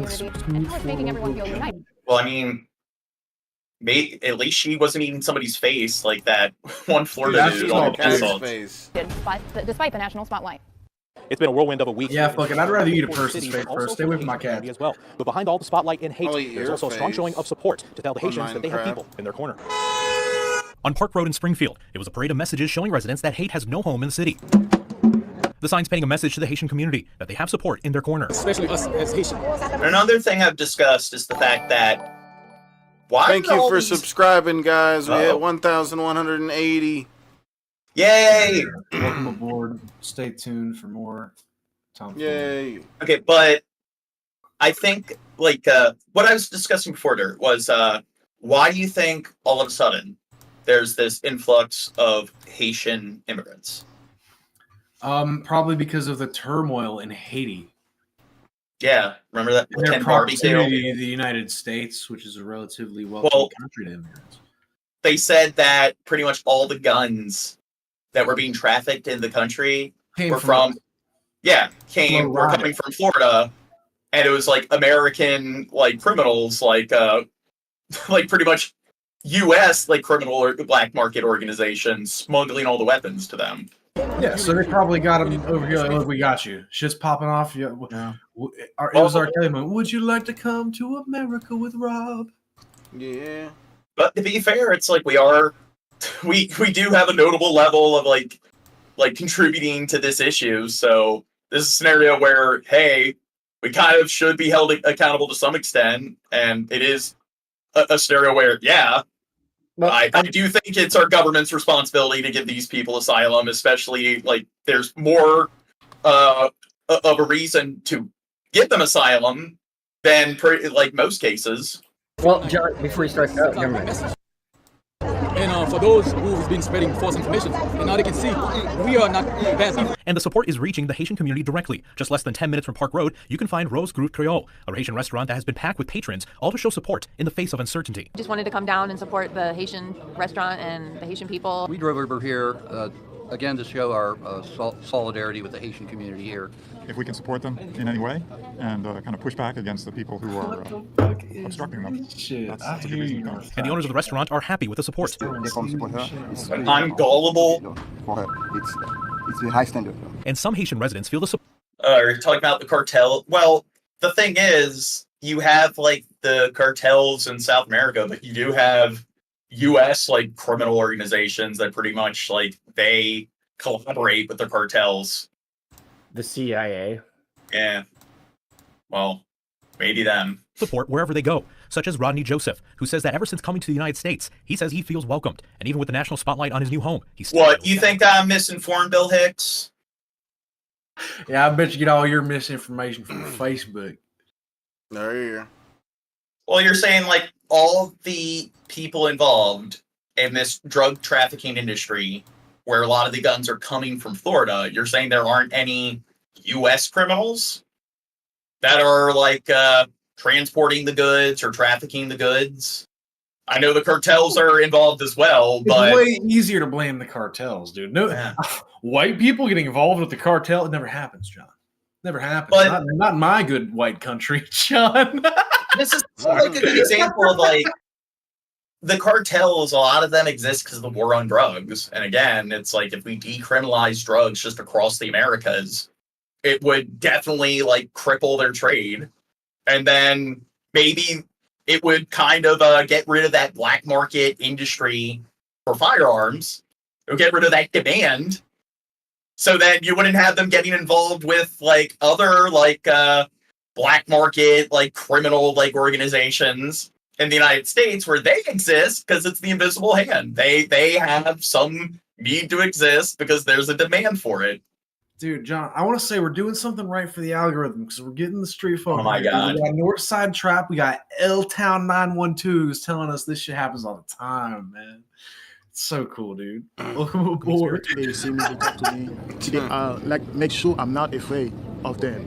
And honestly, I don't feel afraid because they support me. And talking with other residents, they say they're open and willing to attend other events like this one to show a further message of unity. In Springfield, Sartaj Singh, 2 News. Screw unity. Monitors to Kentucky. Hold on. Just everyone. What's that? I want to point out that J.D. Vance, Trump's vice president-elect or pick or whatever, perpetuated this lie or rumor. Yeah. And so the right wing has been like going bananas with it. In the debate. Trump did too. Trump, it started with J.D. Vance, though. It started with J.D. Vance, and J.D. Vance has been like on the edge of Trump's or being Trump's vice president. He needs to be fucking. If Trump was smart, he would kick fucking J.D. Vance to the curb. But everything you guys just said, we went over all of this. We covered the debate and everything. Womp womp. And that's a mugshot. A local sheriff, you see right there, is behind bars right now, accused of shooting and killing a judge. Now we're getting into the police brutality. Chambers. CBS News correspondent Omar Villafranca joins us now. Policeman shot a judge. Murder charges. What a story. That's right. And let me kind of set the scene here. This happened in Whitesburg, Kentucky, which is about 145 miles. Do you think it's because, again, cops are megalomaniacs? They'll, like, arrest nurses if nurses don't break the law for them. So it's like, hey, the judge was giving the cop trouble, so... I heard like, that he was hooking up with minors and even the judge's daughter or something like that. I don't know if I got that right. Something like that. Yeah. But in the end, it's just kind of like, remember the one cop that punched the guy in the face because the guy was just like in some minor like traffic dispute with him? News correspondent Omar Villafranca joins us now. Omar, that sheriff is now facing murder charges. What a story. That's right. And let me kind of set the scene here. This happened in Whitesburg, Kentucky, which is about 145 miles southeast of Louisville. Letcher County is where it happened, and the Letcher County sheriff is Sean Steins. That's the mugshot you saw there. He's charged with first-degree murder after investigators say he shot and killed Judge Kevin Mullins. Now, the local paper there, the small paper, the Mountain Eagle, says the sheriff walked into the courthouse and then into the judge's office and actually told the judge's staff he needed to speak with the judge privately, so the two went into his chambers and then closed the door. The paper says that's when people heard gunshots, and they also mentioned that the... Where'd you get the thing with his daughter or whatever, or like... That's something somebody like said in my chat or something like that. Maybe it's not true. I don't know. Bill Hicks has alluded to it. Oh, Bill Hicks is saying it too. Yeah, so maybe they're waiting to drop that judge, not the cop. You know. Multiple times, and responders tried to save him, but he died. Now, here's the thing. We don't know a motive yet. There are a lot of rumors swirling. Okay, there you go. But nothing That's probably it. We do know that based on court paperwork, there was a 2022 case in which a woman sued, saying a local deputy coerced her into sex acts in exchange for leniency on her punishment. Those acts took place in Judge Mullins' court. Now, Sheriff Steins, we want to be clear here, was not named in that suit as someone who was part of the assaults, but he did fire that deputy and was actually deposed earlier this week. So right now, we don't know a motive. A lot of things swirling around. There's an arraignment next week. We'll find out exactly what happened and why, hopefully next week. Reed? All right, Omar, we know you'll be on it. Thank you so much. Bill Hicks said it's local to Bill. Okay. It has been my worst nightmare. Candace George doesn't know if her daughter Ava will ever be the same bubbly teenager after an accident left her with severe brain trauma. We don't know if she'll be able to do. Wait, so car surfing? So this sucks, but this is a good example of like car surfing. That's when like people stand on sometimes they car surf dirt. I mean, look, bro. No, I'm not. I'm sorry. Wow, This what a person's trying to fucking have a dork. good time. I can't. No, I'm sorry. I can't insult this injured person's intelligence just because they did a not Well, smart. hey, we don't know exactly how it happened. Maybe she was like car coerced. surfing accident. Well, maybe she was coerced by her friends. Maybe she was drunk. Whatever. This sounds like a them problem. Yeah, Not but even that, bro. I don't think I could be. I don't think I could beat whatever. I'm sorry. It's a 15-year-old. I'm sorry. Just let me stop talking. Well, if a 15-year-old did the fucking Tide Pod challenge, you'd be like, and got hospitalized, you'd be like, it's still, even if they're being stupid, it still sucks that they're like chronically injured or standing on a car while it moves is a lot cooler than eating a Tide Pod. So I have a little more. Well, yeah, but I mean, you fucking throw in physics. Oh, I'm on a car and we hit another car. What's gonna happen? You're gonna go fucking hit another car if you hit the fucking brakes. What do you mean? Also, sometimes when people do car surfing, they're not standing. Sometimes they like lay down and grip like on the like windows and stuff. Oh yeah, blame her hand strength. Yeah. Spoon, tie a shoe, walk upstairs. We don't know if she'll be able to smile. We don't know if she'll be able to speak. 15-year-old Ava Broadhead, who was on her Utah high school's competitive drill team, was supposed to be celebrating by marching in her homecoming parade. It was canceled due to poor air quality. So she went to hang out with friends in a park. That's when she decided to try car surfing. We're getting to the point where, like pollutants, we got to cancel events because poor air quality. Tell the teacher we're surfing. Like in the 1985 movie Teen Wolf. She's very bright, and she knows what's safe and what's not safe. And so I'm not quite sure why. Apparently she fucking doesn't. Well, here's the thing. Well, to be fair, cheerleading, there's more injuries with cheerleading than any other sport in high schools. And car surfing is not a sport. Well, we don't know how fast the car was going. If they were driving like 2-3 miles an hour and it was just her kind of doing tricks on it and stuff, I mean, I guess that's a little bit more excusable. But when it comes to like cheerleading stuff, it's like it's not that uncommon. They do like the human like pyramid, and then person on the top falls over, and now they're a quadriplegic. To get on top of the roof of a car that day. Ava fell off the SUV. She was severely injured and had to be rushed to the hospital, where doctors removed part of her skull. They were worried that the swelling would start to press onto her spinal cord, and which would cause death. So they had to rush her in to relieve pressure. Now she remains in a coma in a Salt Lake City hospital and missed the big homecoming game and dance. The school paid tribute to her with pink ribbons and signs. Now Ava's mother has a warning to other parents. We all think our kids are bright enough to not climb on top of a moving vehicle. Peer pressure can get to them. Social media and popularity there can get to them. And that's one of the things, like peer pressure. I mean, she's with a bunch of like different cheerleaders and so forth, or they're into like dancing and so forth. So I'm guessing maybe they were like, hey, like maybe somebody should get on this car and we can do tricks and stuff. And I don't know how fast they were driving, because that's like, I'm thinking maybe they were like driving 2-3 miles an hour. Adrenaline. These young children, these teenagers, don't have logic. A GoFundMe has been set up to help with medical costs and other expenses. You seem to be holding up okay. Wait, look at her being ageist, generalizing all teenagers. Like, no teenagers have logic. Well, to be fair, like something like 93% of graduating high school seniors fail to show any complexity on an essay. Well, I just want to point out, if anyone from America or other countries want to point out how shit our health system is, yeah, GoFundMe. When you have a medical problem, you start a GoFundMe, that's fucking sad on our fucking health. Yeah, it is. It's so sad. It's so sad. Stop, you guys are making me sad. I'm sorry. It's so sad. Oh man, what a sad state. And that's what it was. L-Town who said, "Do you think?" And I want to pose this question to you, my fellow gentlemen here. Do you think Americans are fucked in life at this point? Americans. Yeah. John, speaking from the perspective of financial stability. I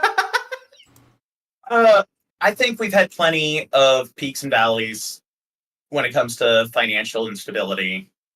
I mean, I think that some of the issues that we're having, we've had more significant issues in past decades where we've reversed it. And I mean, the younger generations are becoming more and more progressive, so they're probably going to be like pushing more sort of I guess, socialist sort of policies through government in the next like coming decades. And once the average like middle-aged adult or whatever is a Zoomer or a millennial, I think there's definitely going to be more reform or more members of Congress and so forth who also like have those ideologies. So, you know, what comes to mind, I don't know if it's a Joe Rogan quote or just something he picked up in his whatever the fuck he listens to and reads, but I heard him say something along the lines of soft men make hard times and hard times make hard men and hard men make soft times and soft times make soft men. No, hard times create whatever. Hard it's a fucking vicious cycle. You get hard men fuck soft men. There we go. Whoa. Okay, here, let me go. Okay, let me speak. I'm the host. Technology is improving at a rapid rate. So you have AI and stuff, and like we're getting to the point where we're probably going to be able to do most of anything with technology. Where people are like, "Oh, it will make work obsolete," but it's like you can just get everything you want, produce anything you want with tech. Then, I mean, that's the issue there. And I think we are going to solve a lot of really significant issues in the coming decades when it comes to the advancements in technology. And it's like, there's things like the homeowner like crisis and so forth. But you look at the 30s and the 40s, there was like World War II. You look at before that, you had like World War I, and you dealt with like all the shell shock, the psychological trauma that those soldiers were going through. Following World War I, you had the Great Depression. Following World War II, you had the Vietnam War, and Jim Crow laws were still a thing. So it's like the civil rights movement was going on, and it's like, will things ever get better? Will we actually abolish like segregation? And then, of course, like you get into the early like 2000s, and you had the like the 2008 Great Recession. So it's like we've always had significant hurdles that we've kind of like progressed from, but things have never been perfect. So, like I do think people do ignore a lot of the progress that takes place. Where I mean, violent crimes are on a decline. And a lot of areas, things are improving. So I want to try to dissect this chat we got from the Wheelchair Winkler in YouTube chat. He said, "I mean, it's amazing. Even the non-retarded Americans don't know anything. Between Africa and Europe, there are universes." The fucking name sounds like a discount Batman villain. The Wheelchair Winkler. Mm-hmm. I don't see that in the chat. You might be on live chat, John. Oh. Or top chat. No, I'm not on top chat. Oh, well, I see the Wheelchair Winkler. But what did they say? They said, "I mean, it's amazing. Even the non-retarded Americans doesn't know anything. Between Africa and Europe, there are universes." Universes? What does that mean? Everything and nothing at the same time. The Wheelchair Winkler. I mean, even if the United States is lagging behind other countries, like Japan, South Korea, and a lot of the like Northern European countries with education, we're still like out of 180-something countries. And this isn't me like, oh, America's the greatest, but what does that say when we are one of the most educated countries on the planet? I mean, a third of the world's population is illiterate, and even though like the United States like isn't anything to boast about when it comes to education, you might think like, hey, in America, like 14% of Americans are functionally illiterate. Apparently, even the countries that are above us when it comes to literacy rates are only above us by like 1 or 2 percentage points. So even the most well-educated countries still have a decent amount with illiteracy, and overall people kind of suck when it comes to critical thinking and being well-educated when it comes to their country. There's so many, like, I'll talk to certain British people, they don't even know that they have a Supreme Court. Like, in the same way a lot of Americans won't be able to explain, like, oh, Congress, you got the House of the Senate, the House of Representatives. A lot of people you'll talk to from Britain, they're like, they don't know there's the House of Lords, the House of Commons. And I think just in general, the average person usually isn't like a wealth of knowledge, no matter what country you go to. I have to be brave and strong for her. I can't fall apart. She needs me. She's going to need me for a very long time now. I hope she'll be strong enough and be back to be the same girl. I believe she will. She's tenacious and she is zesty. I call her zesty and not spicy because she's things that are burns. Yes. I like that. Yeah, she's remarkable and she's a fighter, and I think she'll be okay. I'm hoping. I'm Lee Sheps for Inside Edition Digital.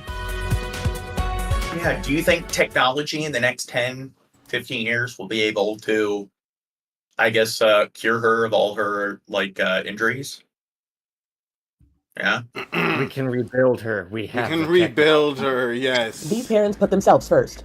In What's this, 2017, John? this mom was accused This of is parents who put themselves first. 8 The minutes best of kind. edition.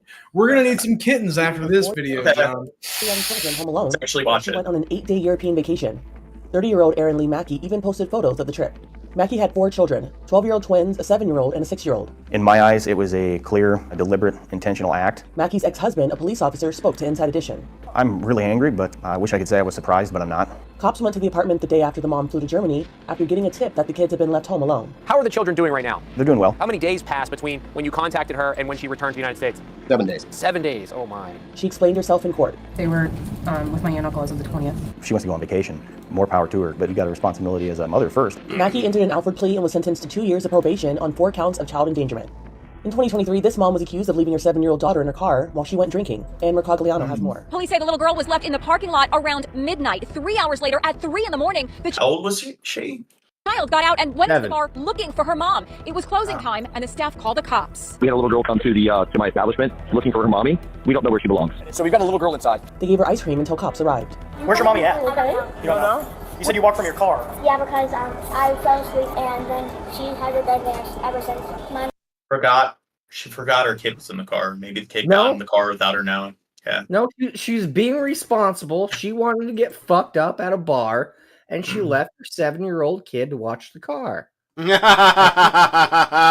to guard the car. Did she leave her with like a tablet or smartphone or something? I mean, it would be pretty cruel to just leave them like in there. Yeah, as long as she left her with an iPod, I'll be If happy she with could this. play Baby Shark on the iPod. Yeah. And then she just haven't came back. She can maybe be in any of these buildings. She walked out to one, but I can't see where because she turned the lights off. She was wearing a long sleeve shirt, and then she wore some shorts. At 6:30 a.m., 35-year-old Veronica Elliott appeared out of nowhere. She was barefoot, covered in dirt, and cops say under the influence. You realize it's 6:30 in the morning, right? I do not. You realize that your daughter, 7? Yes. 7 years old, has been by herself with us for 4 hours? What on God's green earth were you doing? That your daughter is here by herself at 7 years old, where she's terrified and goes into the bar and asks random bar people to help and call the police. I have no idea. I'm sorry. So, sorry, they didn't cut it. Now, bitch. I'm sorry. What is the legal age to leave kids home alone, and what's the legal age to? I don't know anything about that because I have kids and I don't want them. I don't know. I don't want to talk about the age I was left home alone. Was I abused? Was I neglected? I don't know. Maybe. Well, my parents started allowing me to stay home alone when I was like 9, 10. I mean, that's not 7. There's nothing wrong with that if you have a responsible kid. Like, it's not even that. Charged with child. It's the kid's fault. Well, then clearly that's not what I'm saying. What's that? Bro, get you, Shab. He's it's the kid's fault. Shab. Okay, fine. It's the kid's fault. I blame the kid. The kid should have been arrested. They should have handcuffed that fucking kid. Damn it. And I want to say this. I don't know if he's still here. I forgot. I disregarded him in the chat. Dennis Simpson. He said, "Let's smoke, bro." I hope if you're still here. Yeah, I'm about to smoke with you, bro. Yeah, smoking time. Smoking. Wait.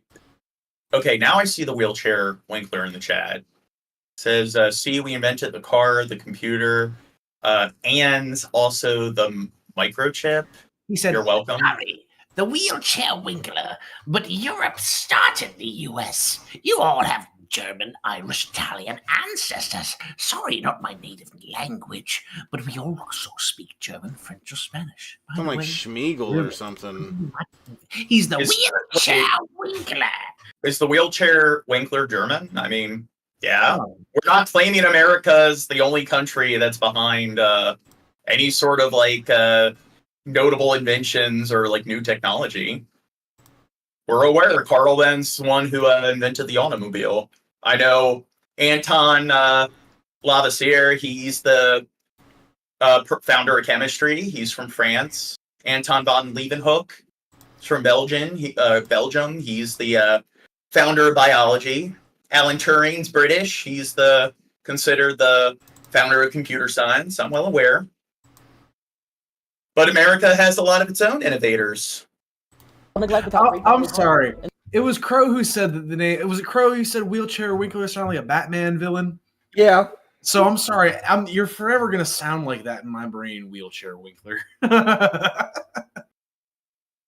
The Florida Department of Children and Families took custody of her daughter. The case is currently still open. In 2017, these parents sparked outrage when they posted videos of them playing a cruel joke on their kids. Oh, remember this? What was it, Daddy? Yeah. Doesn't it bother you to see your son so upset, crying? It does bother us. And that I'm so bothered that I abused my son and recorded it for entertainment and laughs and clicks and money on YouTube. It was an accident. Well, this video kind of shows the dynamics of child abuse, because usually parents who engage in child abuse, they usually do single out one or two kids for abuse. And look at Shani on his shoulder like, yeah, he's so sorry. He's sorry.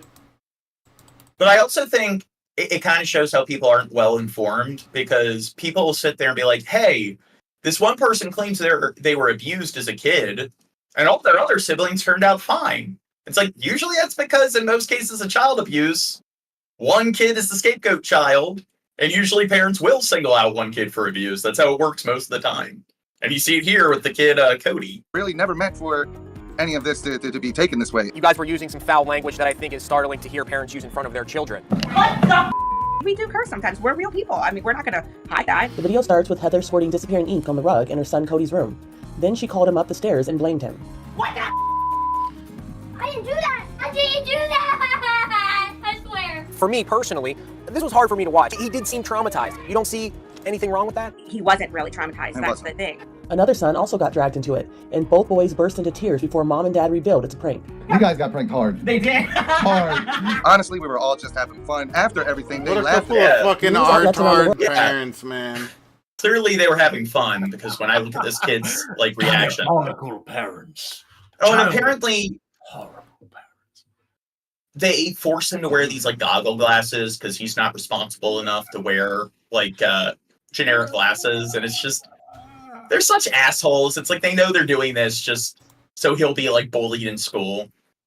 If I was one of those kids, I would stab all the fucking time. In Minecraft. If I played Minecraft with these, stab the tires.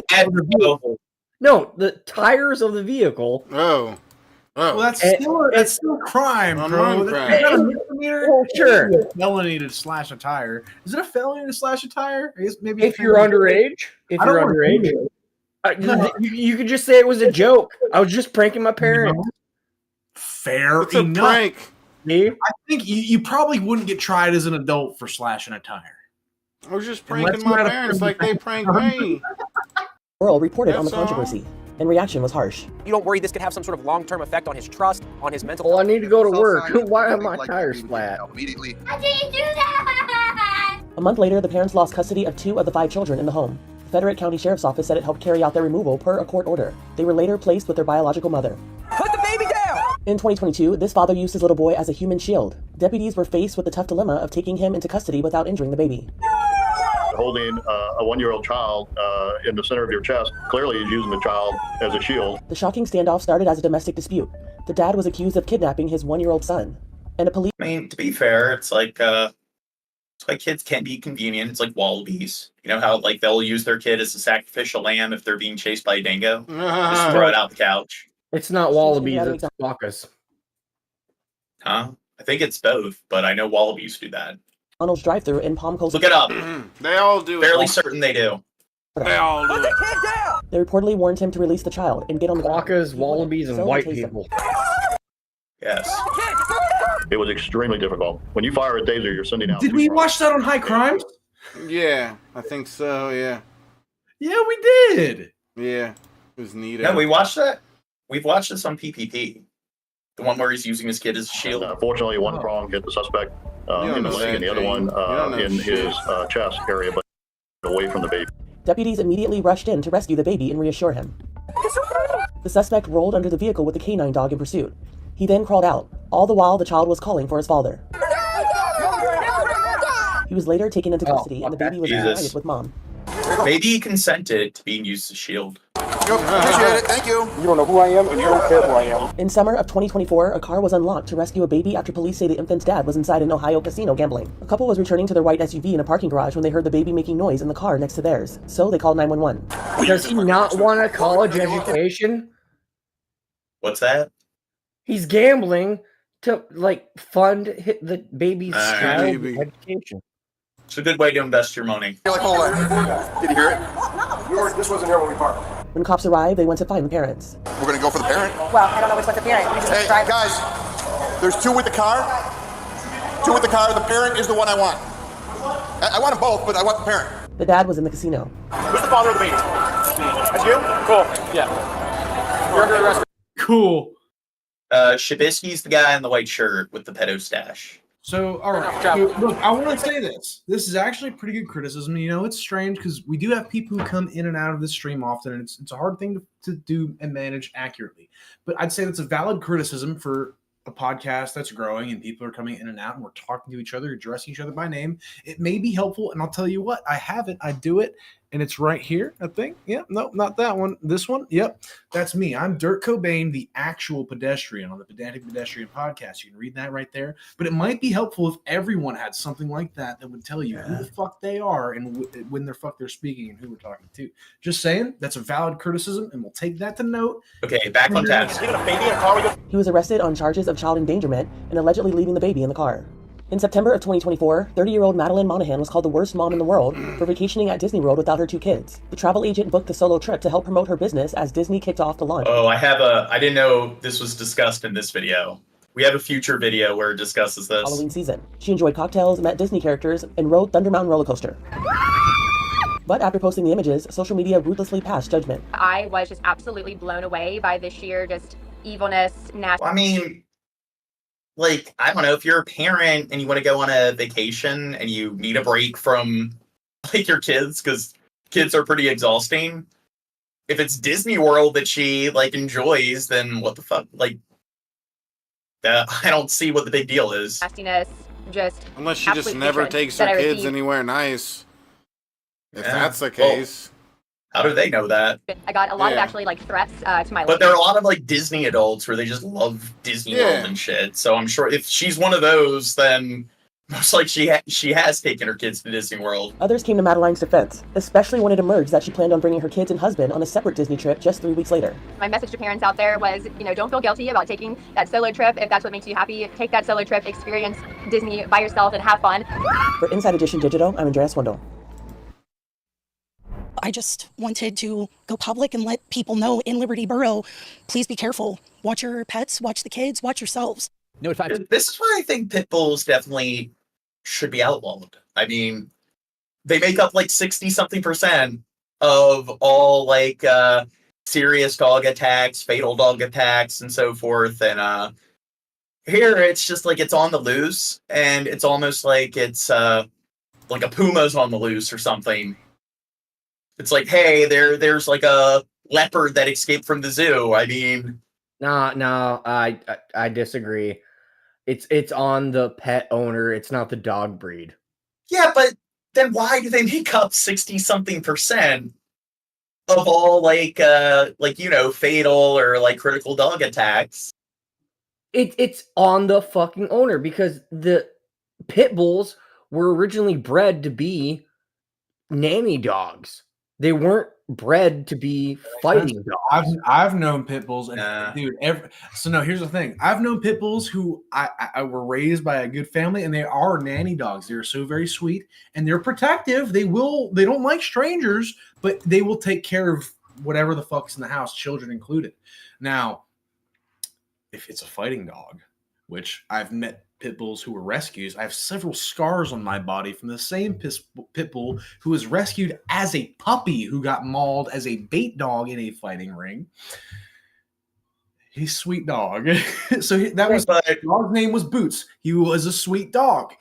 I met him at the plug's house. The plug was a good man. He rescued this dog who he knew about through people who he knew through dubious means. Anyways, he took this dog in and saved its life. Sweet fucking dog, beautiful dog, fucking Redmond Pit, beautiful dog.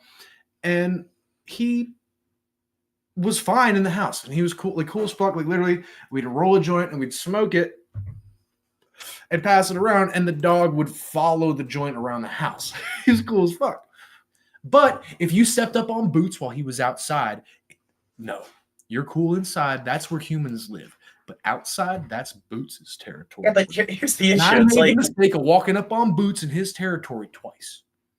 But what about people who have exotic pets where it's like, hey, the pet like tiger or the pet like chimpanzee is very sweet and it's even sweet with other people, but then it's like you just got to keep it inside. It's like they're not domesticated animals though. Okay, well, pit bulls still. It's like, and I don't think they were bred to be nanny dogs. I think, weren't they bred to actually hunt wild boars? They were bred to be fucking nanny dogs. We gotta fact check this. Someone is misinformed. I'm gonna Google it right now. I'm reestablishing my place in the hierarchy as a Google guy. Yeah. Why were pit bulls bred? Killed by a dog on the loose in the borough. One of the attacks was caught by a doorbell camera at the house where it happened. Accusations has more on what police want residents to know until the dog is caught. For 1 week, a pit bull has reportedly been on the loose here in Liberty Borough, and the police chief tells me it's killed a family's dog and the most aggressive. Pit bulls were originally bred for fighting and bull baiting, but some were also bred for companionship and work. Well, that makes sense because look at what they were bred for.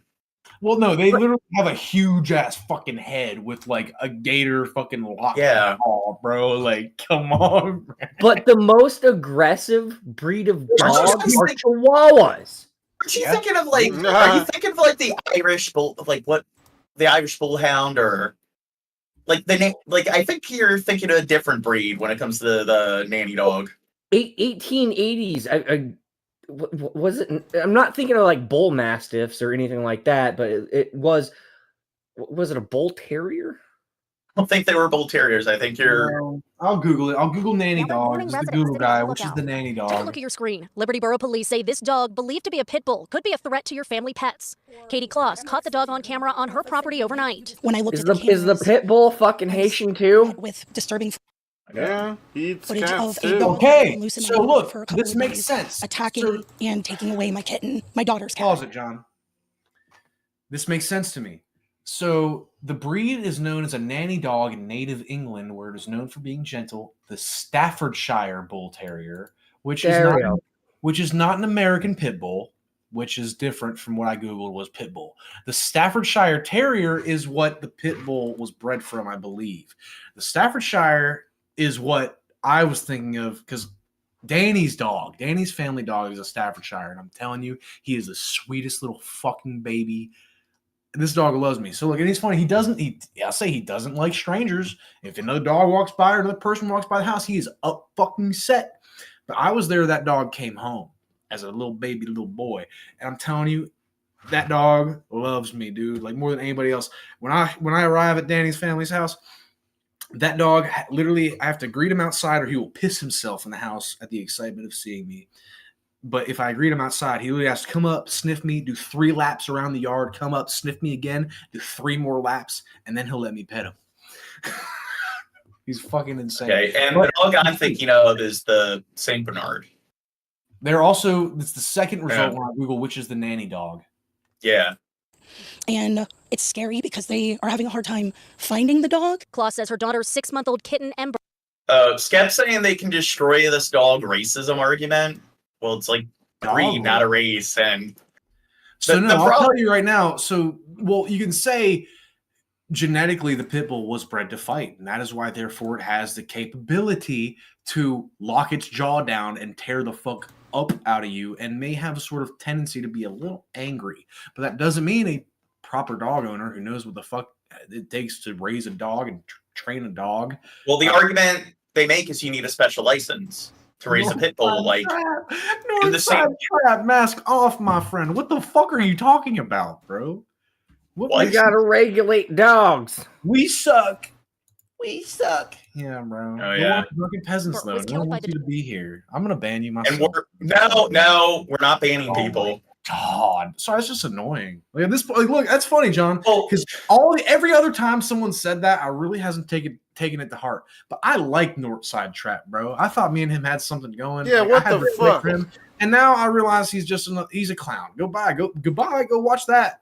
That's fine. I'll watch it too from time to time. It's fun. Shabisky's on it from time to time. Have you seen him in there? And this is a DP ripoff, but yeah. What's funny is no, I haven't seen Northside Trap, so I wonder who they really are. Bye. Go watch DP. They've got so many years of podcasts you can watch. We're doing something else. But it's also the stuff we're covering definitely is not the same kind of shit that DP covers. And plus, every fucking podcast does this. They have this template with the video. So it's like the Geek Room. Are they a ripoff of DP? Is the goddamn podcast a ripoff of DP? It's like Miss Parker and yes. It's like, was the wood a ripoff of DP? You got me. You betrayed my heart and my soul. Her security cameras catching it all on. Yeah. Wait a second. The Joe Rogan Experience was a ripoff of DP. Exactly. Morning, I wasn't able to finish the entire video because of how. And again, DP wasn't even the first channel that had that format, that kind of template. Like the goddamn podcast, I mentioned them, but they even came before DP. Traffic it was. Sadly, the police chief says Ember isn't the first. Earlier this week, he says the dog attacked and killed another dog on D Street, not far from Klaus's home on Latrobe Street. One of our residents had come to the station with remains of their pet, a dog, who unfortunately had met this dog in an open field and had been killed.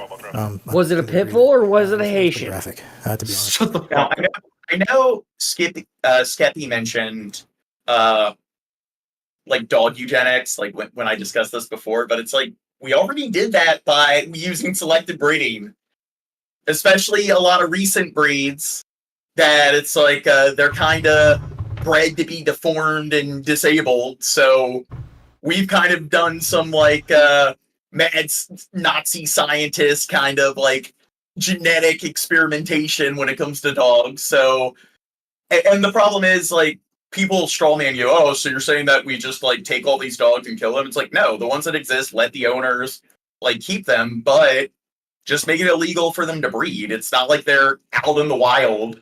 And we're talking about rounding them up. It's just they're like, you have breeders that like produce these animals. So if they stop breeding them, there you go. And they're all dogs. They're all technically the same species. Now he's urging residents to call 911 if you see the dog and do not approach it. We do not know how the dog. Yeah, but what about, well, the problem is you can have a wolf as a pet as well. And I think it's the same issue as like a pit bull. No, you can have a female wolf as a pet.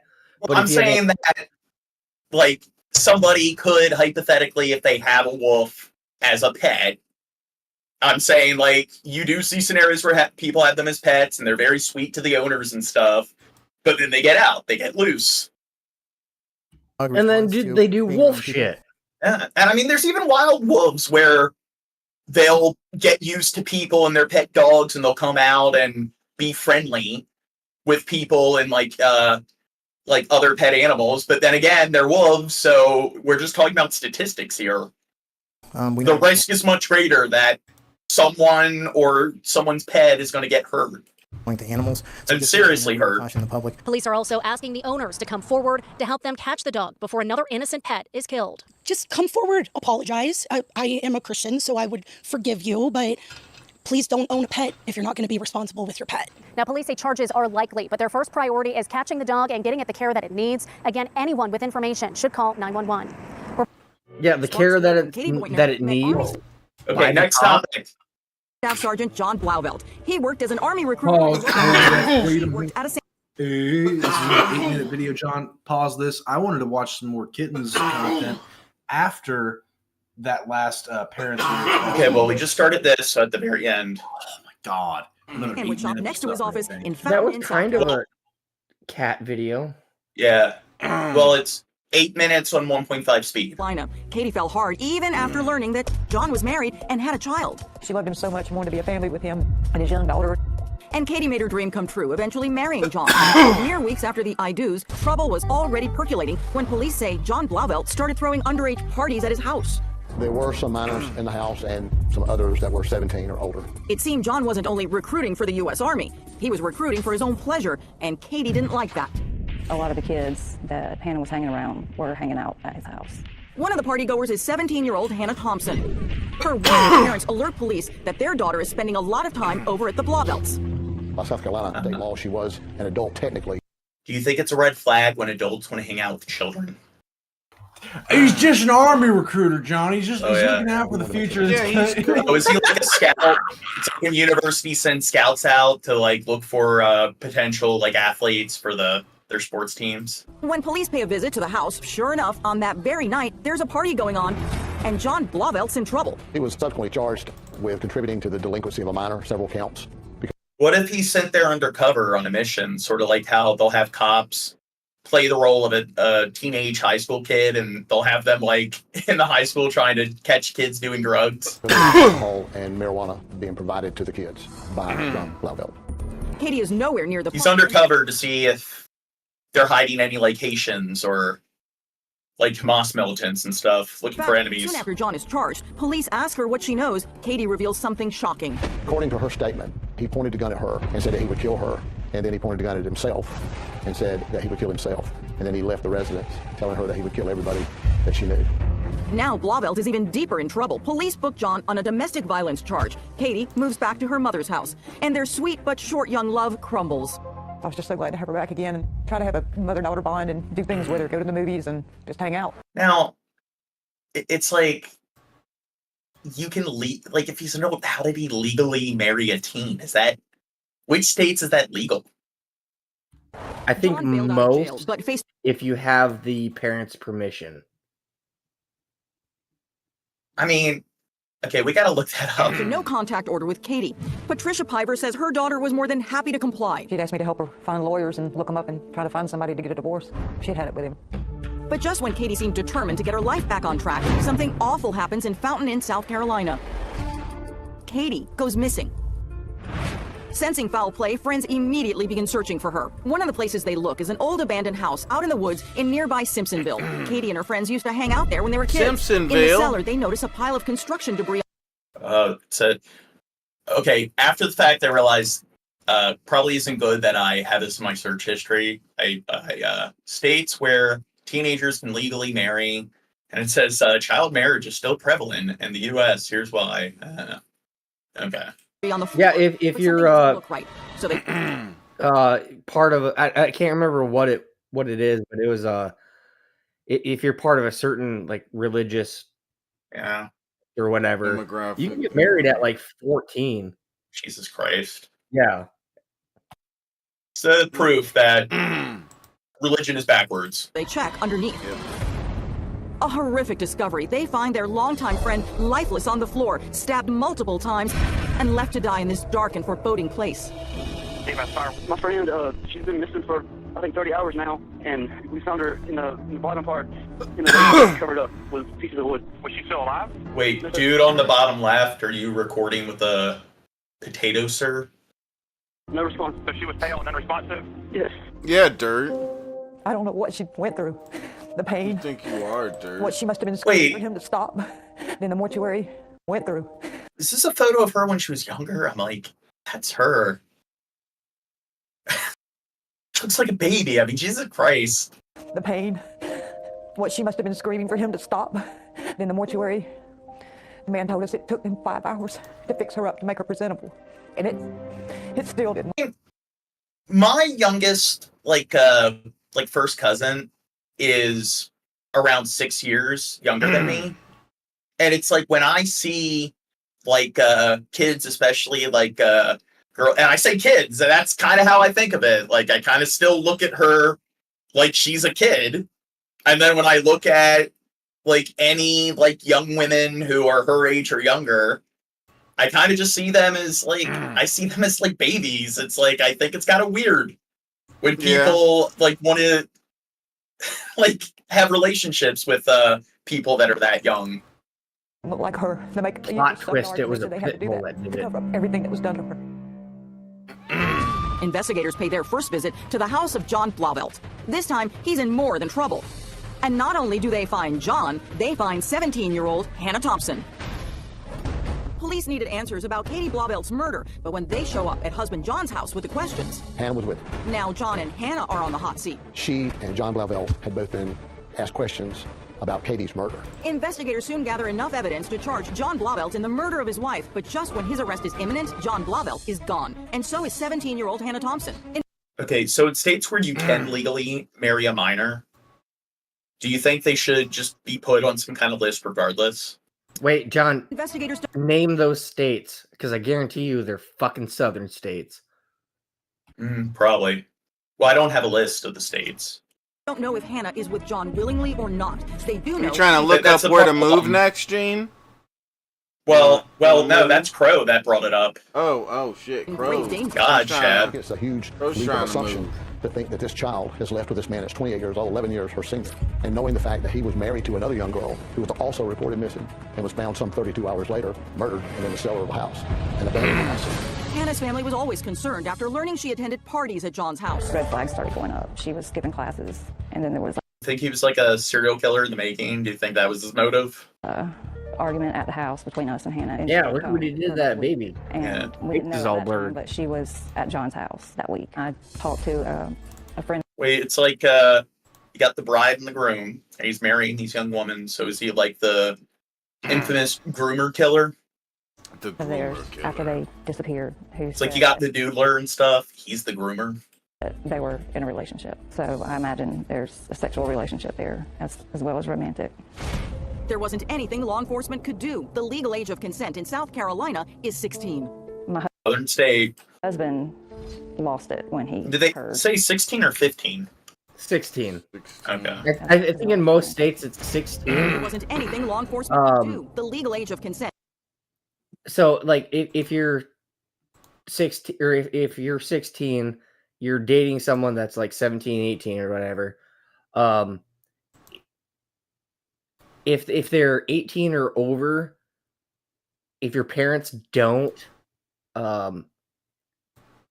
like that situation or whatever, they can say it is statute. I know. Yeah, I know it varies from state to state. Some states, it's like if you're 16 or older, you can consent, and then there's no regulations from there. Some states have that Romeo and Juliet clause. Well, yeah, but if it's 16, they can consent, but it's still considered statutory. Okay. Well, it's also, it's just the brain doesn't stop developing until the age of 24. And I still think it's inappropriate, like, even if somebody is, 22, I don't know, dating a 16-year-old, because it's sort of like how the 16-year-old's at a completely different stage of, mental development than a 14-year-old, and a 14-year-old is at a completely different stage than a 12-year-old. So I still think when people are in those, developmental, phases of their life where they haven't really fully, their prefrontal cortex yet. It's just, I don't know, maybe wide, age gaps shouldn't really be a thing. And especially if you're over the age of, 25, I think, I don't know, once you're in your late 20s, I think, okay, the age gap's even it's weird, whatever. But I think when we're dealing with adults that they're still in their early 20s and their brains are still developing, stay away from those fucking age gaps. And in South Carolina is 16. My husband lost it when he heard. I mean, he wanted to go to John's house and confront him. I'm like, no, you don't need to do that. You know, you might end up in jail yourself or killed, because we knew that John had guns. Soon after Hannah disappears, her cell phone mysteriously ends up in her family's mailbox. It had been wiped clean, reset. I assumed when she left it in the mailbox, it was because she didn't want us to try to find her. Then we started thinking she maybe didn't want anybody My man's preaching louder for the people in the back. to see some of the text that she had on her phone. At one point, Christy is relieved when her daughter... You are, John. You're preaching louder. Okay. People in the back, John, so they can hear you, John. Yeah, John. Give me that truth, John, from your soul, from your heart. Yeah. Police tell her Hannah is nowhere near her home state. We've had information that he's been seen in California, in Arizona, New Mexico, along those areas. So she was texting me just lies, I guess. Since John was military trained in survival skills and God. Since when do teenagers lie to their parents? technically AWOL, U.S. Marshals are brought in to join what soon becomes... That's why you got to get your kids chipped. ...nationwide manhunt. We want Hannah returned home safely. That's our number one priority. And the safety. Like, you got, like, baby monitors. They need, like, teen monitors. You tell them they're getting vaccinated, but they inject them with some kind of tracking chip. If they try to leave the home, you get, like, an alert. Yeah. Take your phone, look at your GPS. I mean... Running turn of events, police would get exactly that. After 7 weeks on the run, Hannah gets in touch. She's in Oregon and reveals John abandoned her. The teenager wants to come back home. Well, Ben Hicks, I do have some co-hosts that do kind of have a bad habit of interrupting, so that's why sometimes I need to raise my voice, let them know. I'm Gene. The host is fucking talking. I'm Gene. Fucking charge. Yeah. I'm Gene. U.S. Marshals finally tracked him down in Medford, Oregon. I'm not scared to speak. I'm not scared to speak. But then, a twist few saw coming. Hannah Thompson was also later arrested. Accused of helping Blauvelt the very day his wife was murdered, she's charged with 2 counts of obstruction of justice. Wait, now, how old's that woman? His accomplice. 2 counts of concealment of a felony, and 1 count of accessory after the fact. What police say... I think that's the 17-year-old. Well, no, they said that she assisted. Oh, the wife assisted? Yeah, military. Well, no, not the wife. The woman on the far left, she was arrested, and she assisted the, like, Marine in actually murdering the 2 girls. Katie's workplace the day she was killed, lying about his whereabouts and helping him conceal evidence. You can see it in her eyebrows. Many have seen images. Well, anyway, here, we'll do some kittens, palate cleanser, but yeah, I gotta do all the talking, Skeppy, because I'm the one that's got all, like, the political commentary and all the statistics and... You're right. Gene's got the statistics. Dirt's never said shit that mattered. I got all the textbook information. Fuck Dirt.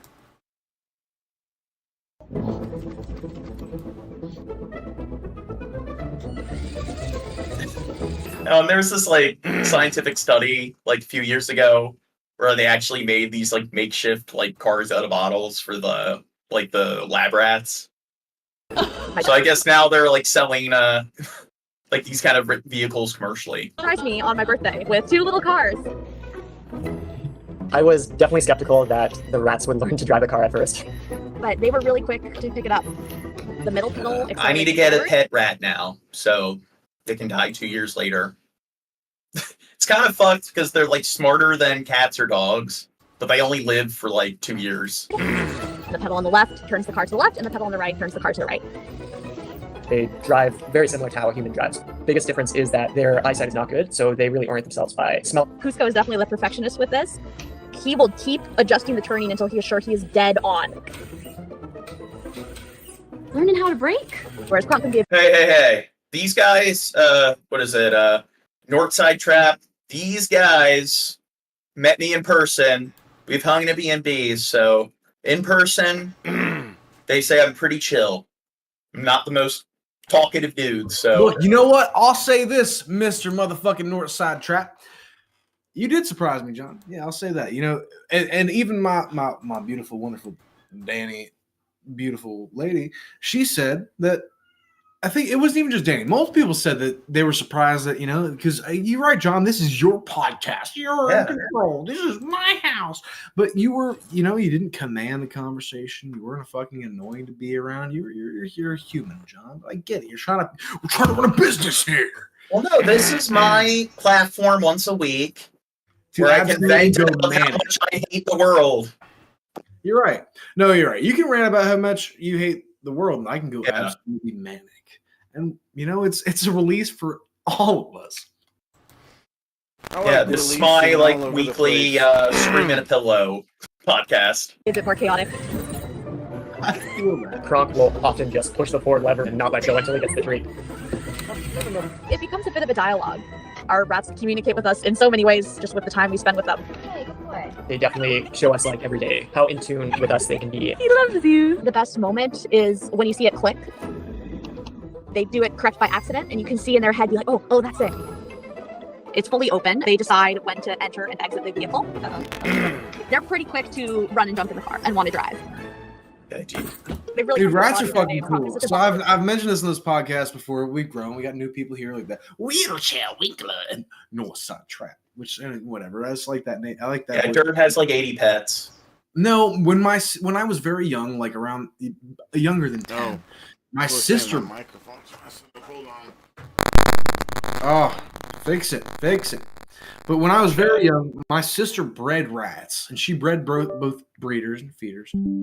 But rats are fucking cool, bro. We had a decent house when I was very young, but got foreclosed. But anyways, that's another story. But anyways, we had rats, bro. We had pet rats, and she bred and feeders and breeders. So she would give people oh, you got a snake? Well, here's some pinkies, whatever the fuck.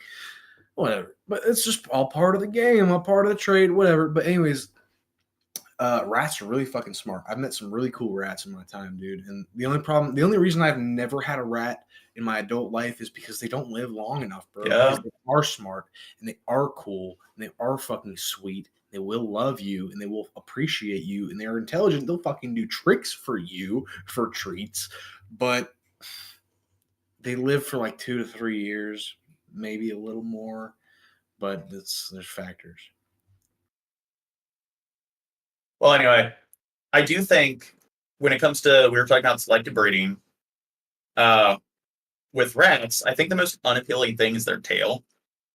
They need to breed it so they kind of get rid of that, give it a more appealing sort of tail, and then there you go. Yeah, the tail is so like I said, my sister had hairless rats, my sister had tailless rats. And it's unethical, and the only ones we ever had were rescues because they were bred by someone who's a piece of shit. But we had hairless, tailless rats, which I forget why, but for some reason my sister did they get rid of the tails through breeding, or did they do it by clipping or breeding? Huh. We're hairless, tailless rats, John. So here's the thing: you shouldn't breed. Sorry, fuck, I'm not that drunk. You shouldn't breed a hairless rat with a tailless rat because apparently hairless, tailless rats have horrible genetic defects. But I'll tell you, my hairless, tailless rat, Mimi, was the sweetest fucking rat I ever had. And maybe it was because she was defective, but she was so sweet. What a sweet little girl. But that's why I can't have rats in real life, in my adult life, because they don't live long enough. And cats live for 20 years. I'll take a cat. Yeah. Well, I like how with rats, or because scientists use rats for research because a generation for rats only 2-3 years. So I'm thinking selective breeding, because you don't have to raise them for 20 years. It's 2-3 year thing. You think you can get a lot done in the span of a decade or two. Bombastic personality. He just loves cannonballing into the abyss. On the contrary, he goes a little more even keel. The abyss. They're jumpers, bro. They have no self-preservation instinct. They'll launch themselves. Yeah, I don't think so. After we got Who's Going Wrong, we became rat obsessed. I also just noticed there's a cat tree behind you. Oh, you mean the rat tree? Now, rat tree, dude. Oh. Yes. Rats are cool, dude. Look, I can't even be mad at these people who literally have these pet rats and let them run around their fucking homes because rats are cool. And if the rat loves you and trusts you, that rat is your pet. And it's not going to be some pest that is like foraging around your cupboards looking for shit. They know that it loves you and you're my daddy and you're going to bring me food. But that's only going to last 3 years. And that shit is heartbreaking to me. Dude. I'm an animal lover. I don't The know. worst thing about getting an animal is losing an animal, and it sucks, dude. They might actually do rummage through the drawers and everything because like people will get otters and I don't know. raccoons. The rats. My sister was a breeder, so Yeah. they were all contained. They had massive fucking enclosures, so that wasn't a problem. But they were all happy. But you know, they didn't have no free roam like this shit, like this guy's exhibiting. Yeah, Rats absolutely. But they're smart enough. I wouldn't. You know, I'd try if I had one rat and that was my only pet. Yeah, I would trust it free reign of my shit. Literally has the same one. That's amazing. We've also got these. Now, do you think they'd be able to coexist with Pitbull? Lots of wine. Dude, mazes out of. Probably not, but maybe a sec. I don't know. Homage to the Who's to Olympics. say? Well, It's funny. Elsa Hack says people with pets are more likely to have personality disorders. Elsa, that sounds like something that would come out of Gene's mouth. Gene is this guy here with the beanie. I don't know. Like y'all, y'all are alike. People with pets are more likely to have personality disorders. Then that's most people. I Well, feel it's you. in America. Most people have probably been through some fucked up shit that would give them some sort of fucked upness, dude. The problem is we're all aware of it now. You know, it was all, you know, kooky Uncle fucking Frank. I was all mean- cool until now we know, oh, Uncle Frank has PTSD and anxiety. And he's Well, not- PTSD isn't a personality disorder. You're right. Sorry. You're right. Yeah. Sorry. Sorry. You're so right. Yes. But I'm thinking about psychological disorders in general. Well, that's different. Yes. Have you ever eaten a snail? No, but John Morgan has eaten a tarantula, a water bug, several crickets. Okay, let's not go on too much of a tangent. But he said, the hell has otters as pets? Well, they're a popular exotic pet, and people get them as pets, and they shouldn't.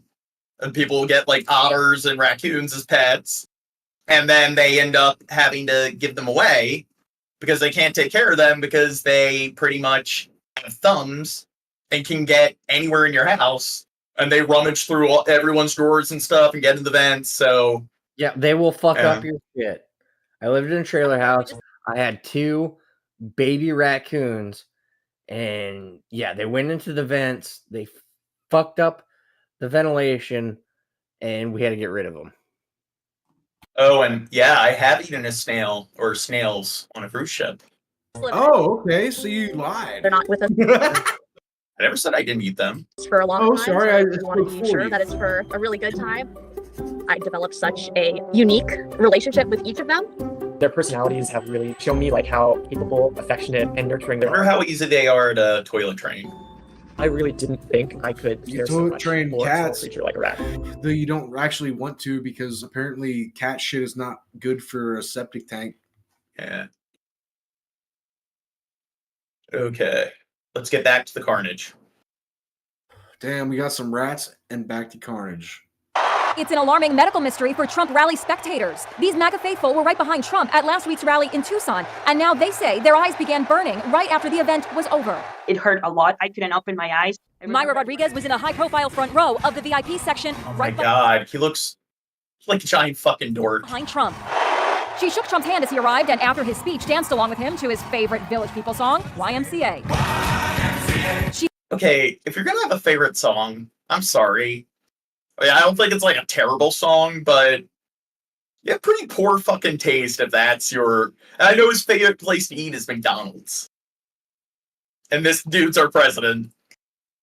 She had a blast. Well, to be fair, his favorite film, Citizen Kane. What's that? YMCA.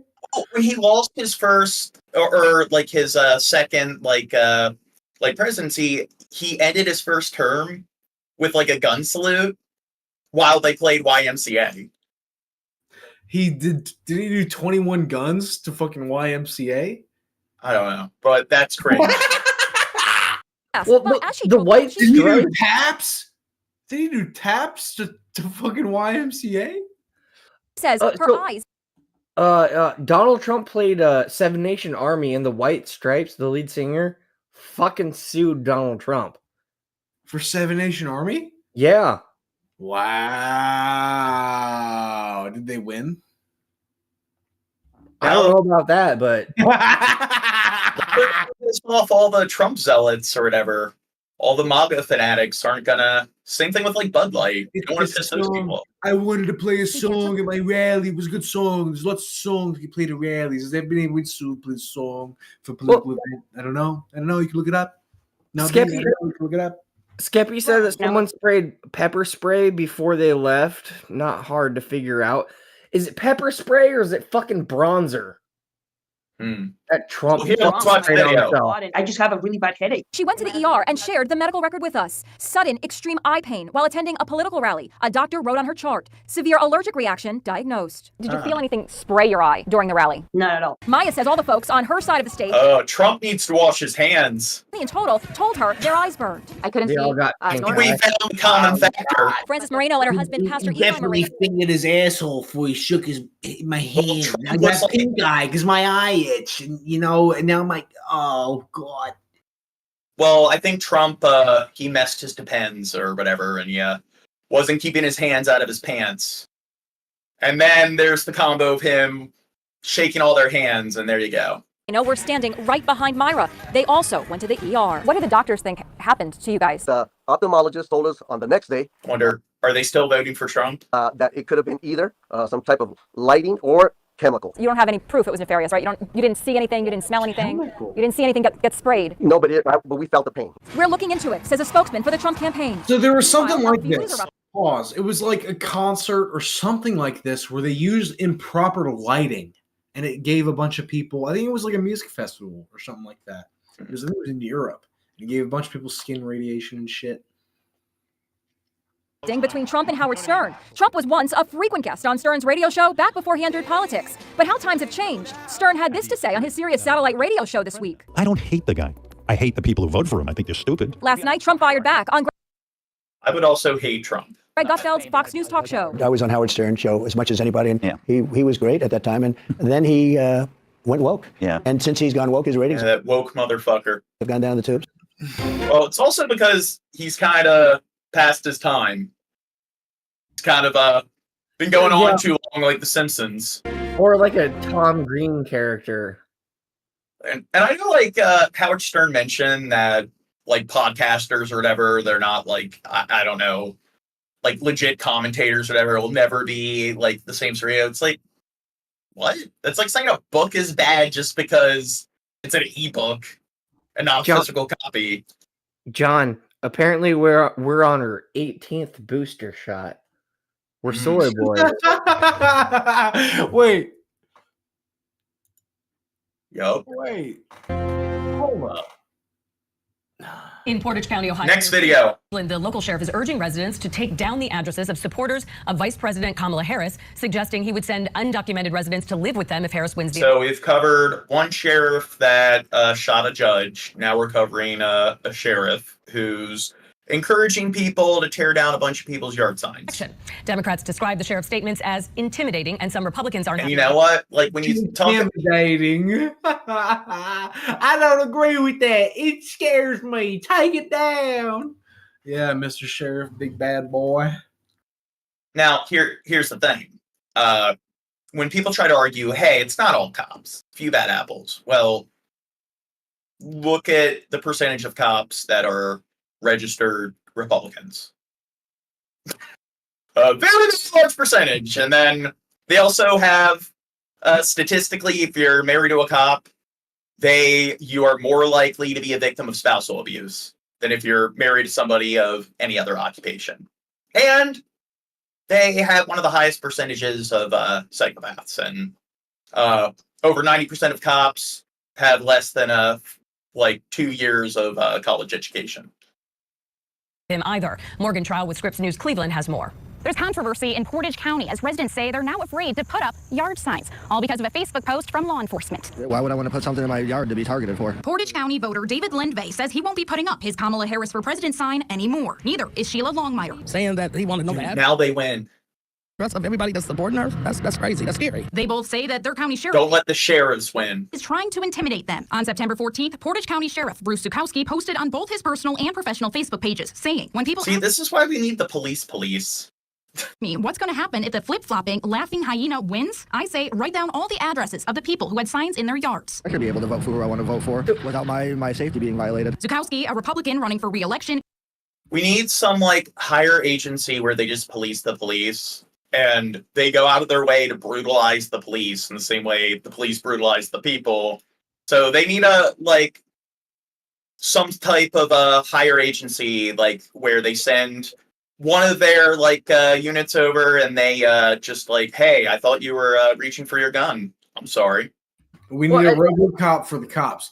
John, this whole conversation is giving me an existential crisis. The only way I can cure it is with the McChicken in my fridge. I'll be back. Okay. Oh, that's the third reference to McDonald's. When the illegal human locust, which she supports, need places to live, we already have the addresses of their new families who supported their arrival. Do I have to be fear of my life? Because I'm not talking with you guys or what? I mean, it's kind of crazy because I'm a different color. We reached out to Zukowski and the sheriff's office, but didn't hear back. The county GOP chairperson, Amanda Suffolk, sat down with us to defend his perspective. If he'd have been just boring, no one would be talking about this. So this puts it front and center. Is illegal immigration illegal? And do people within the county, within the state care about it? And indeed they do. We asked her specifically about his remarks on the VP and immigrants. He called her. Yeah, she's supporting it. He was just doing it to bring attention to a cause. He didn't really want people. He was just kidding, bro. Hyena. So there's no racist statement in that. Of course he did. I mean, we've always had caricatures in politics. Still, she says this wasn't voter intimidation, just a way to start a conversation. Is this something that you should be fearful of? And no, he took artistic license, got some attention. Local officials on each side of the aisle are upset about this. Suffolk's response. Fucking kidding me? What's that? Artistic. He's not, trying to suppress voters to, just vote, not even for his candidate, but just vote in general. I know sheriffs have to be elected, so he was voted into power. Clemente, a Republican county commissioner, there is nothing they can do to hold Zukowski accountable for spreading fear throughout the county. No commissioner has any authority over any other elected official in the county. However, he told us he's making a personal decision. He has resigned from his role on the GOP Central Committee, a position he worked at with Zukowski. When somebody says something that was just said on Facebook for everybody to be proud to see, that's very disturbing to the people in Portage County. This was the last straw that I just decided that I would walk away. Now, both Badalamenti and Lenve are going to vote for the Democrat running against Zukowski, John Barber. Well, yeah, I'm not going to vote for somebody. Well, good job there. Violates my privacy. In Kent, I'm Morgan Shroud reporting. Seems like he did a better job to decrease Trump's vote count compared to the opposite. Families say it's a first victory. The former Galveston police officer accused of beating multiple children at teens' pool party has been indicted and now faces multiple felonies. Ponzi in the chat says drama and mo drama. He also said, y'all ain't got no panties on, bro. Oh, yeah. I got more panties on than you can comprehend. Oh, fuck. I forgot my panties. They're still in the laundry.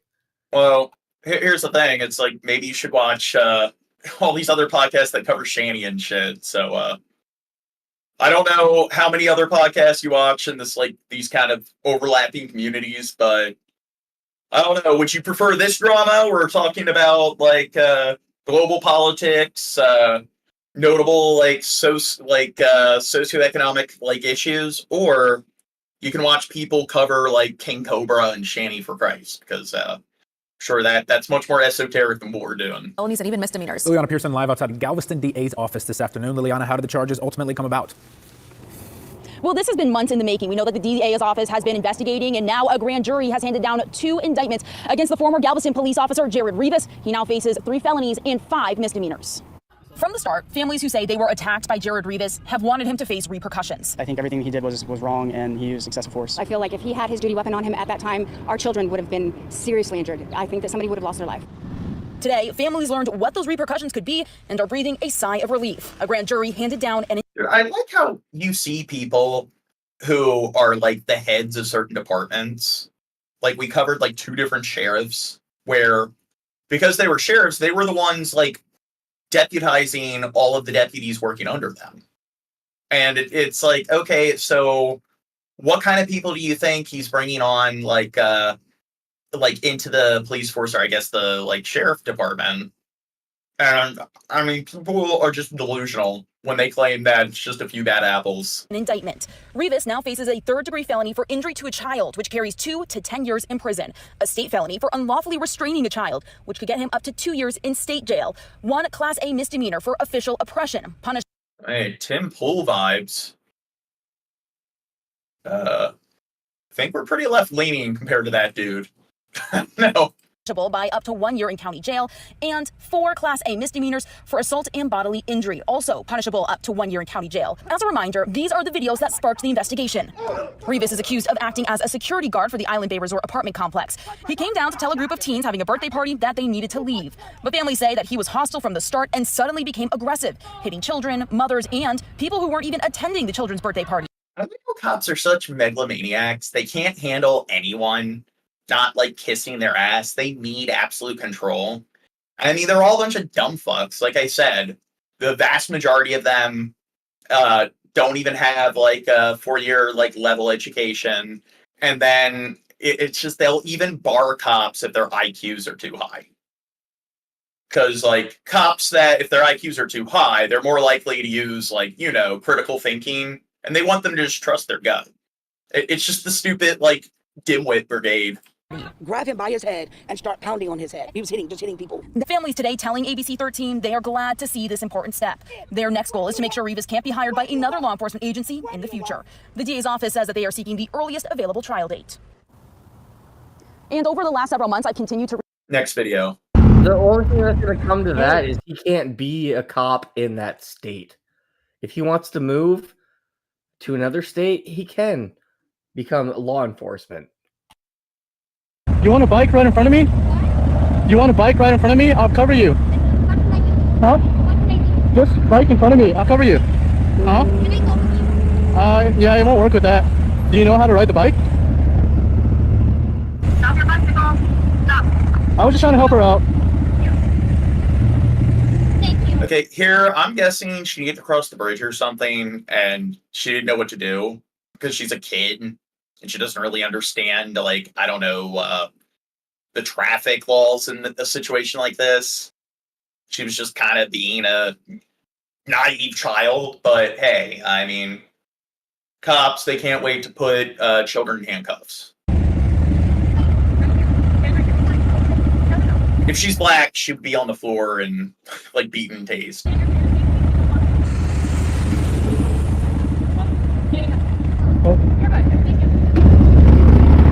I was scared, I was angry, and I was sad. Why did they need to handcuff her? It just seems like, okay, I guess technically she was doing something illegal, but it's a scenario of like a kid being naive. Well, it's not even that. I mean, like, wasn't she, like, isn't there bike lanes on bridges for people on bikes to Well, cross? they didn't have, some do, but that one didn't have a bike lane. But it's just like, if a kid's doing that and it's just, hey, they already got on the bridge, and it's like, what do they do now? Do they turn around? It's very narrow. A good cop would be like, hey, you can't do this. Like, I'll drive you, like, to the end of the bridge. But I think them having to, like, arrest her and, like, actually, like, prosecute her and everything, it's just, cops are distasteful human beings. A little 5th grader with special needs speaking out tonight after police body cam shows the way she was disciplined at school. We need to warn you, overall, the story and some of the video may be disturbing to watch. It's not easy. The little girl's dad, though, contacted Well, the she's I-Teens special needs, so, like, a disability or whatever is no excuse. Alan. If somebody has some kind of, I don't know, like, neuropsychiatric disorder or condition, they should be expected to function as if they have absolutely no signs of the condition at all. The cops weren't going based off of that. Because it's not like something could be an excuse and it could actually be a valid excuse. And people who make that argument, it's not like, it's like, what? Are they saying if they were like an 8-year-old kid with OCD, they would function never having any noticeable signs of OCD whatsoever? So they should be punished whenever it's like, it's a self-fulfilling prophecy. Ginger is here now to take the story from there. Ginger? So, Doug, the family reached out to us because for 2 years, the I-Team and our CBS partners across the country have been investigating case after case after case of young children who do not appear to be posing a threat to anyone, arrested, handcuffed, and restrained at schools. Now this Conroe family is asking how. And they should not put fucking cops in schools. I mean, I can understand having some, like, security at schools, like if kids get into fights to, like, you know, restrain them, pull them apart, but I don't know. I think kids are at greater risk actually having cops in school. And it seems just kind of stupid where you see kids getting arrested for the kind of mundane bullshit that you kind of just expect kids to do. Like, when I was in school, if two kids got into a fight, like, they both get, like, suspended or whatever. And it's just, like, now it seems like, hey, the cops are gonna, like, put both kids in handcuffs or one kid in handcuffs. And now they have to go through the criminal justice system, and I think it's a bit excessive. What you are about to see could happen to their fifth grader, especially after a new law. I'm well aware they have cops in school. Passed in Texas, following all of our stories. Cameras are rolling as police arrive at Cryer Intermediate. It's one of those single earbud videos. Anna Lombardo is on the playground with administrators. That's why I called you. Yeah. We were headed. A police report states they've been called because the 10-year-old was, quote, physically aggressive and throwing markers, and she had pinned her associate principal's arm against a door frame. Blocked me into the door, which I apologize to see, but Officers walk McKenna inside. They stop at. Now, what's her actual, like, disability? So, like, that's the thing. Like, if she's having a meltdown, it really depends on what specific, like, disorder she has. So maybe it's somewhat excusable. They didn't go about it the right way. Who knows? But I guess we need more information. At the bathroom where the fifth grader refuses to come out. The situation escalates as McKenna starts to walk towards the door and then turns around. Wait. They're talking about her assaulting the T. Is that what they're talking about? Pinning her arm against the wall? That's nothing. Towards the door and then turns around. It's like she was trying to walk past her. They made it seem like, hey, she, like, rammed her and was, like, pinning her arm against the wall. Let's go. Let's go. You will come with me, or we will go to juvenile. Okay, we will. Then let's go. Turn around, put your hands behind your back. No. Turn around, put your hands behind your back. Now you're resistant. Turn around, put your hands behind your back. I'm trying to go get my shoes. You're not going to get your shoes. Why? Now you'll listen. You'll put your hands behind your back. I need to go get my shoes. I will get your shoes. Put your hands behind your back. In the minutes leading up to this, you repeatedly hear the administrators tell the officers McKenna's dad, Matt Lombardo, is on the way. Lombardo says the school knew his daughter had autism. Oh, there you go. Medical documents provided by him show she is diagnosed with several disorders. Eventually, you see Lombardo outside, a former police officer himself, begging them to release McKenna from the squad car. If they'd like her to be released to me, please. Are you charging her right this second? If you're not charging right now, are you charging her? She's detained, sir. I think, like, an autistic kid having a meltdown, I don't think, like, putting them through, like, the, like, juvenile, like, or criminal justice system is appropriate.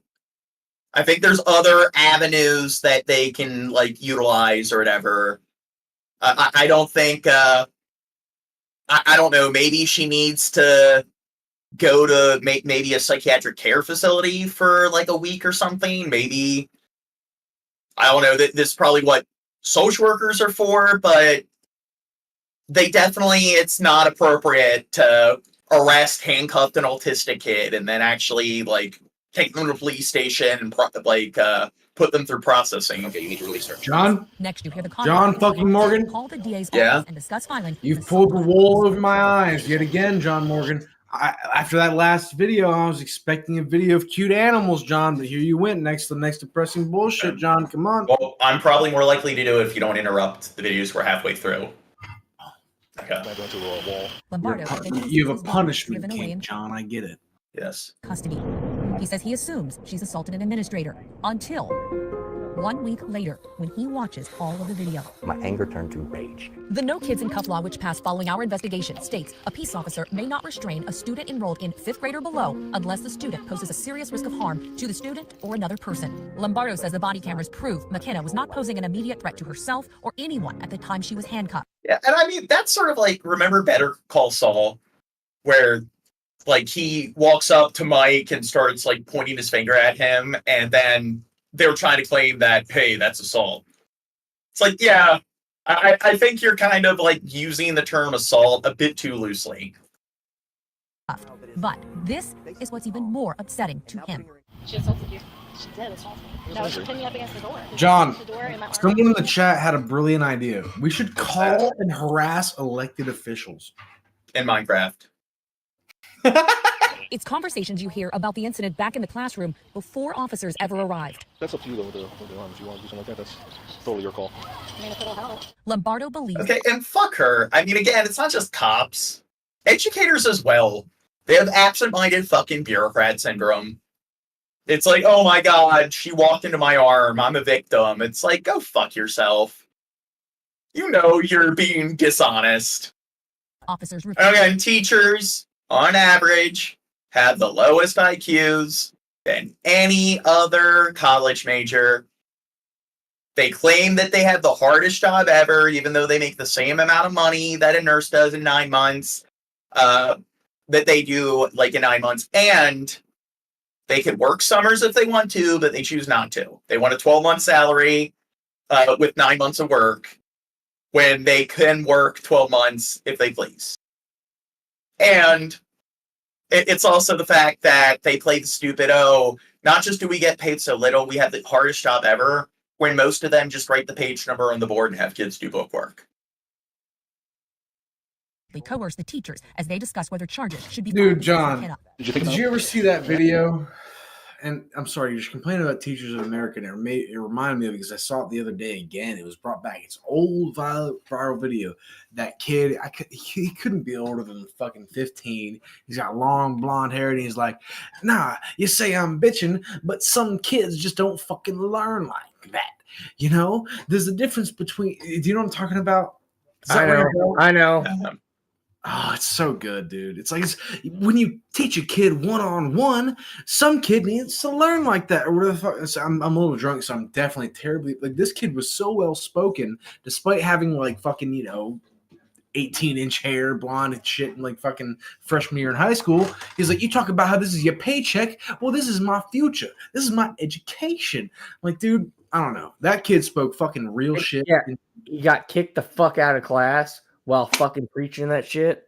If I find that video like real quick, because it won't take long, would you play it, John? Okay. It's honestly really good.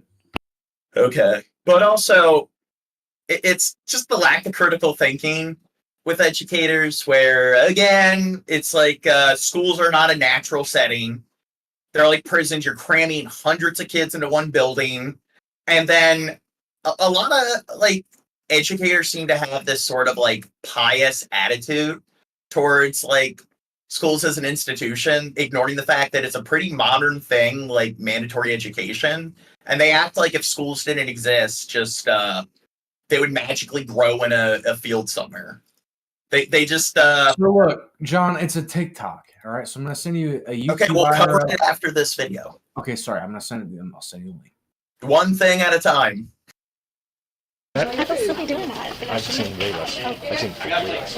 Yeah, but this is a good example where it's like there's so many areas where the science is not compatible with like the kind of stupid bureaucratic utilitarian sort of policies that they have in schools. It's like kids, especially young kids in like elementary school, they're supposed to be running around and being hyper. It's like, let's put them in these like sort of white collar office room sort of settings and let's hold them to these like white collar like sort of like office room etiquette standards, and they need to sit still and engage in like hours of bookwork a day, and then if they act out they must be, the system's perfect, so it's their fault. Well, and you got to give in to Republicans and give all the teachers guns. So that overstressed, overworked, kindergarten teacher has access to a fucking gun, and yeah, that's not going to turn out well. Okay, but it's also just horseshit. Like the science shows that kids in like adolescence and puberty, the current stage of like, it's the second most crucial stage of like neural development, second to like the like neural development they go through in infancy. And it's recommended that they have 12 hours of sleep. And then it's like they're making them wake up at like 7, 6 o'clock in the morning to go to school and then giving them hours of homework. And then you bring that up and it's like, no, it's just the kids, I don't know, that the kids are just being lazy and shit. And it's perfectly reasonable to expect them to go against their own biology, which it's like, I guess sleep depriving teens during such a crucial stage of development. I don't think that's really beneficial to them in the long run. But no, that's the way it should be because critical thinking, what's that? That's the way the system is. So yeah, there's nothing wrong with it because the system's in place, therefore it needs to be in place. Things should work, therefore they do work. There are no bad teachers, there are only bad students. It's not teachers where they're adults with decades of life experience and they chose that career and they're adults, they're paid to be there and they should know better. It's the kids that are forced to be there or their minds are still developing and they have little to no life experience. Yeah, they're the ones that need to be held to a greater level of accountability. Well, she's in handcuffs today, so she's going to jail. Oh, and kids with psychiatric issues as well. They need to be able to function as if they don't have psychiatric issues. Yeah,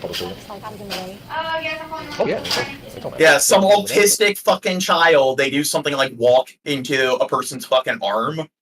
And yeah, charge them with assault, classify it as some kind of like battery. Could in order to solicit a felony charge against a 10-year-old. It's sick. I mean, a special needs 10-year-old. 3 days after the arrest, a second staff member files another assault report stating during the bathroom incident, McKenna, quote, slammed her hand and body into the dispenser, injuring the woman's hand. She states, I yelped because it hurt. I didn't hear her yelp. I didn't hear any injuries that would have been sustained that would be consistent with what was... The fucking lady yelped like a dog, really? No. Or to include all the photographs. We took the pictures, reports, and video to the advocacy group which brought the No Kids in Cuff bill to Austin. It's like, they know people have footage. I love it when you see police or like educators when they're asked like what happened, and it's kind of odd, like it's not compatible at all with the actual footage. It's almost like, like all human beings, they can fucking lie and engage in self-justification. And it's the same way with like police officers where it's just, hey, who are you going to believe, the person in handcuffs or the cop? Yeah, a cop like lying, it's like, yeah, people like fabricating the truth. That can't happen. And it just shows how stupid a lot of people are. But it's the same thing with educators. It's like they can just write a referral, write down on a piece of paper, and the laws of the universe forbid them from, lying, which is something that like everyone fucking does. Austin last year, and to the senator who wrote it. The school should have determined whether there was other alternatives other than putting a fifth grader, a 10-year-old in handcuffs. In this situation, she wasn't posing a danger to herself or anyone else at that point in time. And it appears as though, based on looking at the video, the justification was made up after the fact. Sounds like an assault of a Do it, it'll help. What really perturbed me was a teacher was being pressured. The pressure that we saw came from the officer. It goes counter to their values, and it was very disappointing to see. Both the Minaret Foundation and Senator Royce West say the purpose of their law was to prevent the short and long-term impacts this discipline has on a child. McKenna's family allowed us to ask her. I'm worried because I don't want it to happen to anybody else. Younger than me, older than me. I know I was being like bad and I wasn't listening to the teachers, but I didn't think I was going to get arrested. When we first began digging into these cases, our CBS data team learned that children with disabilities nationwide are arrested at 4 times the rate of non-disabled children. And then in Texas, children with disabilities... That's some shit. Well, hey, like, a disability is no excuse for bad behavior. Kids with disabilities should be expected to, I guess, use willpower to function as if they don't have a disability at all. You know what Northside Trap's perspective is? God's what? a bitch. Okay. God's a bitch. If you're fucking developmentally disabled, well, congratulations. You're 4 times as likely to be arrested. And congratulations. That's what you've earned. It's like, I think it's just, what's the logic when people say that, like, hey, there are no excuses, where it's like, we know your kidneys are the organs responsible for, I don't know, processing urine and everything. So if there's something wrong with your kidneys, you're probably going to have issues with that particular function with like your like urinary tract system. So if the brain is the organ associated with like thought, judgment, behavior, and a huge plethora of other things, I guess if somebody has any sort of like asymmetry or imbalances or I guess actual like damage to that part of the brain or that specific organ, yeah. Like you wouldn't expect somebody where that's the organ associated with thought and behavior and everything to have any issues in that area. Minority children are arrested at higher rates than their white and non-disabled. If you're fucking retarded, you just gotta pull yourself up by the bootstraps. Dude. Exactly. And it's like ADD. It's just usually adults with ADD, like they, or even teens, they usually grow out of like a lot of the behavioral issues, but it's just when kids with ADD are pretty much guaranteed to have issues with like things like impulsiveness, inhibitory control. It's just, like they're gonna occasionally do something impulsive, like they'll tear a tag off of the back of like a mattress or something without even thinking about it. So it's like expecting that to just not happen at all. It's like it's guaranteed to fucking happen. It's like I don't know. Like they think if they had ADD, they wouldn't have any issues dealing with the symptoms of ADD as a fucking kid. And it's like universal. Pretty much all kids with fucking ADD don't do well within the educational system. It's clearly not a compatible, like, sort of, like, environment for them. But hey, let's have this system where all kids are expected to learn in the exact same manner. Because even though this system really isn't good for kids as a whole, because it's an unnatural fucking environment. Counterparts. For this investigation, our data team dove back into all of those numbers we had been looking at, this time looking specifically at the school and the restraint data there. In Texas. Well, Stabby, what's with all this pent-up anger? I don't know, like, a lot of my relatives... Don't dodge the question. What's up with all this pent-up liberal anger, John? I don't know. Hard talk. What's your fucking problem, dude? I don't know. This is my weekly sort of get everything out. This is my venting. So he's venting. This is where I hold all my like anger and aggression in for a week, and then I get it out on the podcast. I'm with it, dude. Because I let it out. Dude, look, yeah, let it out, John. Fuck it. This is a long show. It should be like 1 hour tops. No, I honestly look. I've probably got about 30 minutes left in me. And even though I can't make it on time for every Saturday night, 11 o'clock podcast, sometimes I can if I'm lucky and usually. But I am enjoying the 11 to 6 a.m. 11 to 5 a.m. format for our East Coast viewers on the United States. Now, Shabisky, it's probably just a little easier for him, and it'd probably be a little easier if he can get as fucked up. But for him, it's like what? So for 11 to 5, that's 8 to 2. I mean, it's a 6-hour shift. I mean, I get it. I just did 12, and now I'm coming for another 6. So technically, I just worked for 18 hours, but that's fine. Whoa. I'm cool with it, and I'm live, and I'm here with it, and I'm having a great time. I'm here for you, my friends, the champions, like Elf Shack. Sorry, Elf. Elsa. Wait. The Adrian dude said, wait, are these guys liberal? I'm apolitical. I'm a humanitarian. I think that they're not liberal, they're fucked. That is the correct answer. Yeah, I'd agree to that. We're all left-leaning, but we don't really like either party. We don't like the Democratic Party or the Republican So look, Party. here's the problem. Not you particularly, because I know who have somehow stumbled upon this podcast are smarter than that. But we as Americans know, and I know you, Mr. Wheelchair Winkler, are not an American. You are a Batman villain who was born in Germany. But you know that it's all an illusion. This doesn't matter. And the fact is, Shabisky put a 6-hour Warcraft shift. Exactly. He has a better time than all. Okay, let's get back to all right. actual subject topics. I had a really good point to make, but statewide. the truth is I'm too drunk. 0.5% of all students with disabilities were restrained. And our data team, Doug, called that a stark difference. I've got a question for you, but candidly, first a thought. And my first thought is, if not but for the video, would we have ever even heard about this thing? And the answer is maybe not, right? Probably. But regarding McKenna, before this was all over, it's not weird how, like, with teachers, like, abusing people's kids and police abusing their power, mostly on, like, minorities, isn't it odd that people would completely deny it and act like it's completely absurd? But then once everyone has an HD camera in their pocket and cameras are everywhere, we see that it happens all the fucking time. I mean, there's a couple bad apples, John. Yeah. I mean, really, it's for the greater good. They can do whatever the fuck they want, John. we face not one but two assault on a public servant charges after everything we saw. That's right. So one for what happened before the officers ever arrived, and we don't see that on video. And then the second for the incident you do see on video in the bathroom. I do have an update for you, though, here. This is the latest. On July 31st, during McKenna's intake hearing, the Lombardos say Montgomery County listened carefully to them and then dropped all of those charges. Now, I think they should charge the officers for falsely arresting her.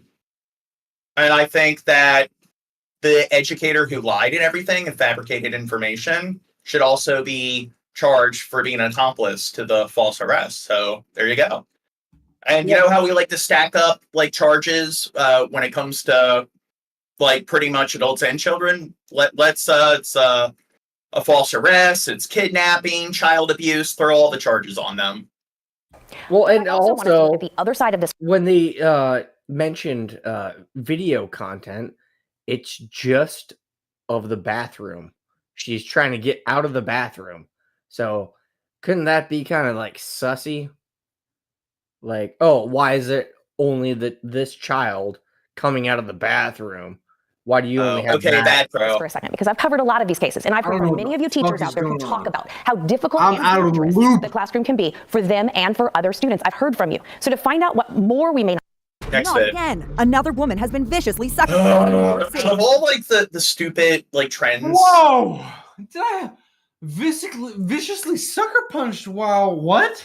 While walking her dog. Man, that looked like an old lady, man. That looked like an old lady. They kill an old lady. Check Discord for who and where. Paradox, who are you? Well, anyway, this is a trend that's been going on mostly in New York, and a bunch of women have been just getting miraculously punched in the face. You know what? So what I'll tell you is, so John, we've seen the knockout game. You know what it is? Paradox reminded me to remind you that I sent you a link that you need to watch that we said we'd watch after that last video. Thank you, Paradox. Okay. Well, we started this, so we'll get through this and then remember that one, John, but I get it. The knockout game is fun, especially when it's expressed upon old lady. I have it up right in front of me. Walking her dog, and she says she was punched so hard she doesn't remember anything. It happened as Gaula Levy-Freeman was leaving her building to walk her golden doodle named Bear. You can see the suspect trailing behind her. As the dog stops to smell something, the suspect suddenly turns around and walks right back to her. Then he strikes her, knocking Mrs. Freeman to the ground and strolls away. She lays on the ground. Oh my God. Death penalty. I don't give a fuck. Death penalty. Well, he easily could have fucking killed her. Yeah, if that was my mom, kill this man. I'd kill him. Stays in Minecraft. Side.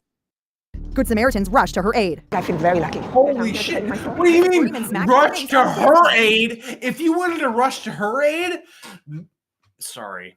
Let me not be a She suffered a concussion and has bruises all over her face. Can you believe that this happened in broad daylight on a busy street while you were walking your dog? That really is a surprise, especially in this neighborhood. But when you think about it, it can happen anywhere. I mean, this must have fell over. It could happen anywhere.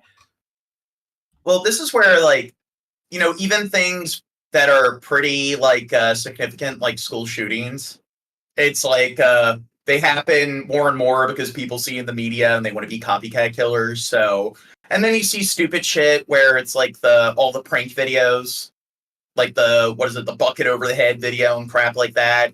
And then more people see it on TikTok, and then more people decide to do it. So it seems like the same shit's going on here. The like sucker punch like random women in the face challenge, and then you see a bunch of like sickos jumping on the bandwagon. Nah, plot twist. She was into it. Okay, now I'm pulling up the other video. All right, sorry, John. Paradox also resonated with this video that I sent you, John. So I want you to know that this is a cool ass video.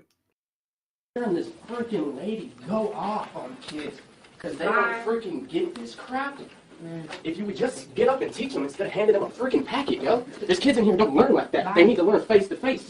You're just getting mad because I'm pointing out the obvious. No, You're just wasting my time. No, I'm not wasting your time. I'm telling you what you need to do. Get out. You want kids to come in your class? You want them to get excited for this? You got to come in here. You got to make them excited. You want a kid to change and start doing better? You got.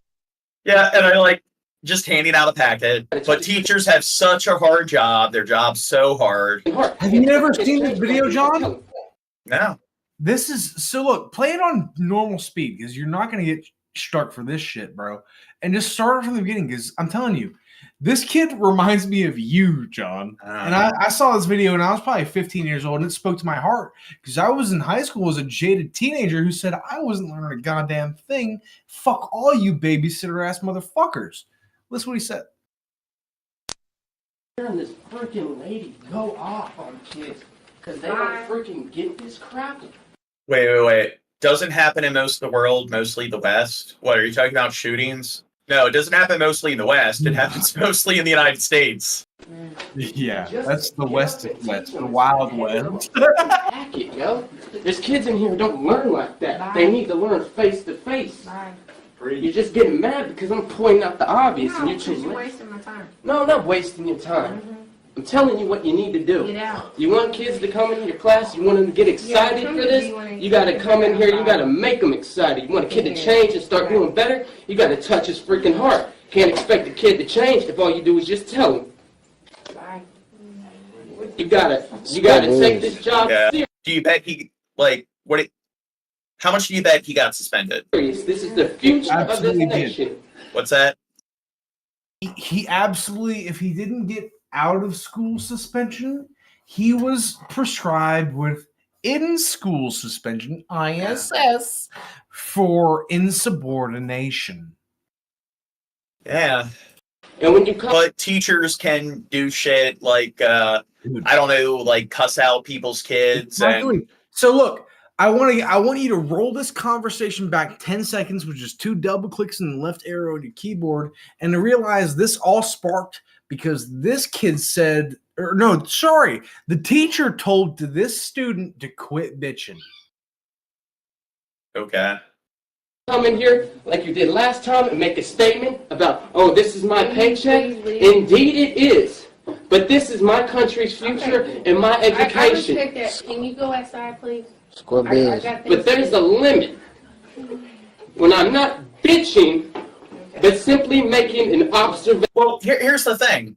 You're saying like only one teacher can do so much with like 30 kids. Well, one issue is stop training 40 fucking kids in one classroom. Yeah. One of the issues they did. There's a reason not too many people want to be teachers in high school. Yeah. But it's also they used to and John, you've talked a lot of shit about high school teachers, like like they don't get paid enough. But this child has a point. Okay, but when it comes to like I guess overpopulating like our schools and classrooms, a lot of it is because like in the 70s or the 80s, I forget what the name is with the initiative, but they like changed like the busing system or whatever where they could bus more kids to one school. So it used to be that the like kids were more evenly dispersed to several different schools, and then they just started to make it so they would take like 7 different high schools and just like I guess shut down those high schools and then build like larger buildings and just segregate the kids and more densely populated like settings, and that's where you start to see a major decline in academic performance. And I'll say this, I understand that, John, because I went to a high school in a district, not in a district, like my high school was probably like 2,000 students max. Yeah. Maybe less. Less than, I think it was like 1,500 to 2,000, depending which year we were in, because there were so many dropouts. In the middle of the mountains, middle of fucking nowhere, max. Like, I'm telling you, like, I feel like my estimation there is a bit too high because I really didn't give a fuck to keep track of these statistics. But I'm telling you, there wasn't many fucking kids in my fucking school. But no matter fucking what, yeah, there were like 30 of us per class minimum because, holy shit, we got to get the fucking gym teacher in here to pretend like he's got a degree, like to be a science teacher, because we just can't get the job position filled. Yeah. But I mean, like what they're doing, just giving them like packets, worksheets, just exclusively bookwork. I mean, it's pretty much like what you'd expect like in an online course at a college. So it's just a lot of kids, it's like, whatever, get your education online. Just like, don't even have them do high school because it's like, a lot of colleges, like I know, like usually universities, they use your like SAT scores to determine like what classes they put you in from the start. But I know like community college, they have accuplacers. So if you don't take your SATs, like they'll give you this placement test there. And a lot of people, it's like they graduate from high school, but yet like their like competency when it comes to things like math and English and everything is like at an 8th, 9th grade level. So then they have to pay to take college courses that are like these prerequisite courses to all the 101 classes. So they're pretty much paying for high school level classes that they already took. And it's like at this point, it's just, you know what? They might as well just take the online sort of courses and just take those like those like prerequisite courses. It would have the same effect as them sitting in a room and just doing like bookwork. Okay. And now I will leave. You're welcome. And if you would like, I'll teach you a little more so you can actually learn how to teach a freaking class. Because since I got here, oh my God, he's like being rude to the teacher and insulting them. If kids are rude to other kids, if kids are rude to other kids, then whatever, just ignore. If a teacher, if a teacher is rude to another kid, then what the fuck ever. But then if a kid's like rude to a teacher, then honestly, it's a fucking war crime. I think Negan said too, like I've been in a class that literally bullied a teacher out of teaching because they weren't capable of being a teacher. They were my math teacher and they could not teach. They had 100 and fucking something students at their disposal and they could not teach a fucking one of them to do advanced fucking division or multiplication or whatever the fuck, like algebra. They were not long division? That's Jesus. Whatever, dude. Fuck long division. There's calculators who will do it for me, John. Well, I'm saying like, there's a problem when they're teaching like long divisions being taught in high school. Yeah, exactly. Something that's supposed to be taught when you're like in the 3rd or 4th grade. That's what I'm fucking saying, John. I live in the South, where if I lived where I was born rather than where I moved to as a child, I probably would have learned long division by the time I was in the fucking 5th grade, and algebra would have been second nature, right? Right, John? Yeah. Well, nothing but read pat. Yeah. Well, Skeppy, you said if kids are rude to other kids, just suspend both of them. Well, usually they don't suspend anybody because if kids, like, I guess, are just like engaging in verbal bullying or whatever, they just don't give a fuck. They do nothing. If one kid beats up another kid, usually what they'll do is they'll classify it as 2 kids being in a fight. And they'll suspend both, even the victim.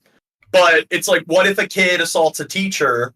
It's like they're going to be expelled, and then they're going to face criminal charges. But then it's like, even if they punish kids, like if you're going to suspend a kid for like, I guess, cussing out a teacher, they should also get suspended if they cuss out other kids. And teachers should get suspended without pay if they cuss out a kid. Yeah.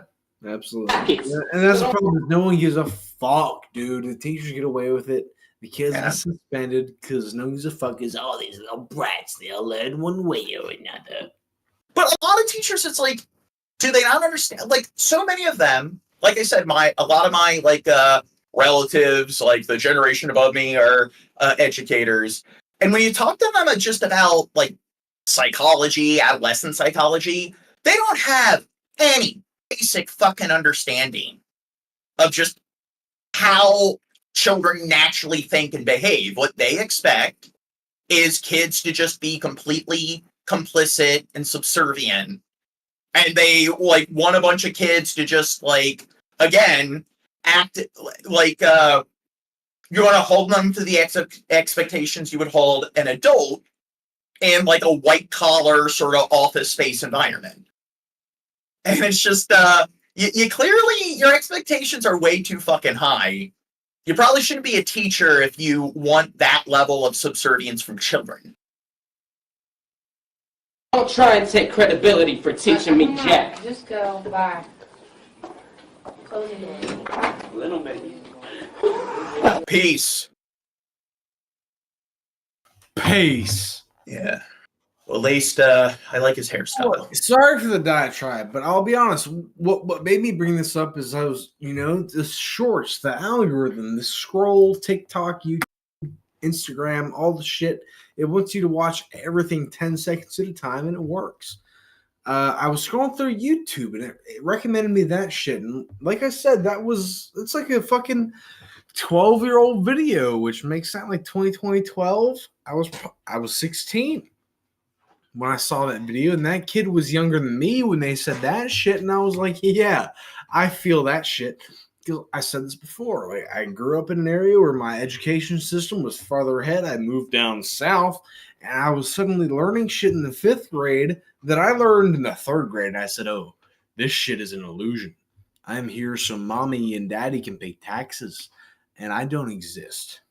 And that's a strange thing to experience as a kid. Anyways, I didn't give a fuck, and I still don't. So don't fuck with me, John. What's the next video? Well, anyway, what is it? They asked, wait, you teach psychology in school in the U.S.? Sometimes. Yeah. I took psychology 1 and 2 honors in high school. So what? I know about Freud and the Pavlovian response. You know what? I'm drooling right now at the thought of this Four Loko. Okay, anyway, yes, in high school, they do have elective courses, but only certain high schools. And you would think that if you're an educator, maybe they should be required to take like classes on like early childhood psychology or adolescent psychology, but they don't. So it's just, and you know, I'm going to argue that when it comes to mandatory subjects, the overwhelming majority of people are not going to use chemistry, physics, like civics, like history and stuff when they get out of school. Wow, this shit they stress so fucking much because we need people to make bombs. Anyway, sorry, continue. Yeah, so it's like the overwhelming majority of people, if they're not interested, they're just going to forget everything they were taught in that subject.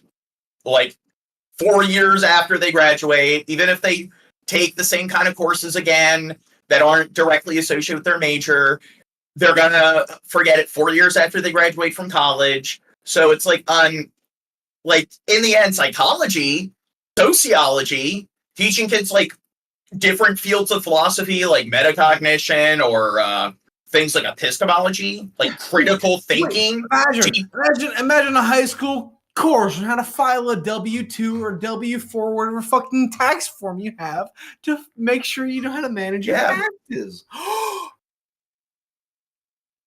But also, it's like, again, you bring, like, I've discussed this with other people, and one of my relatives, who's a teacher, said, when would a kid ever use that in real life? When I'm talking about epistemology and, like, teaching critical thinking, analysis and assessment, knowledge is justified true belief, teaching people about implicit bias and, like, logical fallacies. Knowing the square root of something is far more important. And then also just teaching kids how the brain naturally works. And it seems like a lot of people really don't fucking understand just the basic science of how people naturally think and behave. So many fucking people or like when people say, I don't lie. Maybe you should teach people that, you know what? People lie all the fucking time. Babies will lie. They'll cry to see what they can get away with. Maybe when people are like, hey, this one person who disagrees with me or whatever, they can't admit that they're wrong or whatever. It's like, it's the self-serving bias and confirmation bias. This is something that science shows most people do without even being aware of it. So a lot of people don't really seem to understand how their own brain works and how, like, even people they interact with, how their brains work. The attack happening just a few blocks away from Lincoln Center, and that suspect is still on the run tonight. All right, Fox 5 Duarte Geraldino spoke exclusively with the woman. What did she have to say tonight, Duarte? Steve, Natasha, that 81-year-old woman told me she feels lucky to still be breathing and walking. When I sat down and spoke with her, she also explained how she has bruises over much of her upper body. The neck was almost as fat as my face. My nose is broken. Here, you can see the swollenness here. Can you see? I didn't know there's 2 videos on this. Yeah, maybe I'll take my glasses and you can see. Next vid. A man is in custody for a vicious and... Can you have some kittens, Shab? John? What's that? Can we get some kittens, please? Okay, after this video. In downtown Dallas. After this one, a lot of people find this video... Okay, if you ask me when we already started a video, I'll do it once the next video is done. All right, I try so hard. I want a clean transition. I just want to court records. 36-year-old Antonio Banks followed his victim out of her workplace for several blocks. Surveillance video captured the brutal attack that sent the woman to the ICU last week. Fox 4's David Santendry, live with reaction. David. And that surveillance video was crucial in leading detectives to the man who they say is responsible for this apparent random attack. 36-year-old Antonio Banks is the man who... You think he's mentally ill? I know you shouldn't judge a book by its cover, but... No, he's fine. He's fine. brazenly and seemingly randomly bashed a woman over her head with a blunt object in downtown Dallas last Thursday afternoon and barely broke stride while walking away. I screamed/gasped. Just the brazen nature was very concerning. I haven't seen anybody who's seen it who hasn't had that response. Jennifer Scripps is CEO and president of Downtown Dallas, Inc. She saw the aftermath from her nearby office. The nonprofit provides security officers throughout downtown. Scripps says their security officers were first on scene. They were there helping. We were able to gather video very quickly from neighboring property owners. Surveillance video and images which helped Dallas police identify Banks as their suspect. That's the victim. Oh my God. Do you think he's just crazy, or do you think there was some motive or like emotional reason behind it? George Allen Courts building. She's part of the Scripps, and he's probably part of the Bruds. The Bruds. She began walking in downtown around 1 o'clock for her lunch break. She was unaware that Banks began following her. 14 minutes later, security footage from a 7-Eleven off Elm Street shows Banks continuing to follow her. 1 minute later, the brutal footage shows Banks swinging a blunt object covered in a red garment, causing her to immediately fall to the ground, unconscious, resulting in multiple... Do you think that should be like assault with a deadly weapon? Yes! Yeah. Ashes and facial fractures on the right side of her head. It's not good for our city. It's not good for the people who work down here and live down here. On Monday afternoon, Banks was arrested for trespassing at the UN That shit's not good for the fucking city, bro. Holy shit. Banks was taken to jail, but while in jail on Tuesday, detectives matched Banks' clothing and description to the assault suspect and obtained a warrant for aggravated assault, causing serious bodily injury. Since Fox 4 posted video of the attack last week, many people have been commenting about bystanders not helping, at least in portions of the video we received. It is my hope they just didn't even register what had just happened. Jail records show Banks was out on parole. That's the bystander effect. It's that I need to get to work or lunch. Other people will deal with it. A mother turns up the heat when tensions between high school students escalate at a local Taco Bell. Nope, it wasn't fiery sauce. She literally doused a group of teenagers with pepper spray, sparking a fist fight that is now going viral. We want to go live to Fox 11's Ed Laskos in Carson with more tonight. This is wild, Ed. Oh, this is a really wild one, Marla. The video is crazy. Stupid fucking Karen. Story, wait till you hear it. Even crazier. The woman shows up at this Taco Bell late last I guess she's not white, so she can't be a Karen. Around Wednesday last week, actually. No, she's not looking for jalapenos or sriracha, and she is not. She's not packing. She's packing her own heat pepper spray. Here, watch this video, will you? A blast of pepper spray, and it's on like Donkey Kong. There was nothing much I could do. Oh my God. And same for everybody else. She was Jesus. Okay, Granddad. just pepper spraying anybody that she could get to. That's the mother of a teenager. Wait, I do believe Nintendo actually patented that term. What? And they just used it. No, it's on like Donkey Kong. Yelling or that phrase. Fight kids one moment and the next spraying away. I say it twice. I couldn't pepper spray somebody else's daughter, and that's when She's a black Karen. she fakes like she do it at first, and she calls me a quote-unquote scary. And they laugh. And they laugh. Not laughing now. It's a wild scene, a free-for-all. Throwing punches. They're down on the floor. Throwing a right, a left, even throwing a hammer punch. It's like something right out of MMA. Going down here at Taco Bell. She kind of tackled me into the wall. It's like something right out of MMA. Sorry, I'm not. Now, what was she provoked over? Like punching on me and I'm kicking her, trying to get her off of me. And if that's not enough, the pepper-spraying woman even picks up a Chromebook computer and cracks one of the girls in the back of the head. No wonder they never had a chance. Once I'm pepper sprayed, and then you want to fight, and then They never had a a chance. Chromebook at my head afterwards too. On top of the pepper spray and stomping on us and all that other stuff. All the other stuff is the aftermath of an earlier argument the woman's daughter had with the other 3 teenage girls. It's an argument that ends in violence. Horrible. They shouldn't have never had to experience such a traumatic experience. What the fuck even happened, bro? I'm telling you, as a drunk motherfucker who just perceived all that, whatever the fuck that was, what the fuck went down?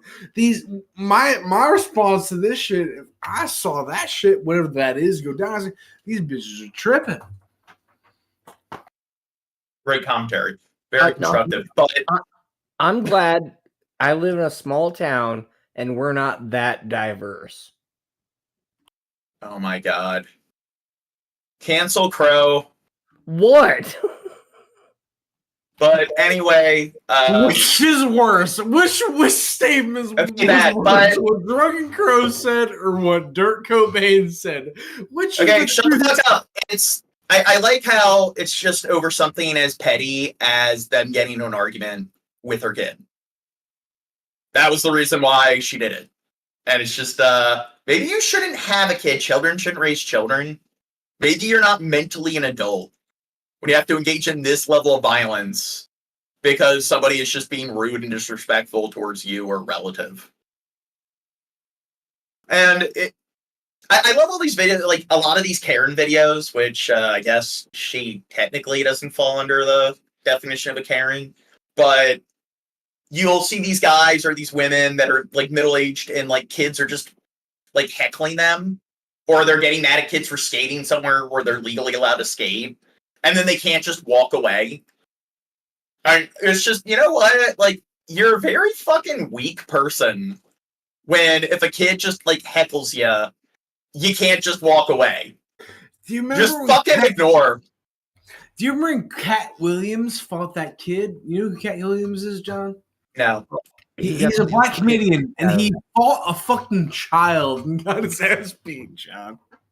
First Department confirming that woman has been arrested. We still don't know exactly what charges she'll be facing. These teenagers, all sophomores over at nearby Carson High School, they're worried that the woman might just get off, as they say, with a slap on the hand, but they want some serious charges filed against her. They want felony assault charges filed. We'll see how it all plays out. Well, what she did was, like, battery. She beat them with a fucking object and pepper sprayed them. For now, we are live here in Carson. Back to good night, L.A. Hey, Ed, the one girl with the crutches, was that as a result? I mean, you she could suffered? argue pepper spray or seasoned their food. No, interesting. She was just trying to season their food, really. Basketball training that night to practice. But anyway, she hurt her ankle playing basketball. But she said in that fight, in that melee, that woman, she alleges, actually grabbed her leg and twisted her ankle. So she's in another boot now, and her ankle injury even more serious because of all the craziness. Next vid. Yeah. I guess there's an update on this, but Go back, lay it again, because I want to. So roll it back, don't play it. I want to give my delivery, my commentary to this. Play it in half speed before I give my statement. Whoa.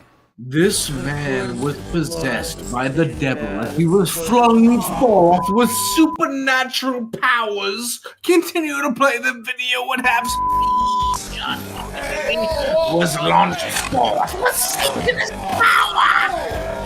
And he tried to claim this woman's soul. What's that? This man performed a devilish ritual in order to. He was propelled through infernal demonic energy to cross over the judge's booth and claim her. And I'm telling you, this is demonic energy in effect. You can see. This is like what you see with antisocial personality disorder. No, roll it back again. Okay, now roll it back one more time. We already saw it, but anyway. He is imbued with supernatural power. this is what we see with antisocial personality disorder, where it's like there's no foresight whatsoever. It's like he's already going to jail and he's mad because he got a sentence. So he's going to jump over and beat the shit out of the judge. And it's like now you just extended the prison sentence. The name and jump into him, John. No, he's blindly attacking a judge. Now the defendant, Yobra Reddit, has pleaded guilty but mentally ill to the charge of attempted murder.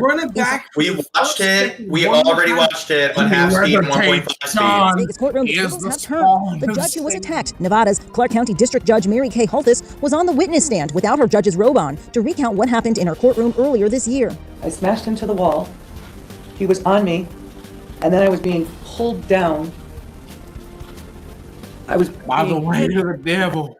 It was demonic. It was ethereal forces pulling me down, and this man, he raised 3 feet off of the ground and pounced me from across the courtroom floor. He was possessed by the devil. I seen it before my very eyes. Okay. Do you think maybe you should call it a night? No. I was possessed by the devil, John. You're right. He jumped into my soul, and you're right. And you challenged me, John, in the name of the Lord Jesus Christ, and he came out of me. And you're right now, and I focused, John. I'm back. I'm here right now, and I'm going to take another sip of this Four Loko, and I'm going to be here. Okay, let's continue. I don't know where. I had closed my eyes. I was trying to protect my face and my head. The attack took place after Redden had pleaded guilty to attempted battery. The judge teared up, sharing her side of the story.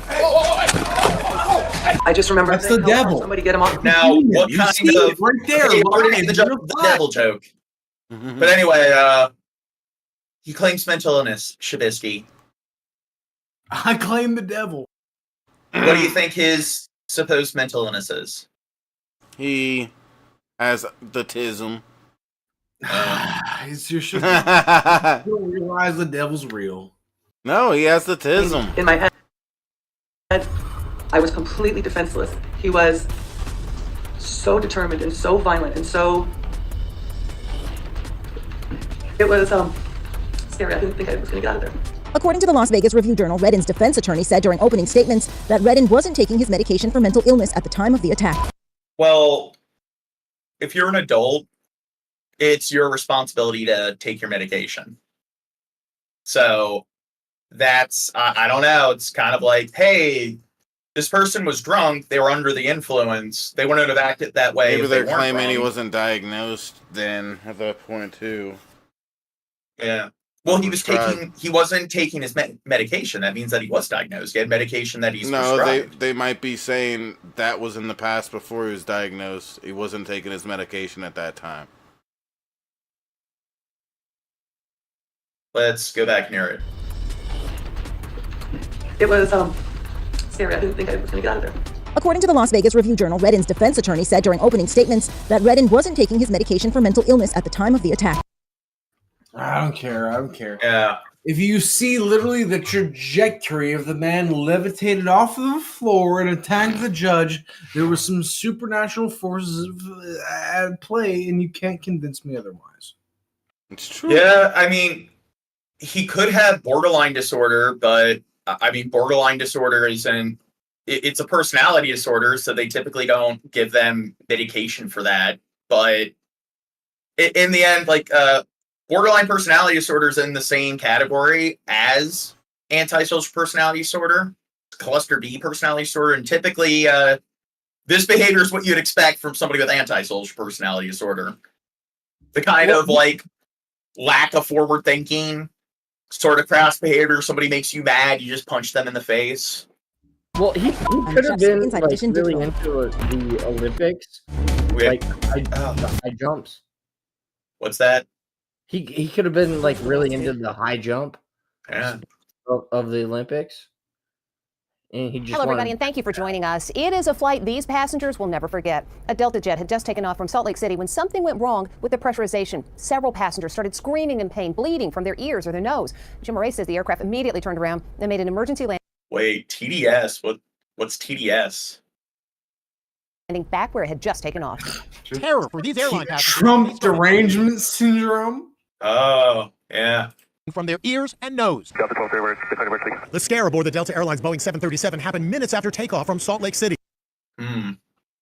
Well, I would say that personality disorders aren't really an excuse for committing a crime, because people with personality disorders know right from wrong. And personality disorders aren't really, I mean, everything comes down to genetic environmental factors, but it's not like autism or ADD or bipolar disorder where you're either born with it or you're not. Personality disorders are usually developed from people being raised poorly. So in a way, they're a victim, but still, if you're a middle-aged adult, you know that jumping over like table and beating the shit out of somebody, that that's definitely not acceptable. As the flight ascended to 10,000 feet, passengers grabbed their... If he had schizophrenia and he wasn't taking his medication, then maybe. If somebody's going through psychosis and they assault somebody, then okay, I'm willing to discuss some kind of insanity plea, but I don't think any licensed practitioners, psychologists, psychiatrists will claim that any personality disorder is a valid excuse for violence. Ears in excruciating pain. JC Purser says the pressure actually caused her eardrum to burst. What did it feel like for you? At first, my ear was just popping over and over and over, and then I got a stabbing sensation. I felt like I was being stabbed in my ear. Coworker Josh Day actually had blood dripping out of his ear. Just kept building that pressure, almost like someone squeezing a stress ball and never letting go. It hurt so bad, I started crying. Passenger Karen Allen says it was scary. When you see people bleeding from their ears and their nose, that's got to be terrifying. Yeah, to realize that many people had blood coming out of their ears and some out of their noses was pretty unsettling. The airline says the aircraft was unable to pressurize above. Jeez. Now, shit like this, it's I know it's the safest way to travel, but it's the more you fly, the more, well, I guess every time you get into a car, the likelihood goes up, so whatever. 10,000 feet. It just started going up and down like this, and that's when we knew something is not right with this plane. They did. I don't returning to the Salt Lake Airport. What's that? Me, young dirt, no brain. The dirt without a brain, dirt, no brain, has never ridden on a plane. And honestly, I'm fucking terrified of it, bro. Pussy. It's a bus in the air. If you ever taken a bus in the air, except my sister. So I talked with this about my sister, and I was like, who knows where we'll go? And I'm like, my sister owns a dog training company, and she was like, look, listen, turbulence will make you feel like you're going to die. And all you can do is ask for the fucking flight attendant to give you another shot of vodka because you might die. Wait. I'm scared to fly. I've been in situations where there's turbulence, and it's not really that bad. Vodka, John, because What's that? You don't need it. You don't need some vodka and turbulence. Well, it happens. I think I would. It happens a lot. It's just. And that's what I'm saying is oh shit! Suddenly we're about to plummet 1,800 feet. No, it's just you get jerked around a bit for a minute. It's usually when they're landing. Yeah, but it's scary, John. I've never done it before. No, it's I've never done it before. You said you circled around Baltimore for an hour or two. Well, yeah, they were like, we're coming into Newark or DC, and yeah, it took 40 fucking minutes because they one of the airports they had a airplane take off when we should have been landing, so there was an extra 20 fucking minutes, but we fucking circled the airport for another extra 30 minutes. And it was fucking bullshit. But yeah, turbulence and whatnot, you're basically on a fucking, like I said, you're on a bus in the air. You're on a tin can, so far fucking up in the air that it doesn't matter. But I literally might shit myself. I've never done it before. I guess the most. I've never been on a plane. It's the most unnatural, I guess, way to travel in terms of using a vehicle. But it is technically, it goes against intuition, but it is statistically the safest way to travel. You're less likely to die in a plane crash than. You're right, dude. Me and Danny almost fucked up several times on the way to DC, but we won't talk about it.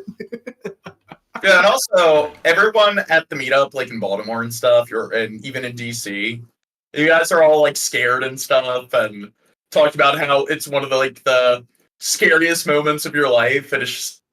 Oh, I don't know if I said that. Well, I was in the car with you guys, and it's just whatever. It's like you want to say scariest moments of my life? I don't know, John. I've had some scary moments. No one stuck a gun in my face while I was in DC, bro. So I had a great time, honestly, bro. But like, I'll say this: no one's ever panhandling me so much in a week's time. Yeah, but you see that in every city, like Philadelphia, New York. I have it like, where I am too, just not as much. Well, you're in a metropolitan area. I'm just gonna give you a heads up, Dirt. Just gonna give you a heads up, Dirt. Don't buy anything at the fucking airport because it's fucking expensive. I won't. Yep. I'll literally get so drunk. I take 12 tabs of acid before I get on a plane. I'll be straight. Nobody will look at me. I spent $20 on a ham sandwich, and there was probably like 3 slices of ham on that sandwich. Hey, my first time flying was when I was 8, and I wasn't nervous at all. You all a bunch of pussies. I've never been on a plane.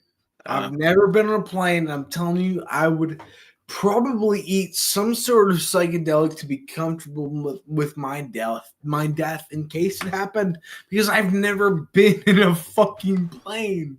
Yeah, take LSD. LSD? You've never taken LSD, have you, John? Actually, yeah. When I was younger in high school at a party. Would you? So, John, in Vancouver, will you take LSD with me? Because I love LSD, and I have taken a maximum of 12 micrograms of LSD at once. Which is 12 tabs. Well, yeah. Oh, and Byron, yeah, it does, like, fuck up your ears. It's like, so that is the most annoying thing about flying. Because people were in pain. Well, actually, I'd say that's less annoying than just going through, like, security and everything and waiting just for everyone to board the plane, get off the plane.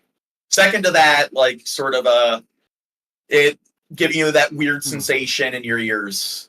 Second most annoying thing. So I'll tell you this, man.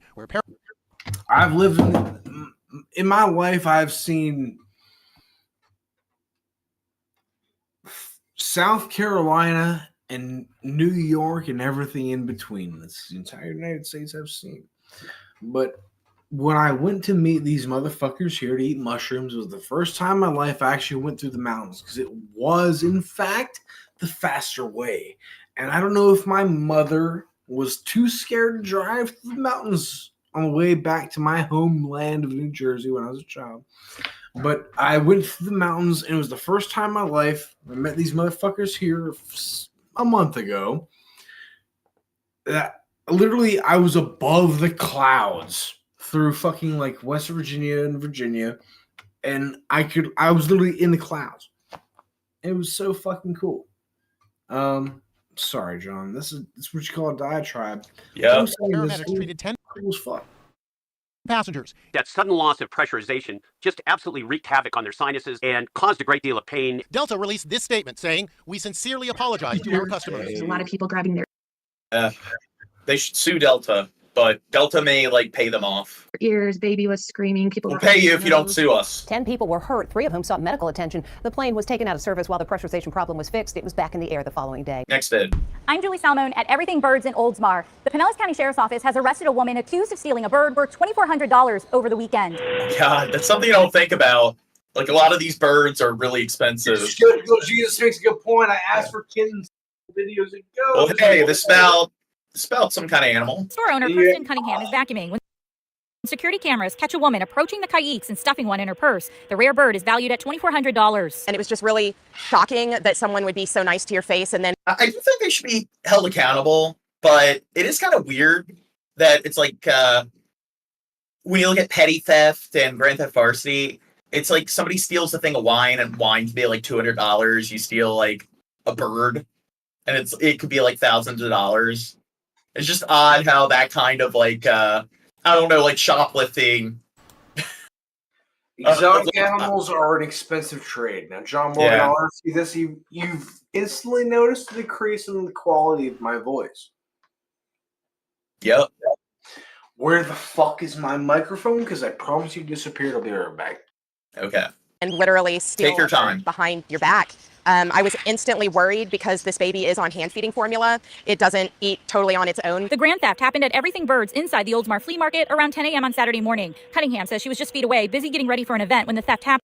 She should have stolen it and then taught it a bunch of bad words and then returned it. The black-headed kayik is a rare, curious, and playful exotic bird. These, typically they're indigenous to South America, to the Amazon region, but all of our birds are raised and born in Florida. Security footage from inside the store circulated on social media. The Pinellas County Sheriff's Office made an arrest nearly 24 hours later. Grisel Neastel faces a grand theft charge. According to an arrest affidavit, multiple people recognized. And I like how people do this shit when we live in a day and age where cameras are everywhere. It's like, how do they think they're going to get away with it? The suspect and called authorities. Well, she fucking ate arrested it. her at her home in What's that? She ate it. Largo and recovered the bird. And thank you to the people who did recognize this woman and turn her in, and to law enforcement who worked quickly. It looks like justice will be carried out, and we're just extremely relieved and thankful. Cunningham encourages small business owners to invest in security cameras. She says surveillance video plus help. Maybe I should get a pet bird. Unlike rats, they usually surpass their like human owners in life expectancy. Birds have a long ass lifespan. Yeah. Thank you for joining Elsa Hack. And For the bird's safe return. In PPP stream. Okay. Oldsmar, Julie Salamone, ABC Action News. Anger erupts at a local city council hearing. These people are demanding justice for a... Oh, here's another animal video. Animal shelter puts down dog without owner's permission. 12-year-old yellow lab named Gunner. Justice for Gunner! When Gunner's owner Courtney Gilcrease stands to speak, she's immediately ushered out, but not before uttering these words. Justice for Gunner. Courtney and her husband John say their beloved pooch was euthanized by a local animal shelter without their permission. It's devastating. A photo they took of Gunner relaxing in the back. Yep. Yeah. I can't. You got something to say? I can't. Bro, listen. There's not many times in my life where I really identify with the fucking whoever starring. Listen, this is not okay. I'm sorry. Okay. Backyard. That's I same disagree. day. I He think wandered it's away from the great. couple's 8 acres Fuck of Gunner. property. Okay. He suffered from Oh my god. Don't ever let me see you. Fuck Gunner. I hate this dog. Instead, this entire stream. And your name in Minecraft. Gunner looks like he has 2 weeks to live anyways. Fuck it. They did him they did him justice. I Okay. will keep you alive, hoping that I know only could offer me the years of life Gunner could have possibly had left. Oh yeah, he had a whole week left until he couldn't I would get live up. for 100 weeks eating your flesh if only Gunner could have lived one more. One more. and had trouble walking, so the family didn't think he'd hobble very far. They say he also wore a collar with their contact information. Then a family friend noticed Gunner's photo on an animal shelter's Lost and Found page. Turns out he had wandered 12 miles from home. But when they went to the animal care center in Denton, Texas to pick him up, it was already too late. I said, "Did you kill my dog?" Oh. And she said, "Unfortunately, yes, we did." No! Was there a paperwork mismatch or something? I wonder what their reasoning Are was. you kidding me? She said he was old. He struggled to get up. He had arthritis. Filled with heartbreak and outrage. Are they allowed to make that decision? Dude, I'm telling you, I'm not. As a Minecraft player who has a lot of Minecraft pets, if someone killed one of my Minecraft pets, I would kill them in Minecraft. And light the Minecraft complex on fire.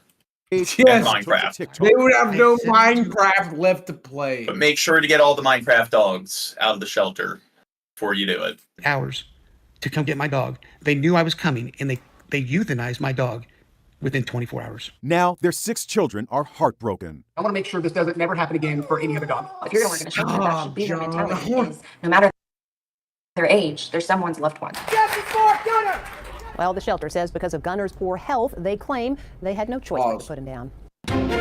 How long ago was this uploaded, John? How long ago was this uploaded? How long 2 days ago. I literally want to cry. Justice for this fucking dog. I literally want to fucking cry. Yep. This is the worst thing you've ever shown me on this podcast. Really? This the worst thing?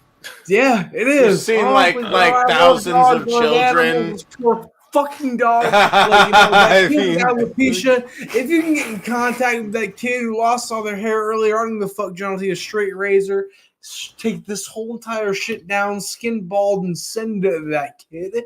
Make it happen, and I'll make it happen. My hair is not that great, but people claim otherwise. I don't give a fuck. Okay, let's continue. Health law. Well, this might be a statistic that surprises you. Americans are I guess here's something more positive. I am not sleep maxing. If I was sleep maxing, I would have been asleep 6 hours ago. point in the past 2 decades, as according to a Washington Post analysis. Better sleep and how to get perfect sleep has actually been trending on social media lately. It is called sleep optimization or sleep maxing. And some of the tips include eliminating distractions, no surprise there. Others are opting for things like jaw straps or mouth tape. You can also see other people providing their favorite. Okay, so if people have issues like teeth grinding and stuff, you can get like a mouthpiece. Yeah, it's CVS. It's like duct tape and shit. These are a bunch of like young hipster dumb fucks. That's like a bunch of pseudoscience, pseudo-intellectualism. I'm sure they did thorough research and all these like techniques they're using. Devices and stuff online, and then they all encourage followers. They're doing all this eyewear and stuff. Like, have they ever tried a plastic bag and duct tape? Well, I mean, it is like common knowledge that there's light pollution, so it's much easier for you to fall asleep if you're in an area that's dark, and to eliminate as much light as possible. But they sell night masks and stuff, so it's like, this is kind of like no shit. This is like some, like, I guess, method that people have used to improve their sleep for quite a while. Sleep scores. For more on this trend, I want to bring in sleep scientist Vanessa Hill. So, first of all, it seems like people have always wanted to sleep better. We are chronically sleep deprived, but there is something different about this trend of not only sharing your tips, but sharing your... Well, do you know why people do sleep? So we can get a taste of death while still alive. So I hope so. Yes, I just want another taste. Yes, it's when your brain repairs itself. So your brain repairs itself during sleep. And what I said. Yeah. Yeah, which is what your brain is trying to rapidly do while you're dying. So dreaming is like the most intense, or dying is like the most intense dream you'll ever have. Your brain is repairing itself when you're dead. Yeah. That's how life works. REM sleep, that's like the phase of sleep where your brain does repair itself. That's phase of sleep when you dream. And REM means rapid eye movement, because I guess sleep scientists, if they lift up somebody's eyelids, when you're dreaming, it's like your eyes are having a seizure or whatever. They're jerking back and forth and They everything. look around, yeah, because you're observing things, John. Have you ever had, night terrors? No. My sister, who I shared a room with growing up, had night terrors. That's fucking terrifying. You know what a night terror is right now? Yeah, isn't it when you have a nightmare and it's like you scream and wake yourself up? Not even. So it's kind of like sleepwalking while having a nightmare, because you can't have control, because all you can do is scream and point at whatever the fucking's fucking you up. So literally, I'd wake up at 3 in the morning. My oldest just going, Aaron, it's coming for you, Aaron. And it's like I don't know where the machine goes. It's terrifying, bro. Oh, young-minded. Why do I come when I dream, Gene? It's because you're having wet dreams. It's you need natural. More, I mean, once the testosterone settles in a young man, you start dreaming about a young man named Gene Morgan He's the perfection. He is what it is, and it's okay. And you pretend not to be gay. Yeah. Gene, You gotta yeah, come you more should when try to you're trick awake. us. So you gotta come more when you're awake, and then you'll come less when you're asleep. Stats online. What do you make of this new trend? I mean, personally, I think it's really good when we do have sleep trends like this. It means that You just are neglecting to clean your pipes during the day, young minded. people are thinking about their sleep, they're prioritizing their sleep. Personally, I think it's good because it makes me more money. Enough time for sleep in our days, and we're procrastinating our bedtime and things like that. So I think overall it's good. Sometimes when people can be too perfectionistic about their sleep, it can backfire. Perfect is often the enemy of good. And in that case, if people are stressing about it, if this is causing them more anxiety in terms of comparing scores with other people or trying to do too many things at once, then it may be sensible to take all of the tips with a grain of salt and just back up and do what works best for you. So it feels like most people now are wearing some sort of device. And I confess, I was wearing a device, and then I would wake up in the morning and I would check to see how I slept. And then I would either feel good. Oh, I have a retainer for like teeth grinding, so I have that, and then I'll wear like earplugs. So yes, those are the two, I guess, products that I rely on. Good or bad based off I of get what the benefit data of said. power earplugs, but I just use a fan. I got a big fan. I turn the shit on, I hear shit. About how I slept. I'm wondering deaf in if one the pursuit ear. of trying to. Yep. You lucky motherfucker. Sometimes it can. Some people really like When I sleep sleep tracking, on and it one can help side, them it's notice silent. patterns over time. For example, going to bed and getting up at the same time, having a consistent sleep schedule is really important for our health. And by tracking your sleep, you can kind of see if you're hitting those goals. But for other people, perhaps it is not for you, particularly if you are a bit more anxious or get stressed about scores and trying to be a perfectionist. So in that case, it might be better to just go analog and not track your sleep. Always worth trying if you're curious, but there's no... Yeah, and that's why like people who have poor sleep habits, they don't get enough like REM sleep. That's why they're more susceptible to like early, like sort of a cognitive decline. And they're much more susceptible to dementia.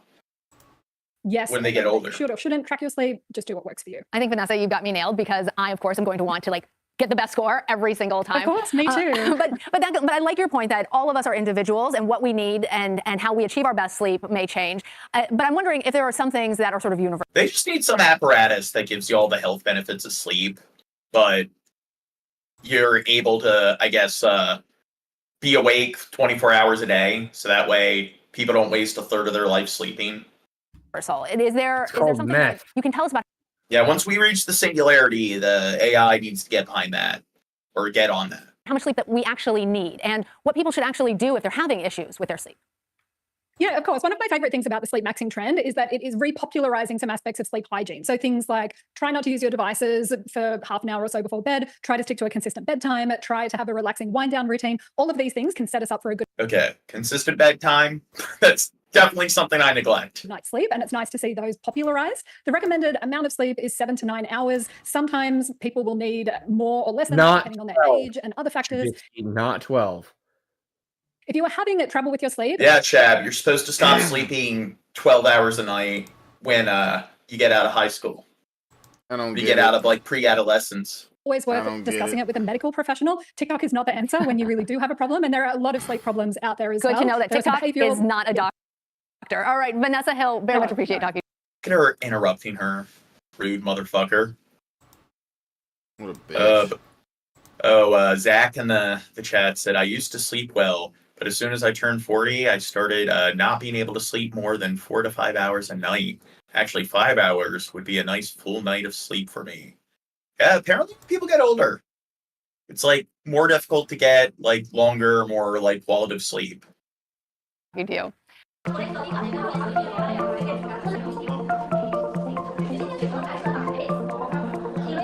Yeah, but apparently that's also like a universal thing. Like pretty much everyone when they get older, they aren't able to achieve the maximum sleep. So when somebody's like, "Hey, I'll make up for my lack of sleep when it comes to my work life when I retire," probably not going to be able to do so.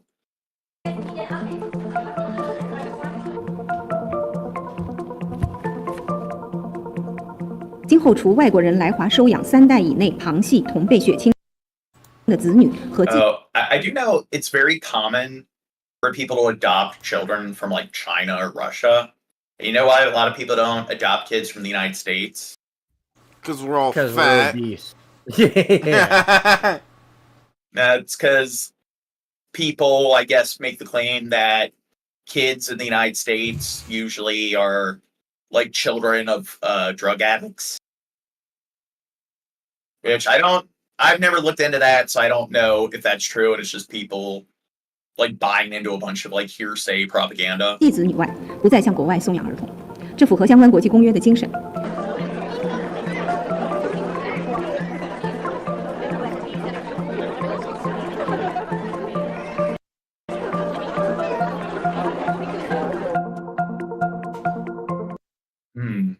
Started the adoption process, have been left in limbo.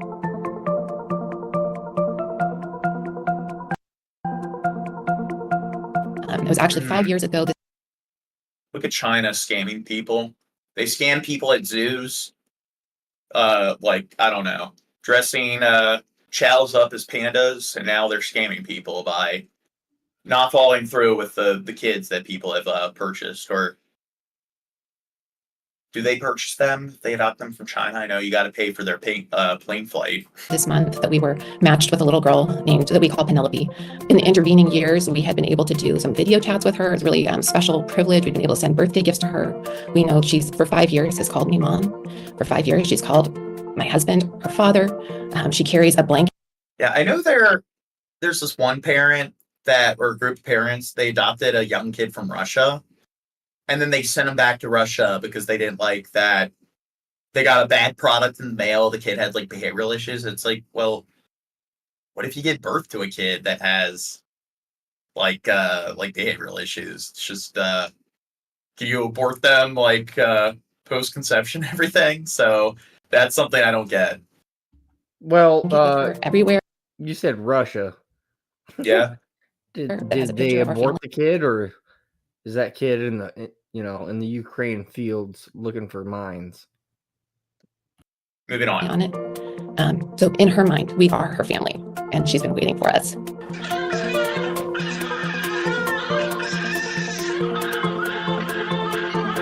Yeah, China's kind of fucked themselves over with the one-child policy because now they're dealing with an aging population where they're retiring like senior population is the largest like age demographic. So then that means that because they're older, they're going to take a lot of money away from the economy because money needs to be invested in caring for the elderly. Because they're not able to work, they're not putting like they're not actually generating any sort of like GDP. So then more people who are younger, who are working age adults, have to take time away from working to care for their elders. So China is getting to the point where they're probably going to have like a Great Depression over it. Well, it's not even that. So it is that as well, but so they recently, and as far as recently, I think it was like 2016, they boosted it up to you could have 2 kids. Yeah.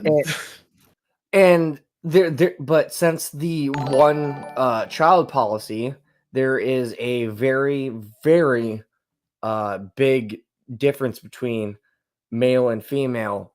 Yeah, ratio. Ratio. Like, yeah. And oh fuck, the point is more people want to have boys than girls because the way China works is that pretty much if you want to have a child that becomes like the heir of the family who's going to care for you when you're older and stuff, then you pretty much need a boy where they're going to be able to get a job.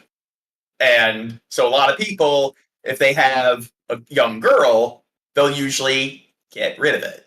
They'll do like pretty much a post-conception abortion.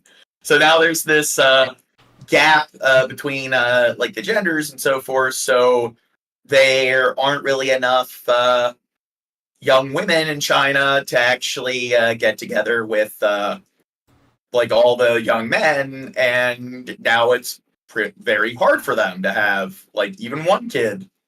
Also, I don't think we've ever gone into this. Like the youngest generation in China has kind of rebelled against what China or Kim Jong, or not Kim Jong, Xi Jinping stands for, and the social economical working class.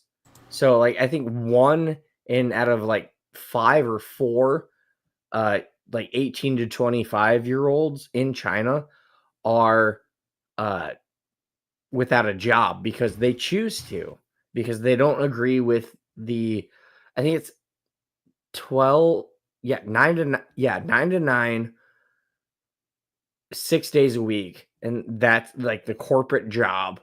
And the younger generation is like, oh, I don't want to do that. I want to have a more flexible job. And so like 1 out of 4 out of 5 Chinese citizen is just like, I don't want to do that anymore. So that's why they're jobless. Yep. Have we gone into that or not? No, not yet. Okay.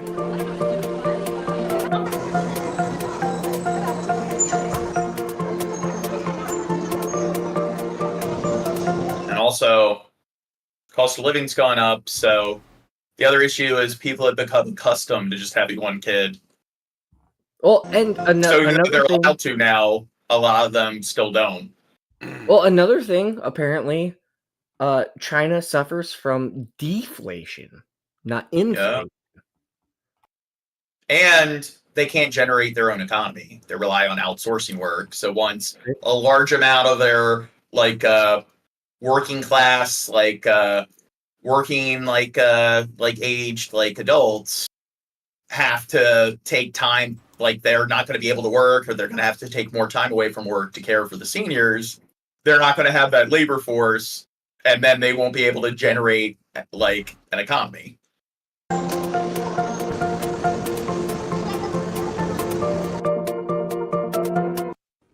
Now, China has announced that it is ending the practice of allowing children to be adopted overseas. At least 150,000 Chinese children have been adopted abroad in the last 3 decades, with more having gone to the United States than anywhere else. Explaining the decision, a spokeswoman said merely that the rule change was in line with the spirit of international agreements.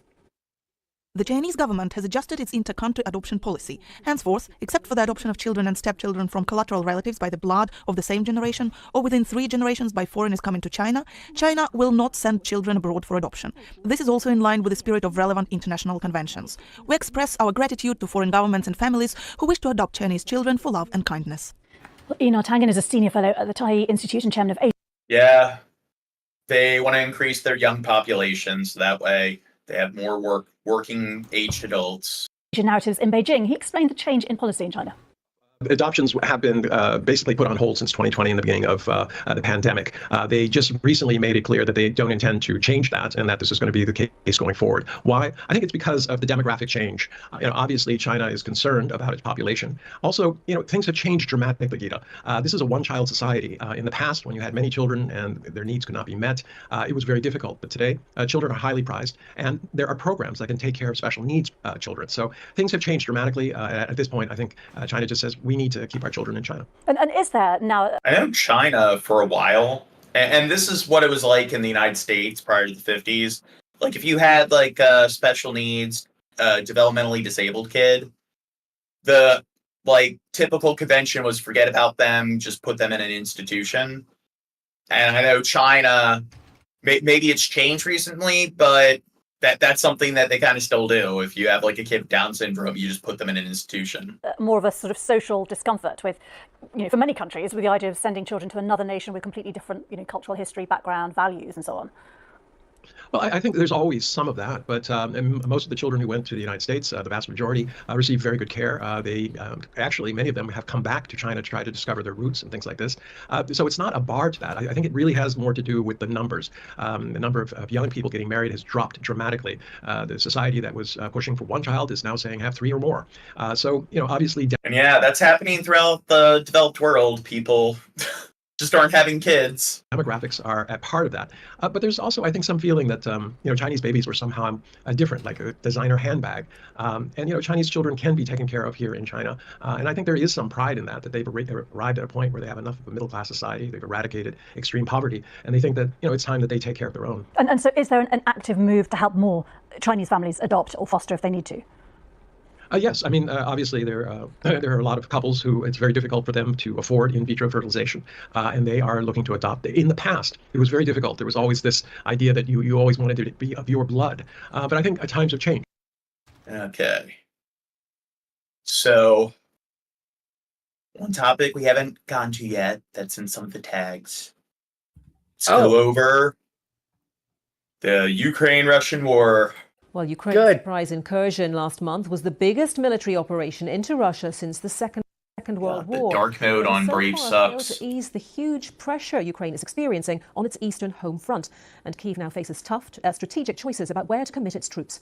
Nick Beek travelled to the regions bordering Russia and gained access to the latest Ukrainian army recruits at a secret training camp as they prepare to join the battle. After 2.5 years of defence, Ukraine says it's on the attack, but is waiting for greater backup from the West. A month ago, these new recruits were on the farm, on the building site, far from the trenches. Now they're being fast-tracked to the front line, and next up could be joining the Ukrainian incursion into Russia. I think this is the right thing to do. Look how long they've been on our land. You can't just sit there while they're capturing our territory. What will we do then? Will we become their slaves? The Ukrainian military, anxious that the location of this training remains secret, asked to see our footage before broadcast, but did not see our script. Ukraine is on the back foot in key parts of the battlefield at home, but the recent incursion into Russia has given a big morale boost, and it's also given this war a new dimension. Yeah. Are you aware of that, Chad, that in the last, month, Ukraine's been advancing into Russia? Whoa. Yeah. New troops are being recruited and trained, but at the same time, Ukraine now faces tough strategic decisions. Well, they've been kicking their ass. The offensive, it's kind of a shock, but they've continued to push forward and sort of a way to they're grabbing land to pretty much use as bargaining chips. So if a treaty is signed, it's hey, you go us back to some of these territories that you've annexed in eastern Ukraine, and we'll give you back these territories. I know some stuff that you probably don't, John. What's that? Okay, so there's this Australian company. I can't remember what it's called, but they pretty much replaced all of Ukraine's UAVs with this wax-coated cardboard UAV, and they've been making fucking big impacts because it's made out of cardboard, basically. And wait. I want to call out Northside Trap. He said the show, it's an Onion Nuggets ripoff. We actually were doing the stream or whatever before Onion Nuggets. So DFF, they started doing the Onion Nuggets after we started this podcast, so they're ripping us off. Damn, you're Thousands calling of them troops into out. battle, or will they be sent to Russia's Kursk region to hold the recent gains? These were the first Ukrainian soldiers to go into Kursk, helping to seize more than 100 settlements and capture 600 Russian prisoners of war, according to Kyiv. The men here, filmed in action, are now back. Regrouping, we met them just a few miles from the Russian border. We went far into the Kursk region. We were alone, as the forward team. We were on foreign soil, and we felt like foreigners. Do you know how long you'll be on Russian territory when you go back? We'll be there as long as we are told to. If we have an order to move forward, we can get to Moscow, and we'll show what you... Well, I'm glad you're not being serious, Northside Trap. And thanks for sticking around, contributing to the live chat, the chat rate. We hope to see you back. Ukraine is all about what our guys are like, real Cossacks. After quickly losing land at home, Russia has been fighting back, targeting Ukrainian positions. Kyiv had hoped that Moscow would divert thousands of troops from the east of Ukraine to defend Kursk, but that hasn't happened. Oh, Russia's not taking the bait. Known by the call sign Producer, this father of two hasn't seen his children in 3 years. Bill Hicks, this video is a couple weeks old. So we're watching them in descending order because we haven't been around the last couple of weeks. So I guess to catch everyone up. Story. Instead, he's been busy recovering Ukrainian vehicles recently damaged or destroyed inside Russia. One man, Putin Vladimir Vladimirovich, is attack our country. And what we have to do? We have only to defend our home. Through taking the fight into Russia, Ukraine galvanized its public and worried some allies, fearful of President Putin's response. But President Zelensky warns time is not on their side and that greater Western help must arrive, with Kyiv now... Yeah, stop giving the money to Israel so they can make, like, pager walkie-talkie bombs and give it to Ukraine. They have a more, like, I don't know, like, I guess cause that you can actually be empathetic towards. On yet another front. Nick B. Shab, do you want to, like, restrict those guys from RPGs? 3 people in Ukraine. Yes. What? Yeah. You don't want Americans to have RPGs? Nobody should have them. They're bad. Yeah, I'm fucking with But you. what about nukes? Only I should have that. Everyone has nukes. Give everyone a nuke. Were killed in Zaporizhia when a missile hit a hotel complex. One man was killed in the Dnipro region. Ukrainian officials say they shot down dozens of Russian drones. These new deadly attacks come a day after another wide-ranging Russian air assault, which wounded 4 people on the day the Ukrainian children returned to school for a new term. Ukraine's successes with its incursion into Russia's Kursk region and its... I love how it's like you look at Russia striking like civilian areas, civilian infrastructure. Maybe it's just because...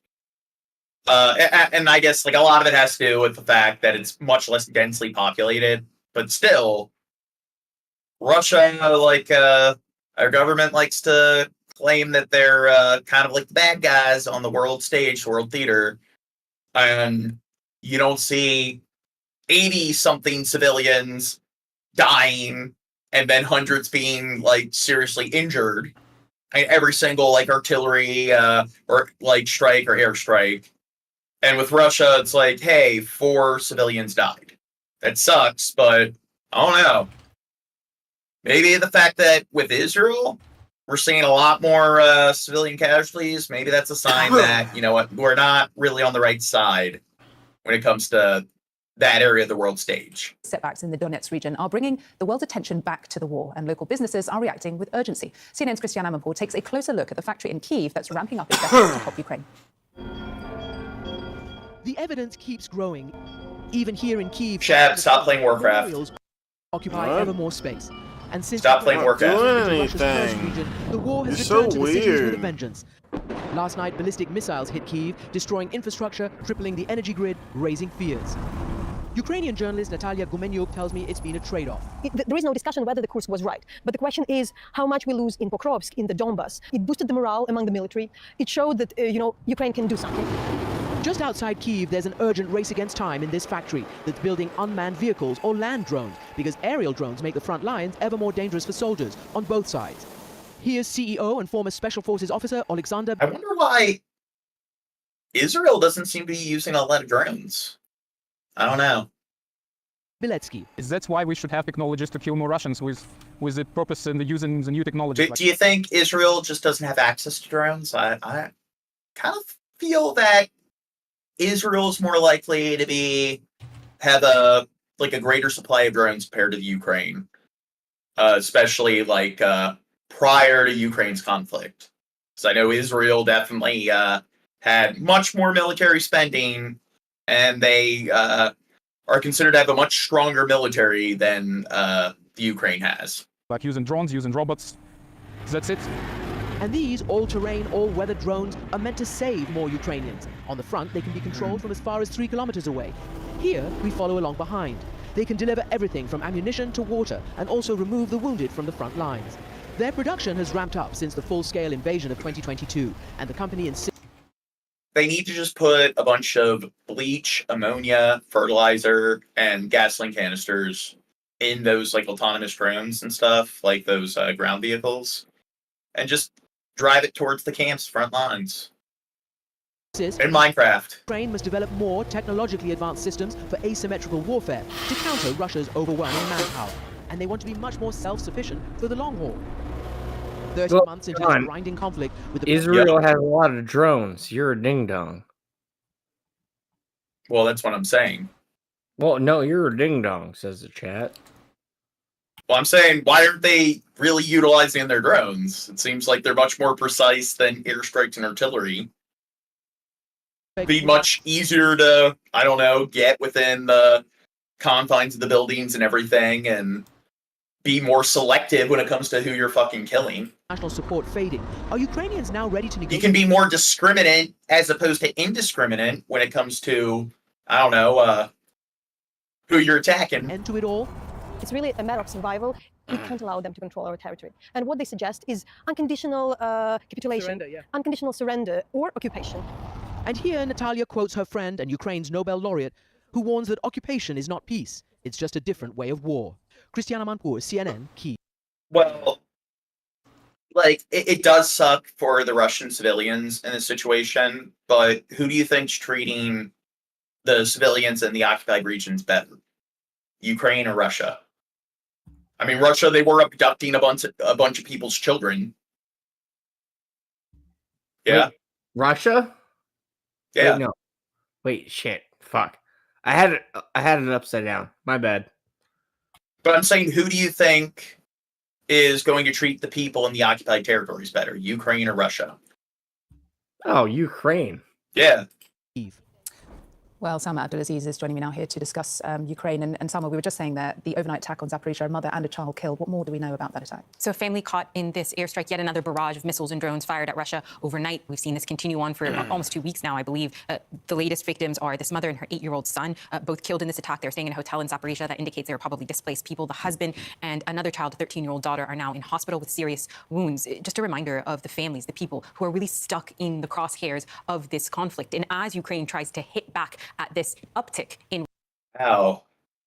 That looks like Gaza, except there's a lot less dead kids. Russian bombardment. It's really been an uptick since the invasion of Kursk a few weeks after that. That's really when Russian forces started barreling through with these drones, missiles, ballistic missiles near daily towards Ukrainian cities and towns. Ukraine's foreign minister is saying, we're fighting with our hands tied behind our back. And he is saying that... Yes, free Palestine. With the White House to lift restrictions on the use of long-range missiles. They want to be able to strike deep in the heart of Russia to hit these sites before they fire that barrage of missiles and drones, to be on the offense here with Russia. However, the White House is simply not convinced. There was a meeting last week in which Ukrainian officials... Wait, Young Mind watching ChatGPT videos?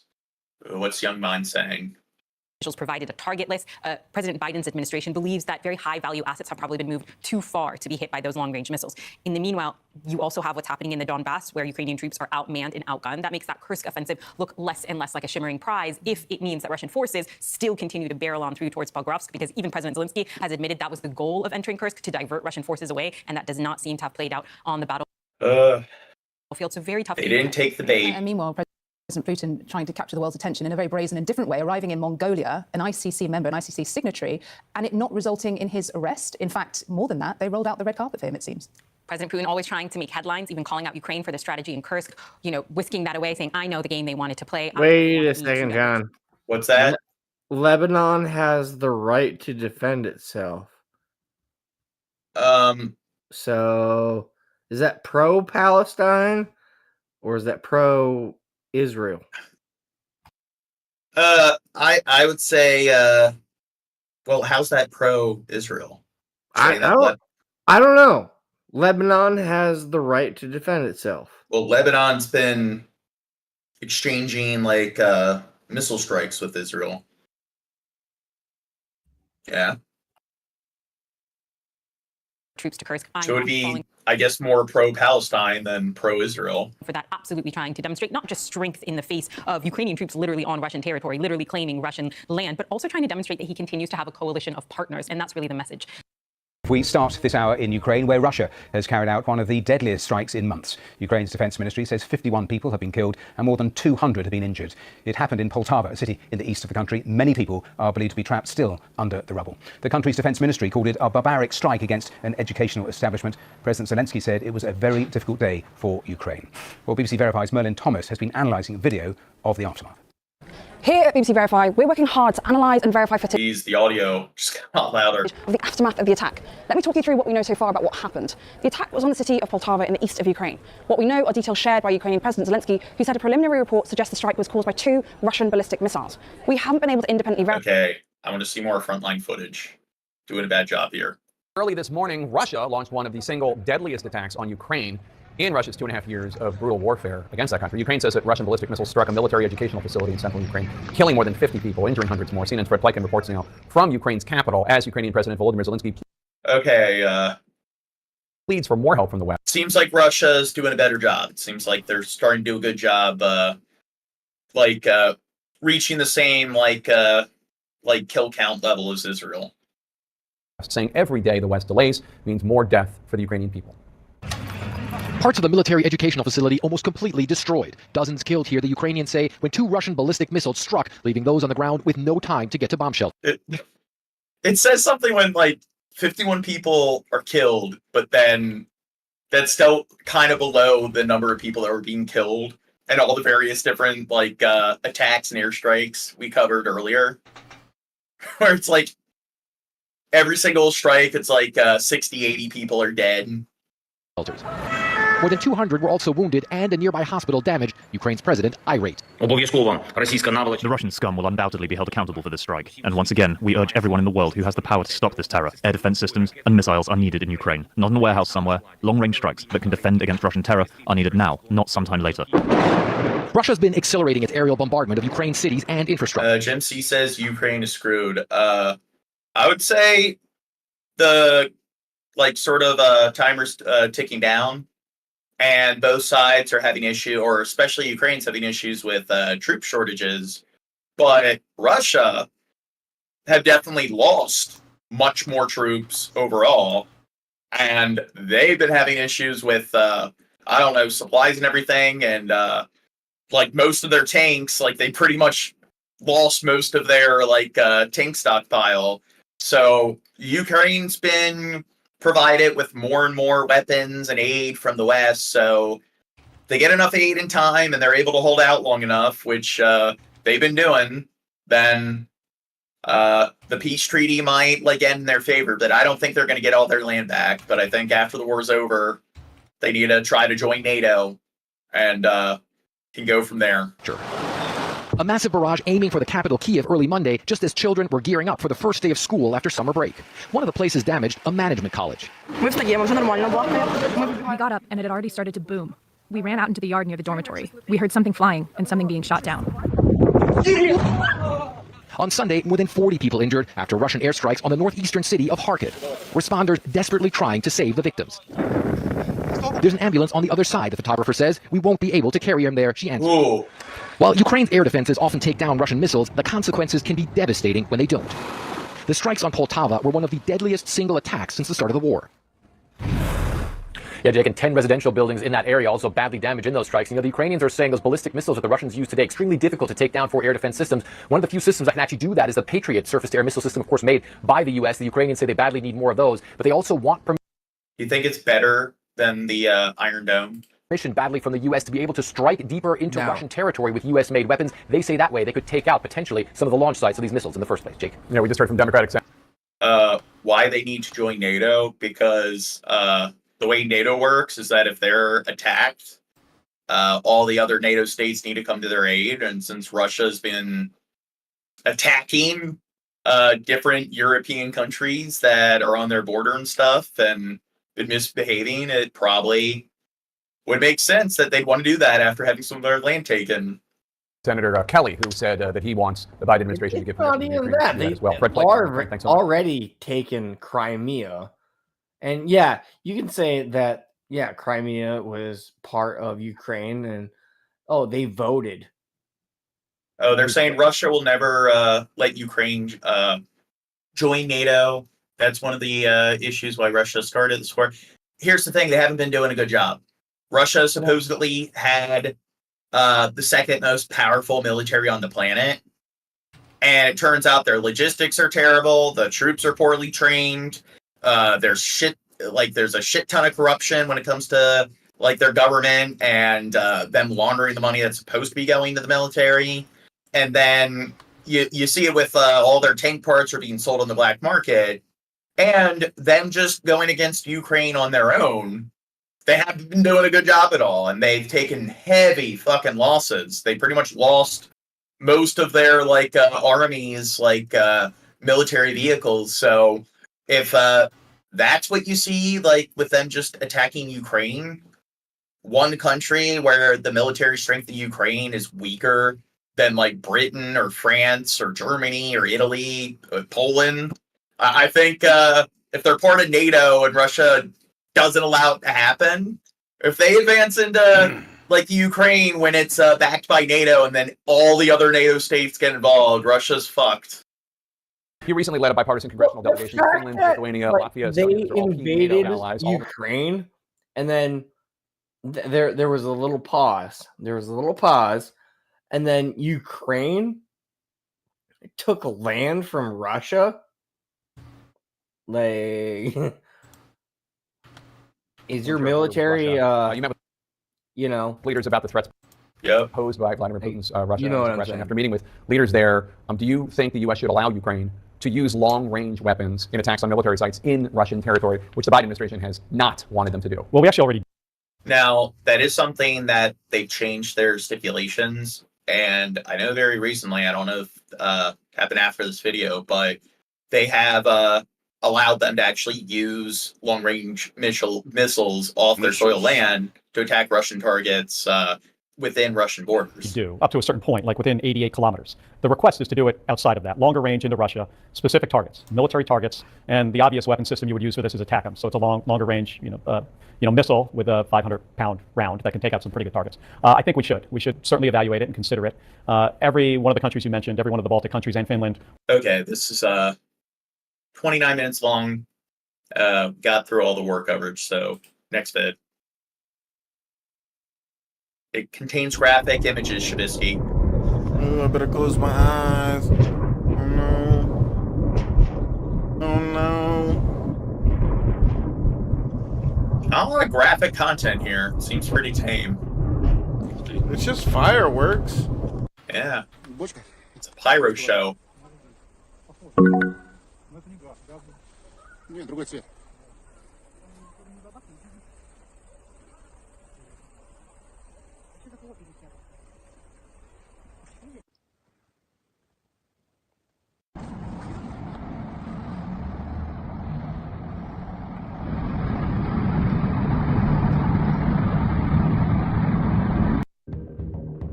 Where's the graphic content? See, I'm disappointed. It's in the mirror, Gene. The lingering fear the war in Ukraine could evolve into a nuclear conflict. Ahead of the gathering in Ramstein, there was speculation. Do you think Putin will ever actually use nukes? No. Mm-hmm. It's The an US would give the oligarchy. He's got rich Russians backing him, but I don't. They're all about money.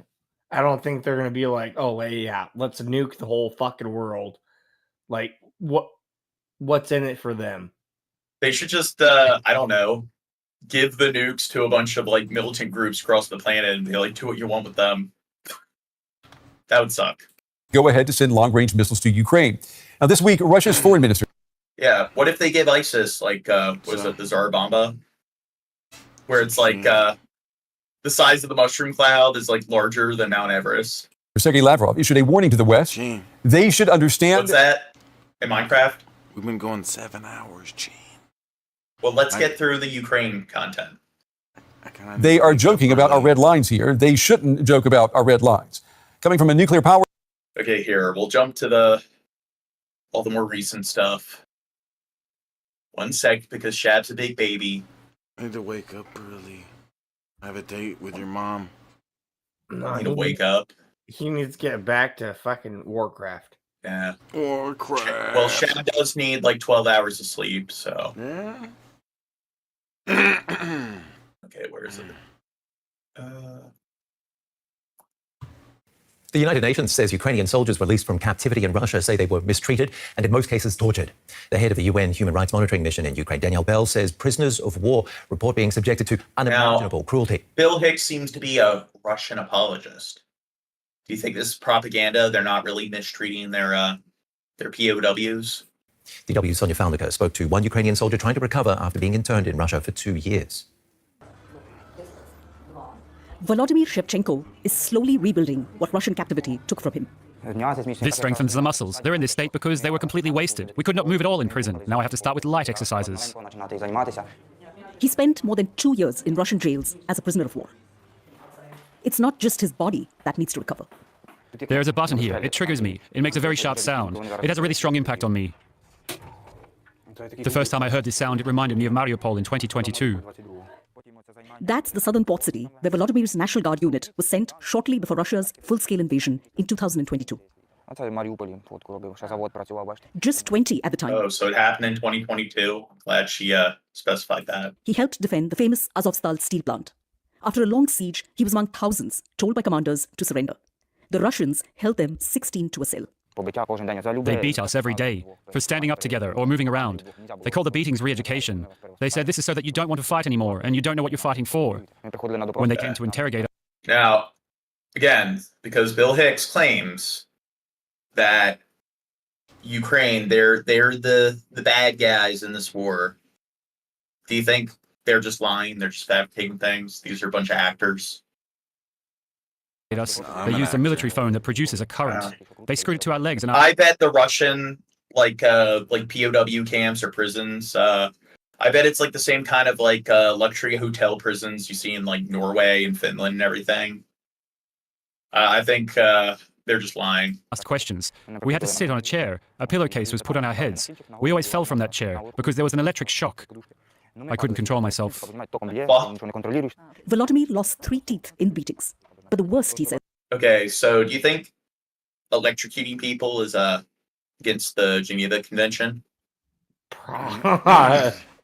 Yeah. Was food deprivation. Is it torture? More than 20 kilos. Well, at least they're helping them lose weight.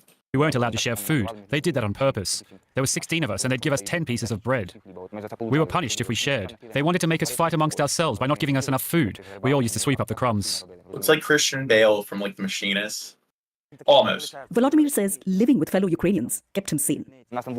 Among us were construction workers. There were some car enthusiasts. We thought of some topic and talked every day. I said, guys, don't close yourself off.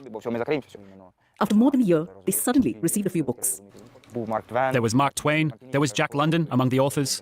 I really liked Dumas. I got up every morning and read a book till after lunch. June 25th this year, he finally got back to Ukraine as part of a prisoner swap. Fair point, Bill Hicks. How have all like the U.S. citizens who were like captives arrested in North Korea, how did they get out of North Korea? After spending some time there. Wonder how that happened. A huge relief, but reintegrated. It's almost like the government like that was actually like retaining them and everything. It was almost like, or detaining them. It was almost like they released them after putting them through like months of hard labor. So maybe it was that. What's that? What? Zidane is in waiting. I don't know if you want to pull him in. Yeah, Chef's just gonna play Warcraft, so play with your mom's butt. Yeah. Welcome to the 7-hour mark of the stream, Zidane. Yeah, I was wondering how long you've been going. Yeah, we're making up for our absence from the last couple weeks. Challenging. I didn't know what to talk about with my parents, relatives, you know. My father is still fighting at the front. I was very happy to see him. I didn't know how to wash, brush my teeth, wash my hair. Everything kept falling out of my hands. How to make a bed. It was very difficult for me. We were used to doing everything so quickly. Dude, do you think? I wonder if like the tremors and stuff and issues with coordination that they're dealing with. I know it's not Parkinson's, but that's what it sounds like. That they have like Parkinson's like symptoms brought on by all the like stress and torture.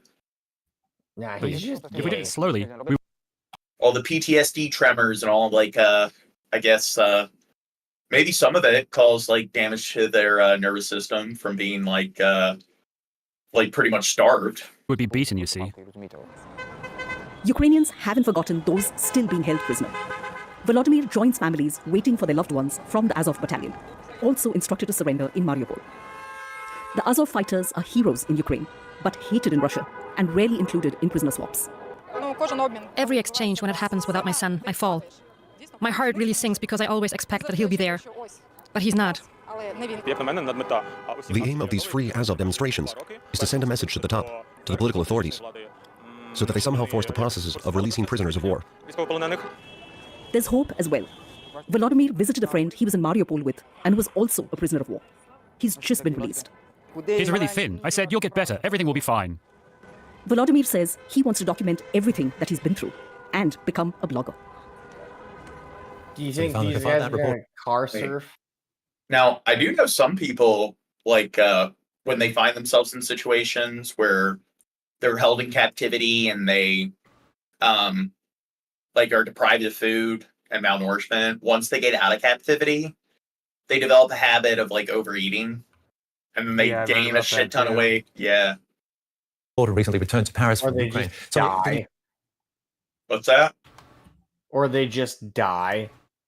What, when they're released? Yeah, because their system can't handle it. Because when the Russians liberated, I can't remember what camp it was. They gave the Russian soldiers gave Yep. They gave food to the prisoners that escaped from Auschwitz and the other concentration camps. Yeah, and then they pretty much just like either threw it up or shit it out, and they died. American troops that were there. Well, they're supposed to shit it out. That's kind of part of it. They either threw it up or they shit it out. Like, yeah, right away, like, you have to readjust to, like, eating a more, like, I guess, calorie-rich diet. But still, once they get adjusted to that again, then a lot of times they do start to develop a habit of overeating. Can you tell us, first of all, how widespread torture is among Ukrainian soldiers in Russian captivity? Well, that testimony that we heard from Volodymyr Shevchenko, the former prisoner of war who we saw in that report, I would say that testimony certainly corresponds. Okay, next vid. Now to the Russian... Usually once they start, like, the interviews and stuff where they go over all the shit that we already discussed, it's time to go to the next video, just for those who may not know. Invasion of Ukraine. Outgunned and outnumbered, Ukraine is finding its military ranks are not only struggling with low morale, but also desertion. Now the country is looking to a new kind of freedom fighter, convicts. CNN's Frederick Pleitgen shows us how one former war... freedom fighter. So Noel says, greetings from the Swiss Army Light Mountain Order Company. We out here, STG 90, hand freezing our balls or I guess they mean off in the snow. Wait, the Swiss are getting involved? I thought Switzerland, they were all neutral and everything. They're not even part of, like, NATO or the EU or anything. And went behind bars to find his troops. Ukrainian troops sweeping into a village on the Eastern Front. But these aren't career soldiers, they're ex-convicts who volunteered from prison, got some basic training, and were thrust into battle. Vitaly, 41 years old, 10 years in jail for theft and violence. You know, Switzerland, like, they were the only European country outside of, like, Britain that wasn't annexed by the Nazis. Yeah, but also played both sides. Well, they were neutral. They didn't get involved. They just played the defensive game. No, they played both sides. How did they play both sides? If I'm not being on one side, you would be like, oh yeah, you can send your shit here. And I know they turned refugees away, but I'm pretty sure they just kind of didn't get involved. And they had a pretty decent, like, when it came to their defense plan, it pretty much was centered around, like, defense as opposed to offense. So they didn't want to invade because it would have been much more of a liability. Наше завдання, нам його головне виконати. Не розсілюватися, ніколи не теряємося, зразу зібрані, мислимо швидко, чітко діємо. І дуже швидко все треба. The ex-convicts are part of Ukraine's 59th Brigade. Their camp near the front line, rudimentary, but a lot better than jail. Our conversations remain basic about survival or death. Many are dying here on both sides. The 59th Brigade gave us this video showing Russians fleeing a burning house as the ex-convicts attack. But Vitaly admits they are suffering casualties as well. Поняли. Ну, ми виходили на позицію, мого напарника розібрали одразу теж, як вийшло в поле. Почали скидами по чуть-чуть і розібрали. Дуже тяжко дивитися, але що зробиш? Their deal is simple. Fight, survive, and become free men. Да. В майбутньому будемо трохи змінювати свою сторінку життя, тому що як So now the Swiss gave their soldiers STGs. I know it's not related to this. I was just looking at the chat.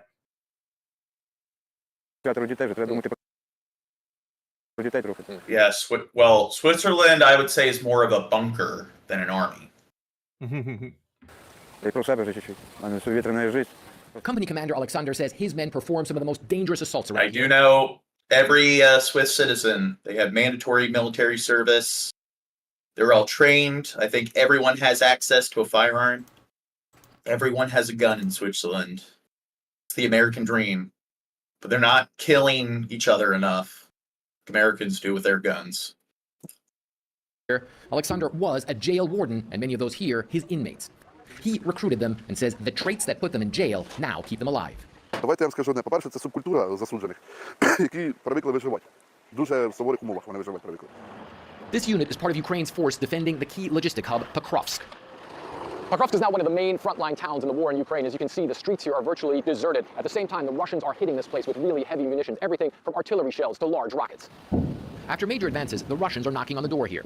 Shells and rockets constantly impacting, especially... I said they were Swiss. I'm wondering. There's the Swiss Guard that protects the Pope. Wondering, is the Vatican getting involved? Maybe he means that kind of Swiss.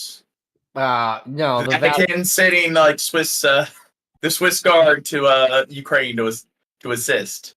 The Swiss are there to assist. In the evenings. And that's when the medics... No, I guarantee you, if the Swiss was involved, it would be with Russia, considering their history. Well, wasn't the Vatican allied with the Nazis in World War II?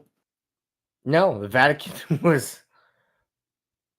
Yeah, it was allied, but... the Catholic Church had a treaty with the Nazis. It turned a blind eye with the Nazis. So... They show us this video of a U.S.-supplied Max Pro armored vehicle hit by a Russian drone. 2 killed, 4 severely injured. Casualties Ukraine's military, already badly outmanned, cannot afford. The medic, who goes by the call sign Barbarian, tells me. Менше. І скажемо так, що навіть один наш може з легкістю... This dork with his glasses. Бути на рівні з 20 росіянами. To be fair, Jokas, I have the same kind of prescription glasses. I don't wear them on stream. So they make me look like a dork, and they reflect into the lens. Do you know what they're called in the Marines? What? Spectacles? No, they're called BCGs. Do you know what BCGs are called? Big cockin', I don't know. Birth control classes. Birth control classes.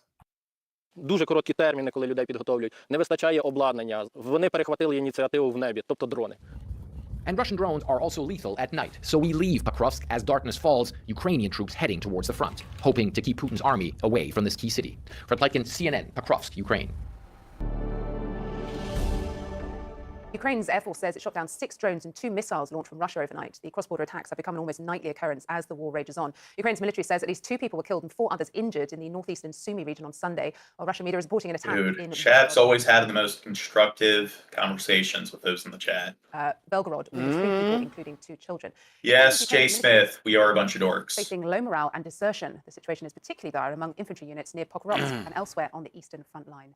Claire Sebastian is joining us here to discuss. Next vid. Breaking overnight, a major Ukrainian attack on Moscow. Russia says its air defense destroyed more than 140 Ukrainian drones in 9 regions of the country, including the capital city. They're starting to actually gain some strikes on the Russian capital. The officials say at least 1 person, though, was killed and 3 others injured in the attack. Video captured a large explosion. You can even hear the sound of the drone as it's going towards its target.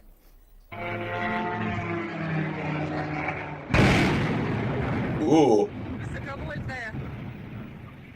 Wow. CNN senior international correspondent Fred Pleitkin in Kyiv with more for us. Fred, what are you learning about this attack? If they kill any civilians, they can just say that the other side was using their civilians as shields. And then it's okay. That is terrible. It really seems as though the Ukrainians have upped their long range. Or just blame it on the other side. They did. They killed their own men or citizens. capabilities. This is already the second very large-scale drone attack the Russians say that they've suffered from the Ukrainians in a little over a week. And this time, as you mentioned, more than 140 drones the Russians say that they've taken down. And it's quite interesting to sort of see the flight pattern that seems to be emerging of these drones. The Russians are saying that they shot some of those drones down in the border regions with Ukraine, but then obviously, as we've just noted, some of them made it to the Moscow region. And what we're sort of seeming to see here is that it appears to have been, at least in some places, an attack on Moscow's airports. The one person who was killed, a woman who was killed, was 46 years old, was killed in the Ramenskoye suburb of Moscow. That's southeast of the Russian capital, but that's also the place where the Zhukovsky airport is located, which is a civilian airport, but one that also is known to the locals as the Ramenskoye airport. Also, we do know that at other Moscow airports, flight operations were shut down for several hours. Dude, look at those hypocrites. Look at Ukraine attacking civilian infrastructure. Lines that are forming there. The Russians have said that they fended off those drones. Nevertheless, it does appear clear that the Ukrainians are able to mount large-scale drones. To be fair, when Ukraine attacks the civilian infrastructure, even though it's not completely ethical, you do see a lot less civilian casualties than when Russia does it. And when Russia does it, you see shit ton less civilian casualties than when Israel does it. Attacks. Well, at the same time, of course, over the past couple of weeks, we've also seen the Russians drastically increase their own air campaign against that's Ukrainian because cities. of climate. What's that? I think that's because of climate. I mean, it gets really hot and then you just get it over with. And then the wind What blows. are you talking about? Well, no, like in Russia and Ukraine, it's, somewhat temperate, but, Against Ukrainian critical infrastructure as well. All this, Sarah, as the situation in the battlefield really is heating up. In fact, we just returned from the east of the country, the area around Pakrovsk, the eastern front, where... Xvid.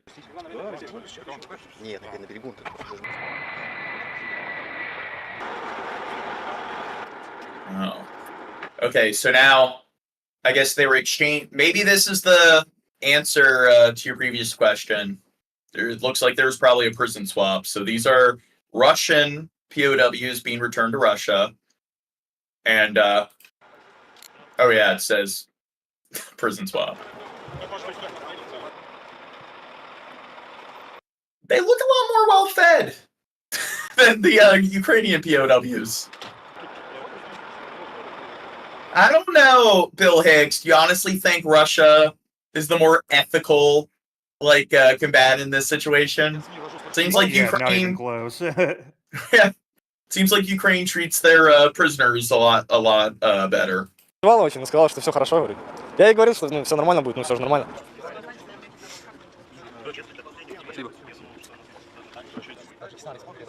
Лучше всех. Maybe this isn't even Russia. Maybe, again, this is just a bunch of actors. They're shooting this at a Ukrainian airport. Когда вот уже ехали сюда, я вот почувствовал, что все, родная земля.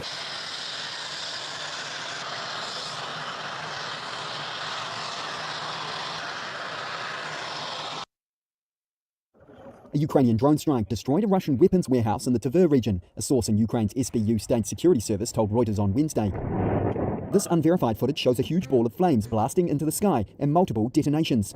The source said the warehouse in the town of Toropets contained weapons intended for tactical missile systems, as well as guided aerial bombs and artillery ammunition, and that a fire from the blast took hold of a nearly... Despite the explosion, I'm wondering, what are the largest explosions that we've seen outside of the bombs dropped in World War II? So there's the Chernobyl disaster.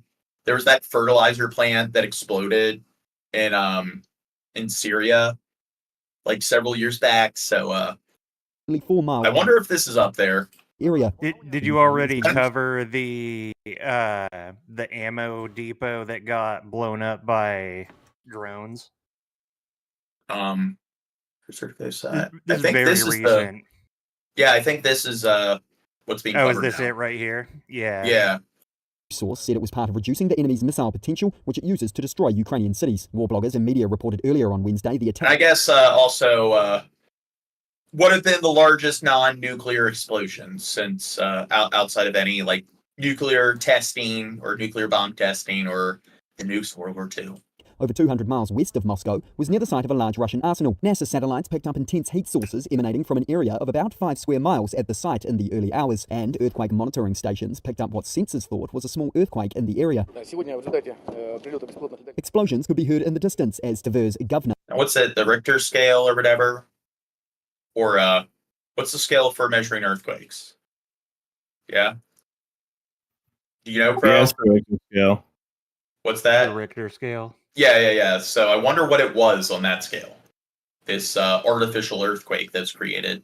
Igor Rudinya addressed local media. He made no mention of the weapons warehouse and said Russia's air defense system successfully shot down unmanned aerial vehicles overnight with falling debris causing the fire to start. He added that evacuations of residents in the area were underway. Rudinya later said the fire had been put out and residents could return with no recorded fatalities. Russian state media have in the past reported that a major arsenal for conventional weapons was located at the site of the blasts. State media, which is now subject to military censorship laws, was muted in its reporting on Wednesday. Both sides deny attacking civilians in the war fought since Russia's invasion of Ukraine in February 2022. Yeah. Israel misfired, and that's how all the civilians died. They made their way all the way. Accident. Yeah, they made their way all the way to Ukraine, Russia. Okay, moving on to our next story. In a daring and audacious operation, Ukrainian drones have struck a major Russian military arsenal deep inside Russian territory. The attack, which occurred overnight, resulted in a massive explosion and significant damage to the facility. Here's more details.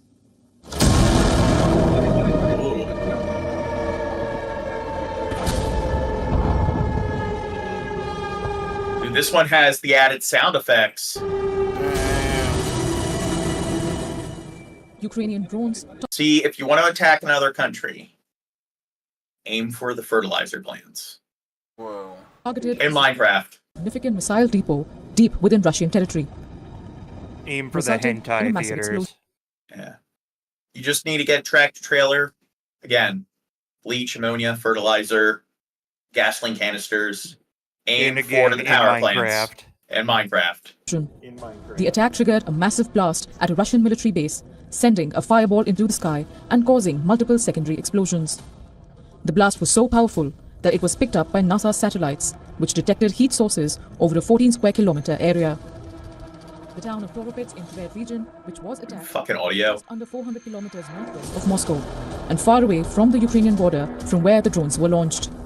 This is not the first time that the Tver region has been targeted by Ukraine. Now, it caused an earthquake. So this is one thing when it comes to using nuclear weapons. There's been scenarios where, in the U.S., they mistook a flock of geese as a bunch of U-2 Russian bombers, and they actually were readying up some kind of nuclear strike. There was in Norway, they launched some kind of rocket to study the celestial lights, and it was like a science rocket, and they woke up the president of Russia at the time, and they brought out the infamous black briefcase. So there's been plenty of close calls where this took really small scientific rockets or even geese. So I can imagine something like this happens where it's being detected from space. It's causing artificial earthquakes, and maybe somebody pushes the button a bit too soon. Ukrainian drones. Earlier this month, Ukraine launched drone strikes on power plants and a refinery in the area. However, this recent attack represents a major success in Kiev's ongoing campaign to degrade Russia's missile stockpile, which has been responsible for significant How do you think Russia's going to retaliate? Destruction across Ukraine. The arsenal in Tver reportedly housed Iskander tactical missiles, the Tochka U missile systems, anti-aircraft missiles, and other critical weaponry used to bombard Ukrainian cities and infrastructure. Ukrainian drones have been hitting targets deep within Russia regularly. On 1st September, Ukraine targeted the Russian capital in its big... It was really a boarding school for elementary school students, and they're just saying that it was some kind of munitions factory to cover their asses. Drone attack so far, killing at least one and wrecking dozens of homes in the Moscow region, forcing around 50 flights to be diverted from airports around. I'm sorry. It's Ukraine, they're the bad guys? Look at that fucking massive explosion. And there's only one casualty. And then look at Russia and Israel, where it's bombing a hospital and 90 people die. And they're proud of it. While Ukraine typically refrains from officially claiming responsibility for such drone attacks, it has repeatedly emphasized that these operations are justified responses to Russia's relentless missile strikes on Ukrainian cities. Kiev is also intensifying its push to gain approval from its Western partners to use longer-range missiles for deep strikes within Russian territory. Bureau Report, WION, World is One.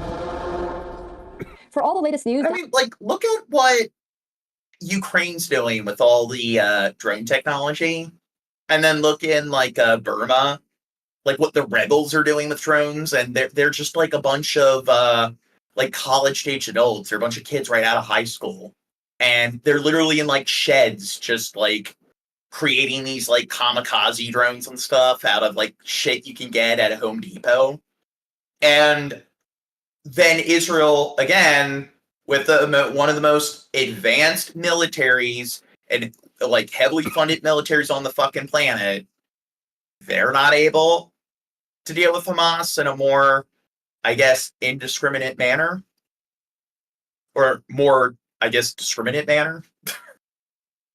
Download the WeOn app and subscribe to our YouTube channel. Gene, are you going to download the WeOn app?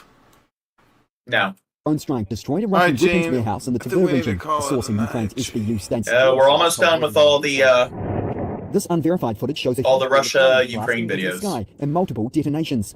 The source said the warehouse in the town of Toropets contained weapons intended for tactical missile systems, as well as guided aerial bombs and artillery ammunition, and that a fire from the blast took hold of a nearly... Air raid sirens are an everyday reality for citizens of Russia's border city of Kursk. Bomb shelters have sprung up everywhere.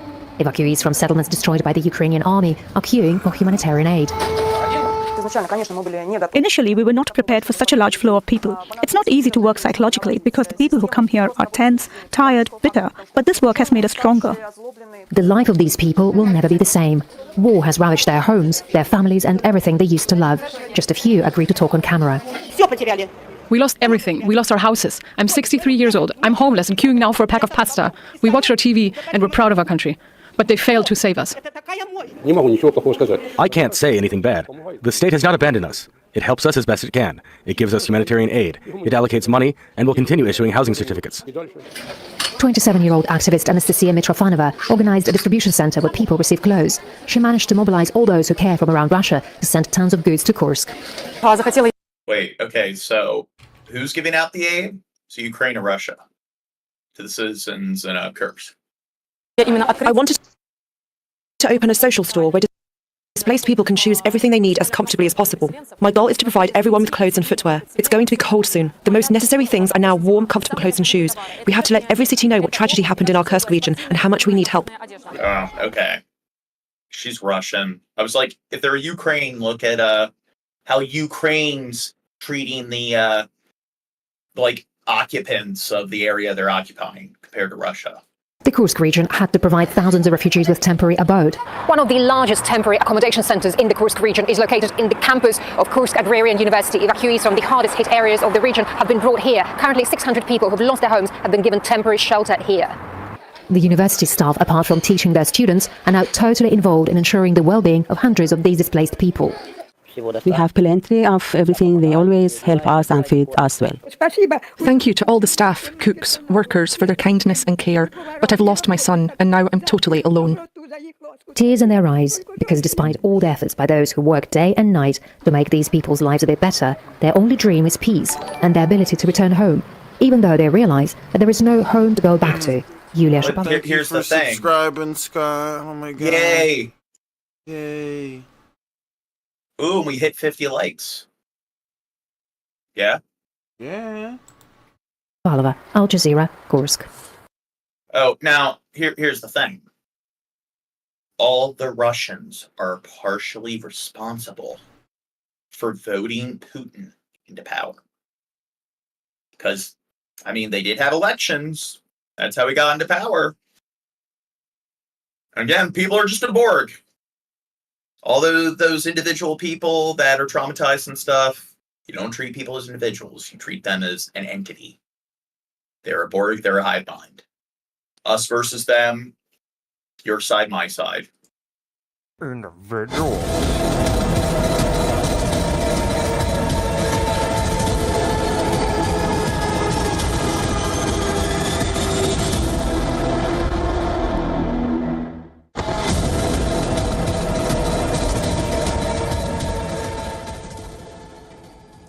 Shifting focus now to the Russia-Ukraine war, a fierce aerial warfare is underway between Russian and Ukrainian forces as the Russian here we go. So I guess they are covering something else. Make significant gains in Donetsk region.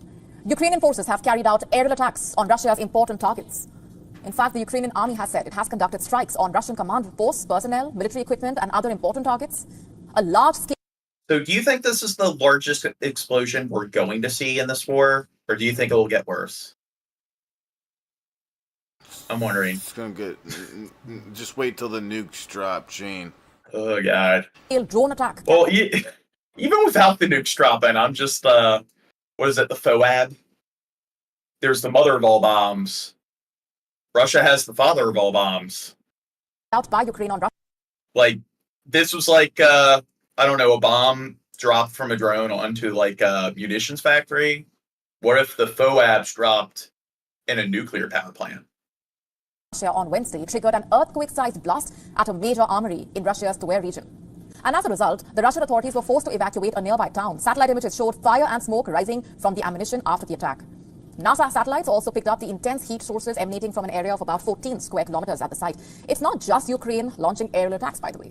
Russian forces also conducted strikes on Ukraine's key military communications facility, as well as a number of other high-priority targets.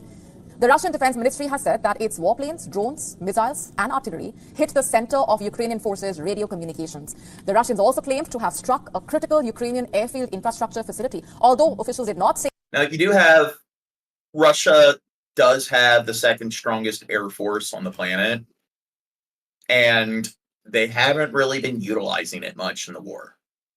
And it hasn't been until very recently where they've actually started deploying their like air forces and stuff. So I wonder why that is. My prediction is that after they saw like all the shit that was going on with their tanks and so forth, because I think they thought they were going to be able to blitzkrieg Ukraine, and they didn't really need to utilize their air force that much. And then when that didn't work, and they saw that they were losing their land vehicles in bulk, it's probably like, okay, we got to make sure that all these planes aren't missing parts and shit before we actually send them into combat. Say where the center was located or what the extent of the damage really was, but Ukrainian media and officials reported several explosions in Kharkiv and Sumy, with several blasts also heard in Kiev.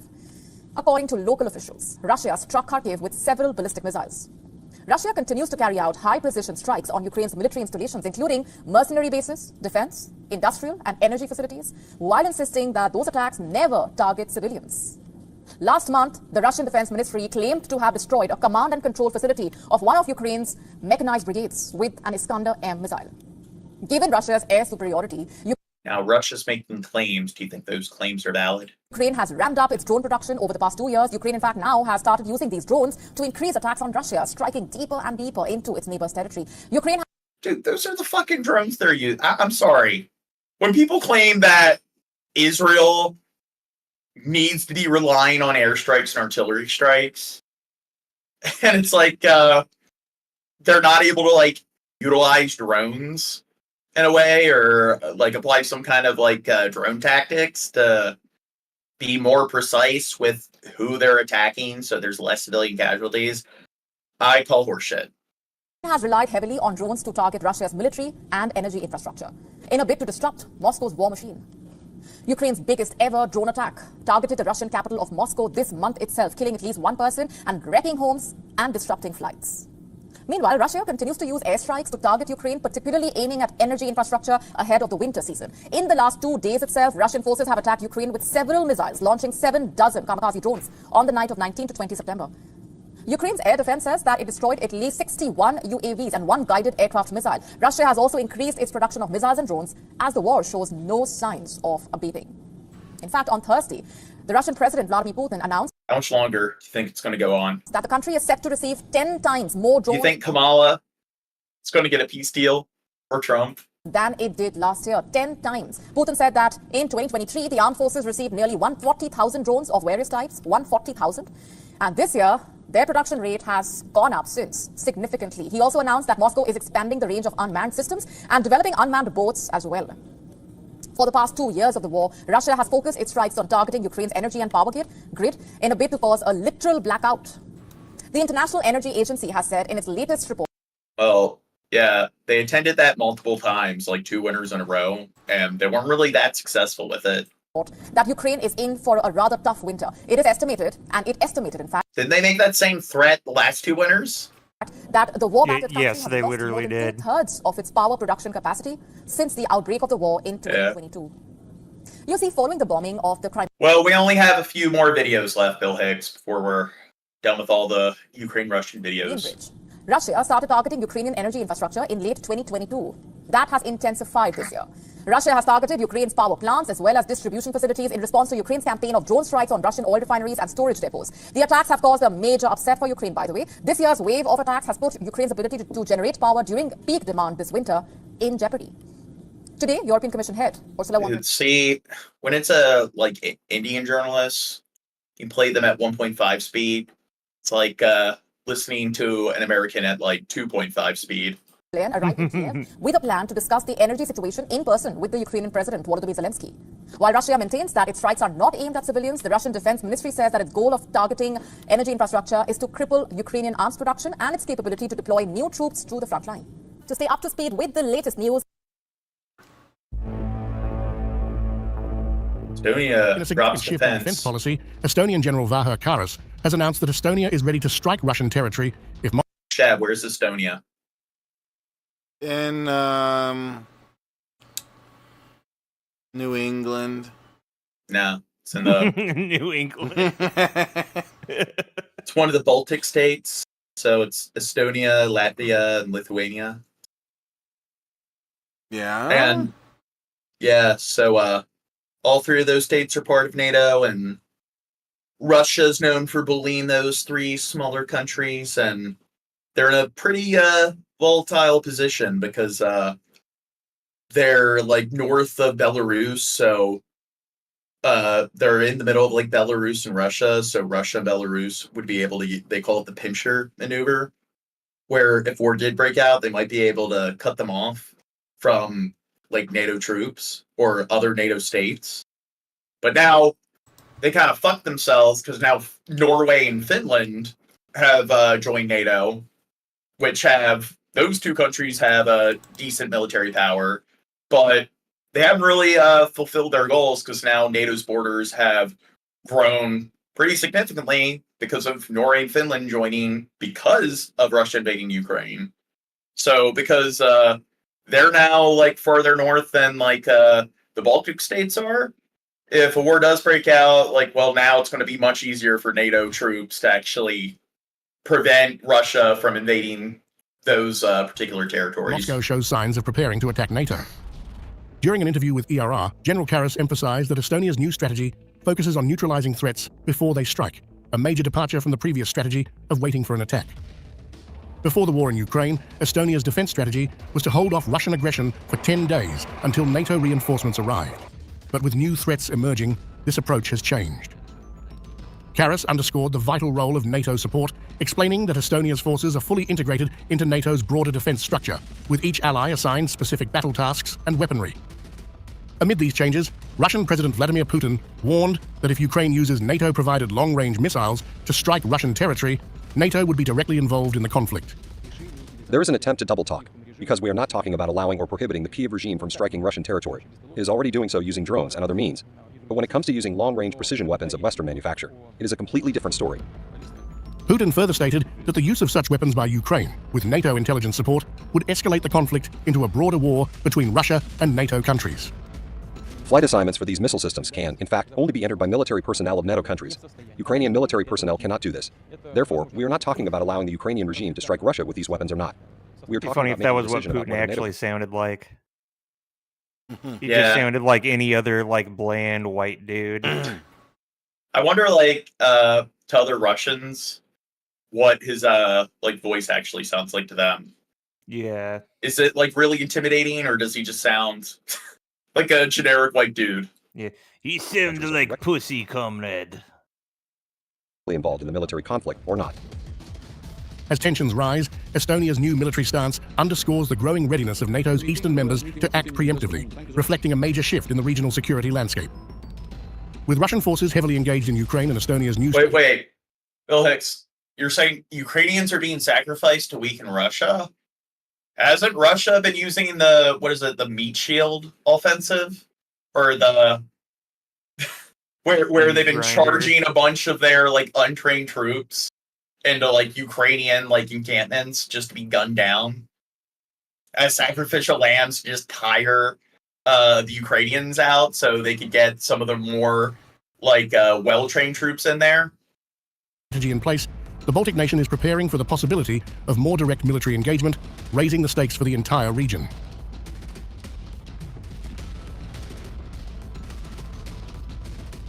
Next vid.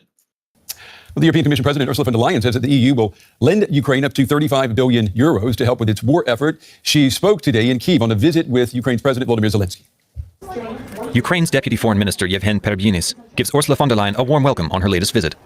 The representative from the EU, one of Ukraine's most important allies, bears good news. Russia's relentless attacks mean further support is necessary. And this is why I am happy to announce that today the Commission has adopted proposals that will enable the European Union to lend 35 billion euros from the G7 pledge. This is a huge step forward. Part of a 45 billion euro loan package announced by the G7 earlier this year.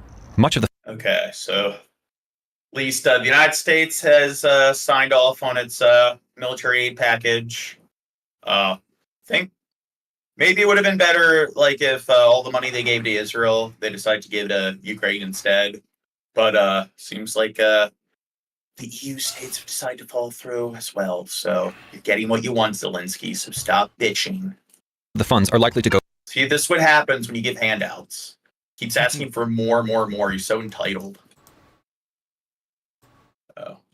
To Ukraine's frontline defenders. President Volodymyr Zelensky says he has a, quote, plan for victory against Russia that will begin unfolding soon. The entire plan depends on quick decisions from our partners. The plan is predicated upon decisions which should take place from October to December, and not delaying these processes. We really want to see this, and we would then consider that the plan has worked. Von der Leyen went on to meet Ukrainian first responders who are dealing with increasing Russian attacks on power stations. Ukraine says Russia has been targeting its energy supply and has disabled around 80% of its thermal plants. The EU is providing 160 million euros to help repair those plants and build shelters and heating units. Of that, 100 million euros come from windfall profits. My mouse just ran out of battery. Correspondent Carolina Chamoy, she is in Kyiv. I asked her what the 35 billion euro loans, what they would be used for. Well, the head of the European Commission, Brent, mentioned today that it's up to Ukraine on how they will spend this money. And President Zelensky answered. You have any commentary? I'll change the battery. Give it mouth to mouse. Mouse to mouse? Isn't Shab hilarious? Give it mouth to mouse? Mouth to mouse. It's the most hilarious thing. That's how you get diseases. Shut up. Yeah. How good is this stream done, Jane? We're at, well, wait. My now, you had to drink tonight, Shabisky. What? Well, Dirt was the worst when it came to being intoxicated. Shab's actually been pretty good tonight when it comes to I'm just trying not to die. Currently we at 4,417 views. Average view duration 20 minutes. There you go. Yeah. Immediately, that's how we've been doing. Saying that 50 they likes. spend this money in building weapons here, made in Ukraine, also building shelters, and also, of course, repairing that energy grid that has been destroyed by Russian attacks. Up to 80% of the energy grid here in the country has been destroyed. So this will be the three main points that the Ukrainian government will be spending this money on. It is also important, Brent, to mention that this 35 billion euros. Now, what do you think is going to be more hazardous? Them having wind farms installed? Or having, like, oil, fossil fuel, power plants installed. Yeah. Which one do you think is more likely to cause cancer? Because according to Trump, it's the wind. Windmills cause cancer. The wind, it'll kill you. Come from a bigger fund from the G7 nations that a couple of months ago agreed. Yeah, but not aware. Trump said that one of the big reasons we shouldn't be building wind farms because they cause cancer. On using the frozen assets from Russia in this G7 nations to support Ukraine. So part of it are this 35. Next vid. Okay, warning, Shab. Crow's falling asleep. What? Looked like he was asleep earlier. What do you want?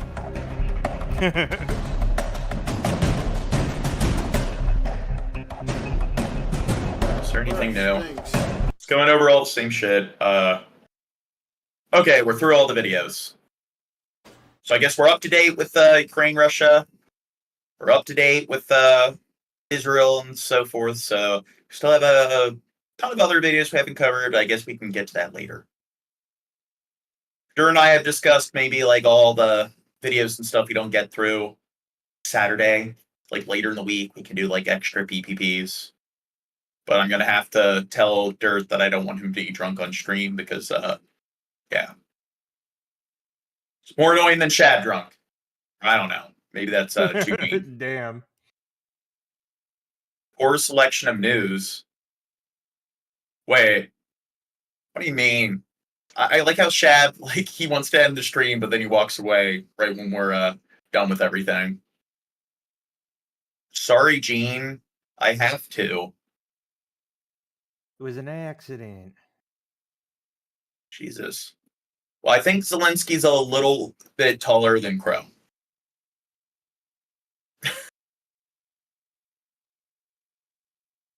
Yeah. Crow is like the shortest person at the meetup. A little bit shorter than Danny. Oh, Shep says, hold on. I wonder what he's doing. Masturbate. Yes. That's why you watch my videos, Nicholas Rosa, and everyone else should. Because we provide you with information, or I provide you with information while everyone drinks. Makes a bunch of background noise. Yup. Yeah, Slasher, he is sleeping because we've been going on for 7 hours and 47 minutes so far. Oh, Negan's here. Oh, where? Is that Negan? There we go. Now Negan's here.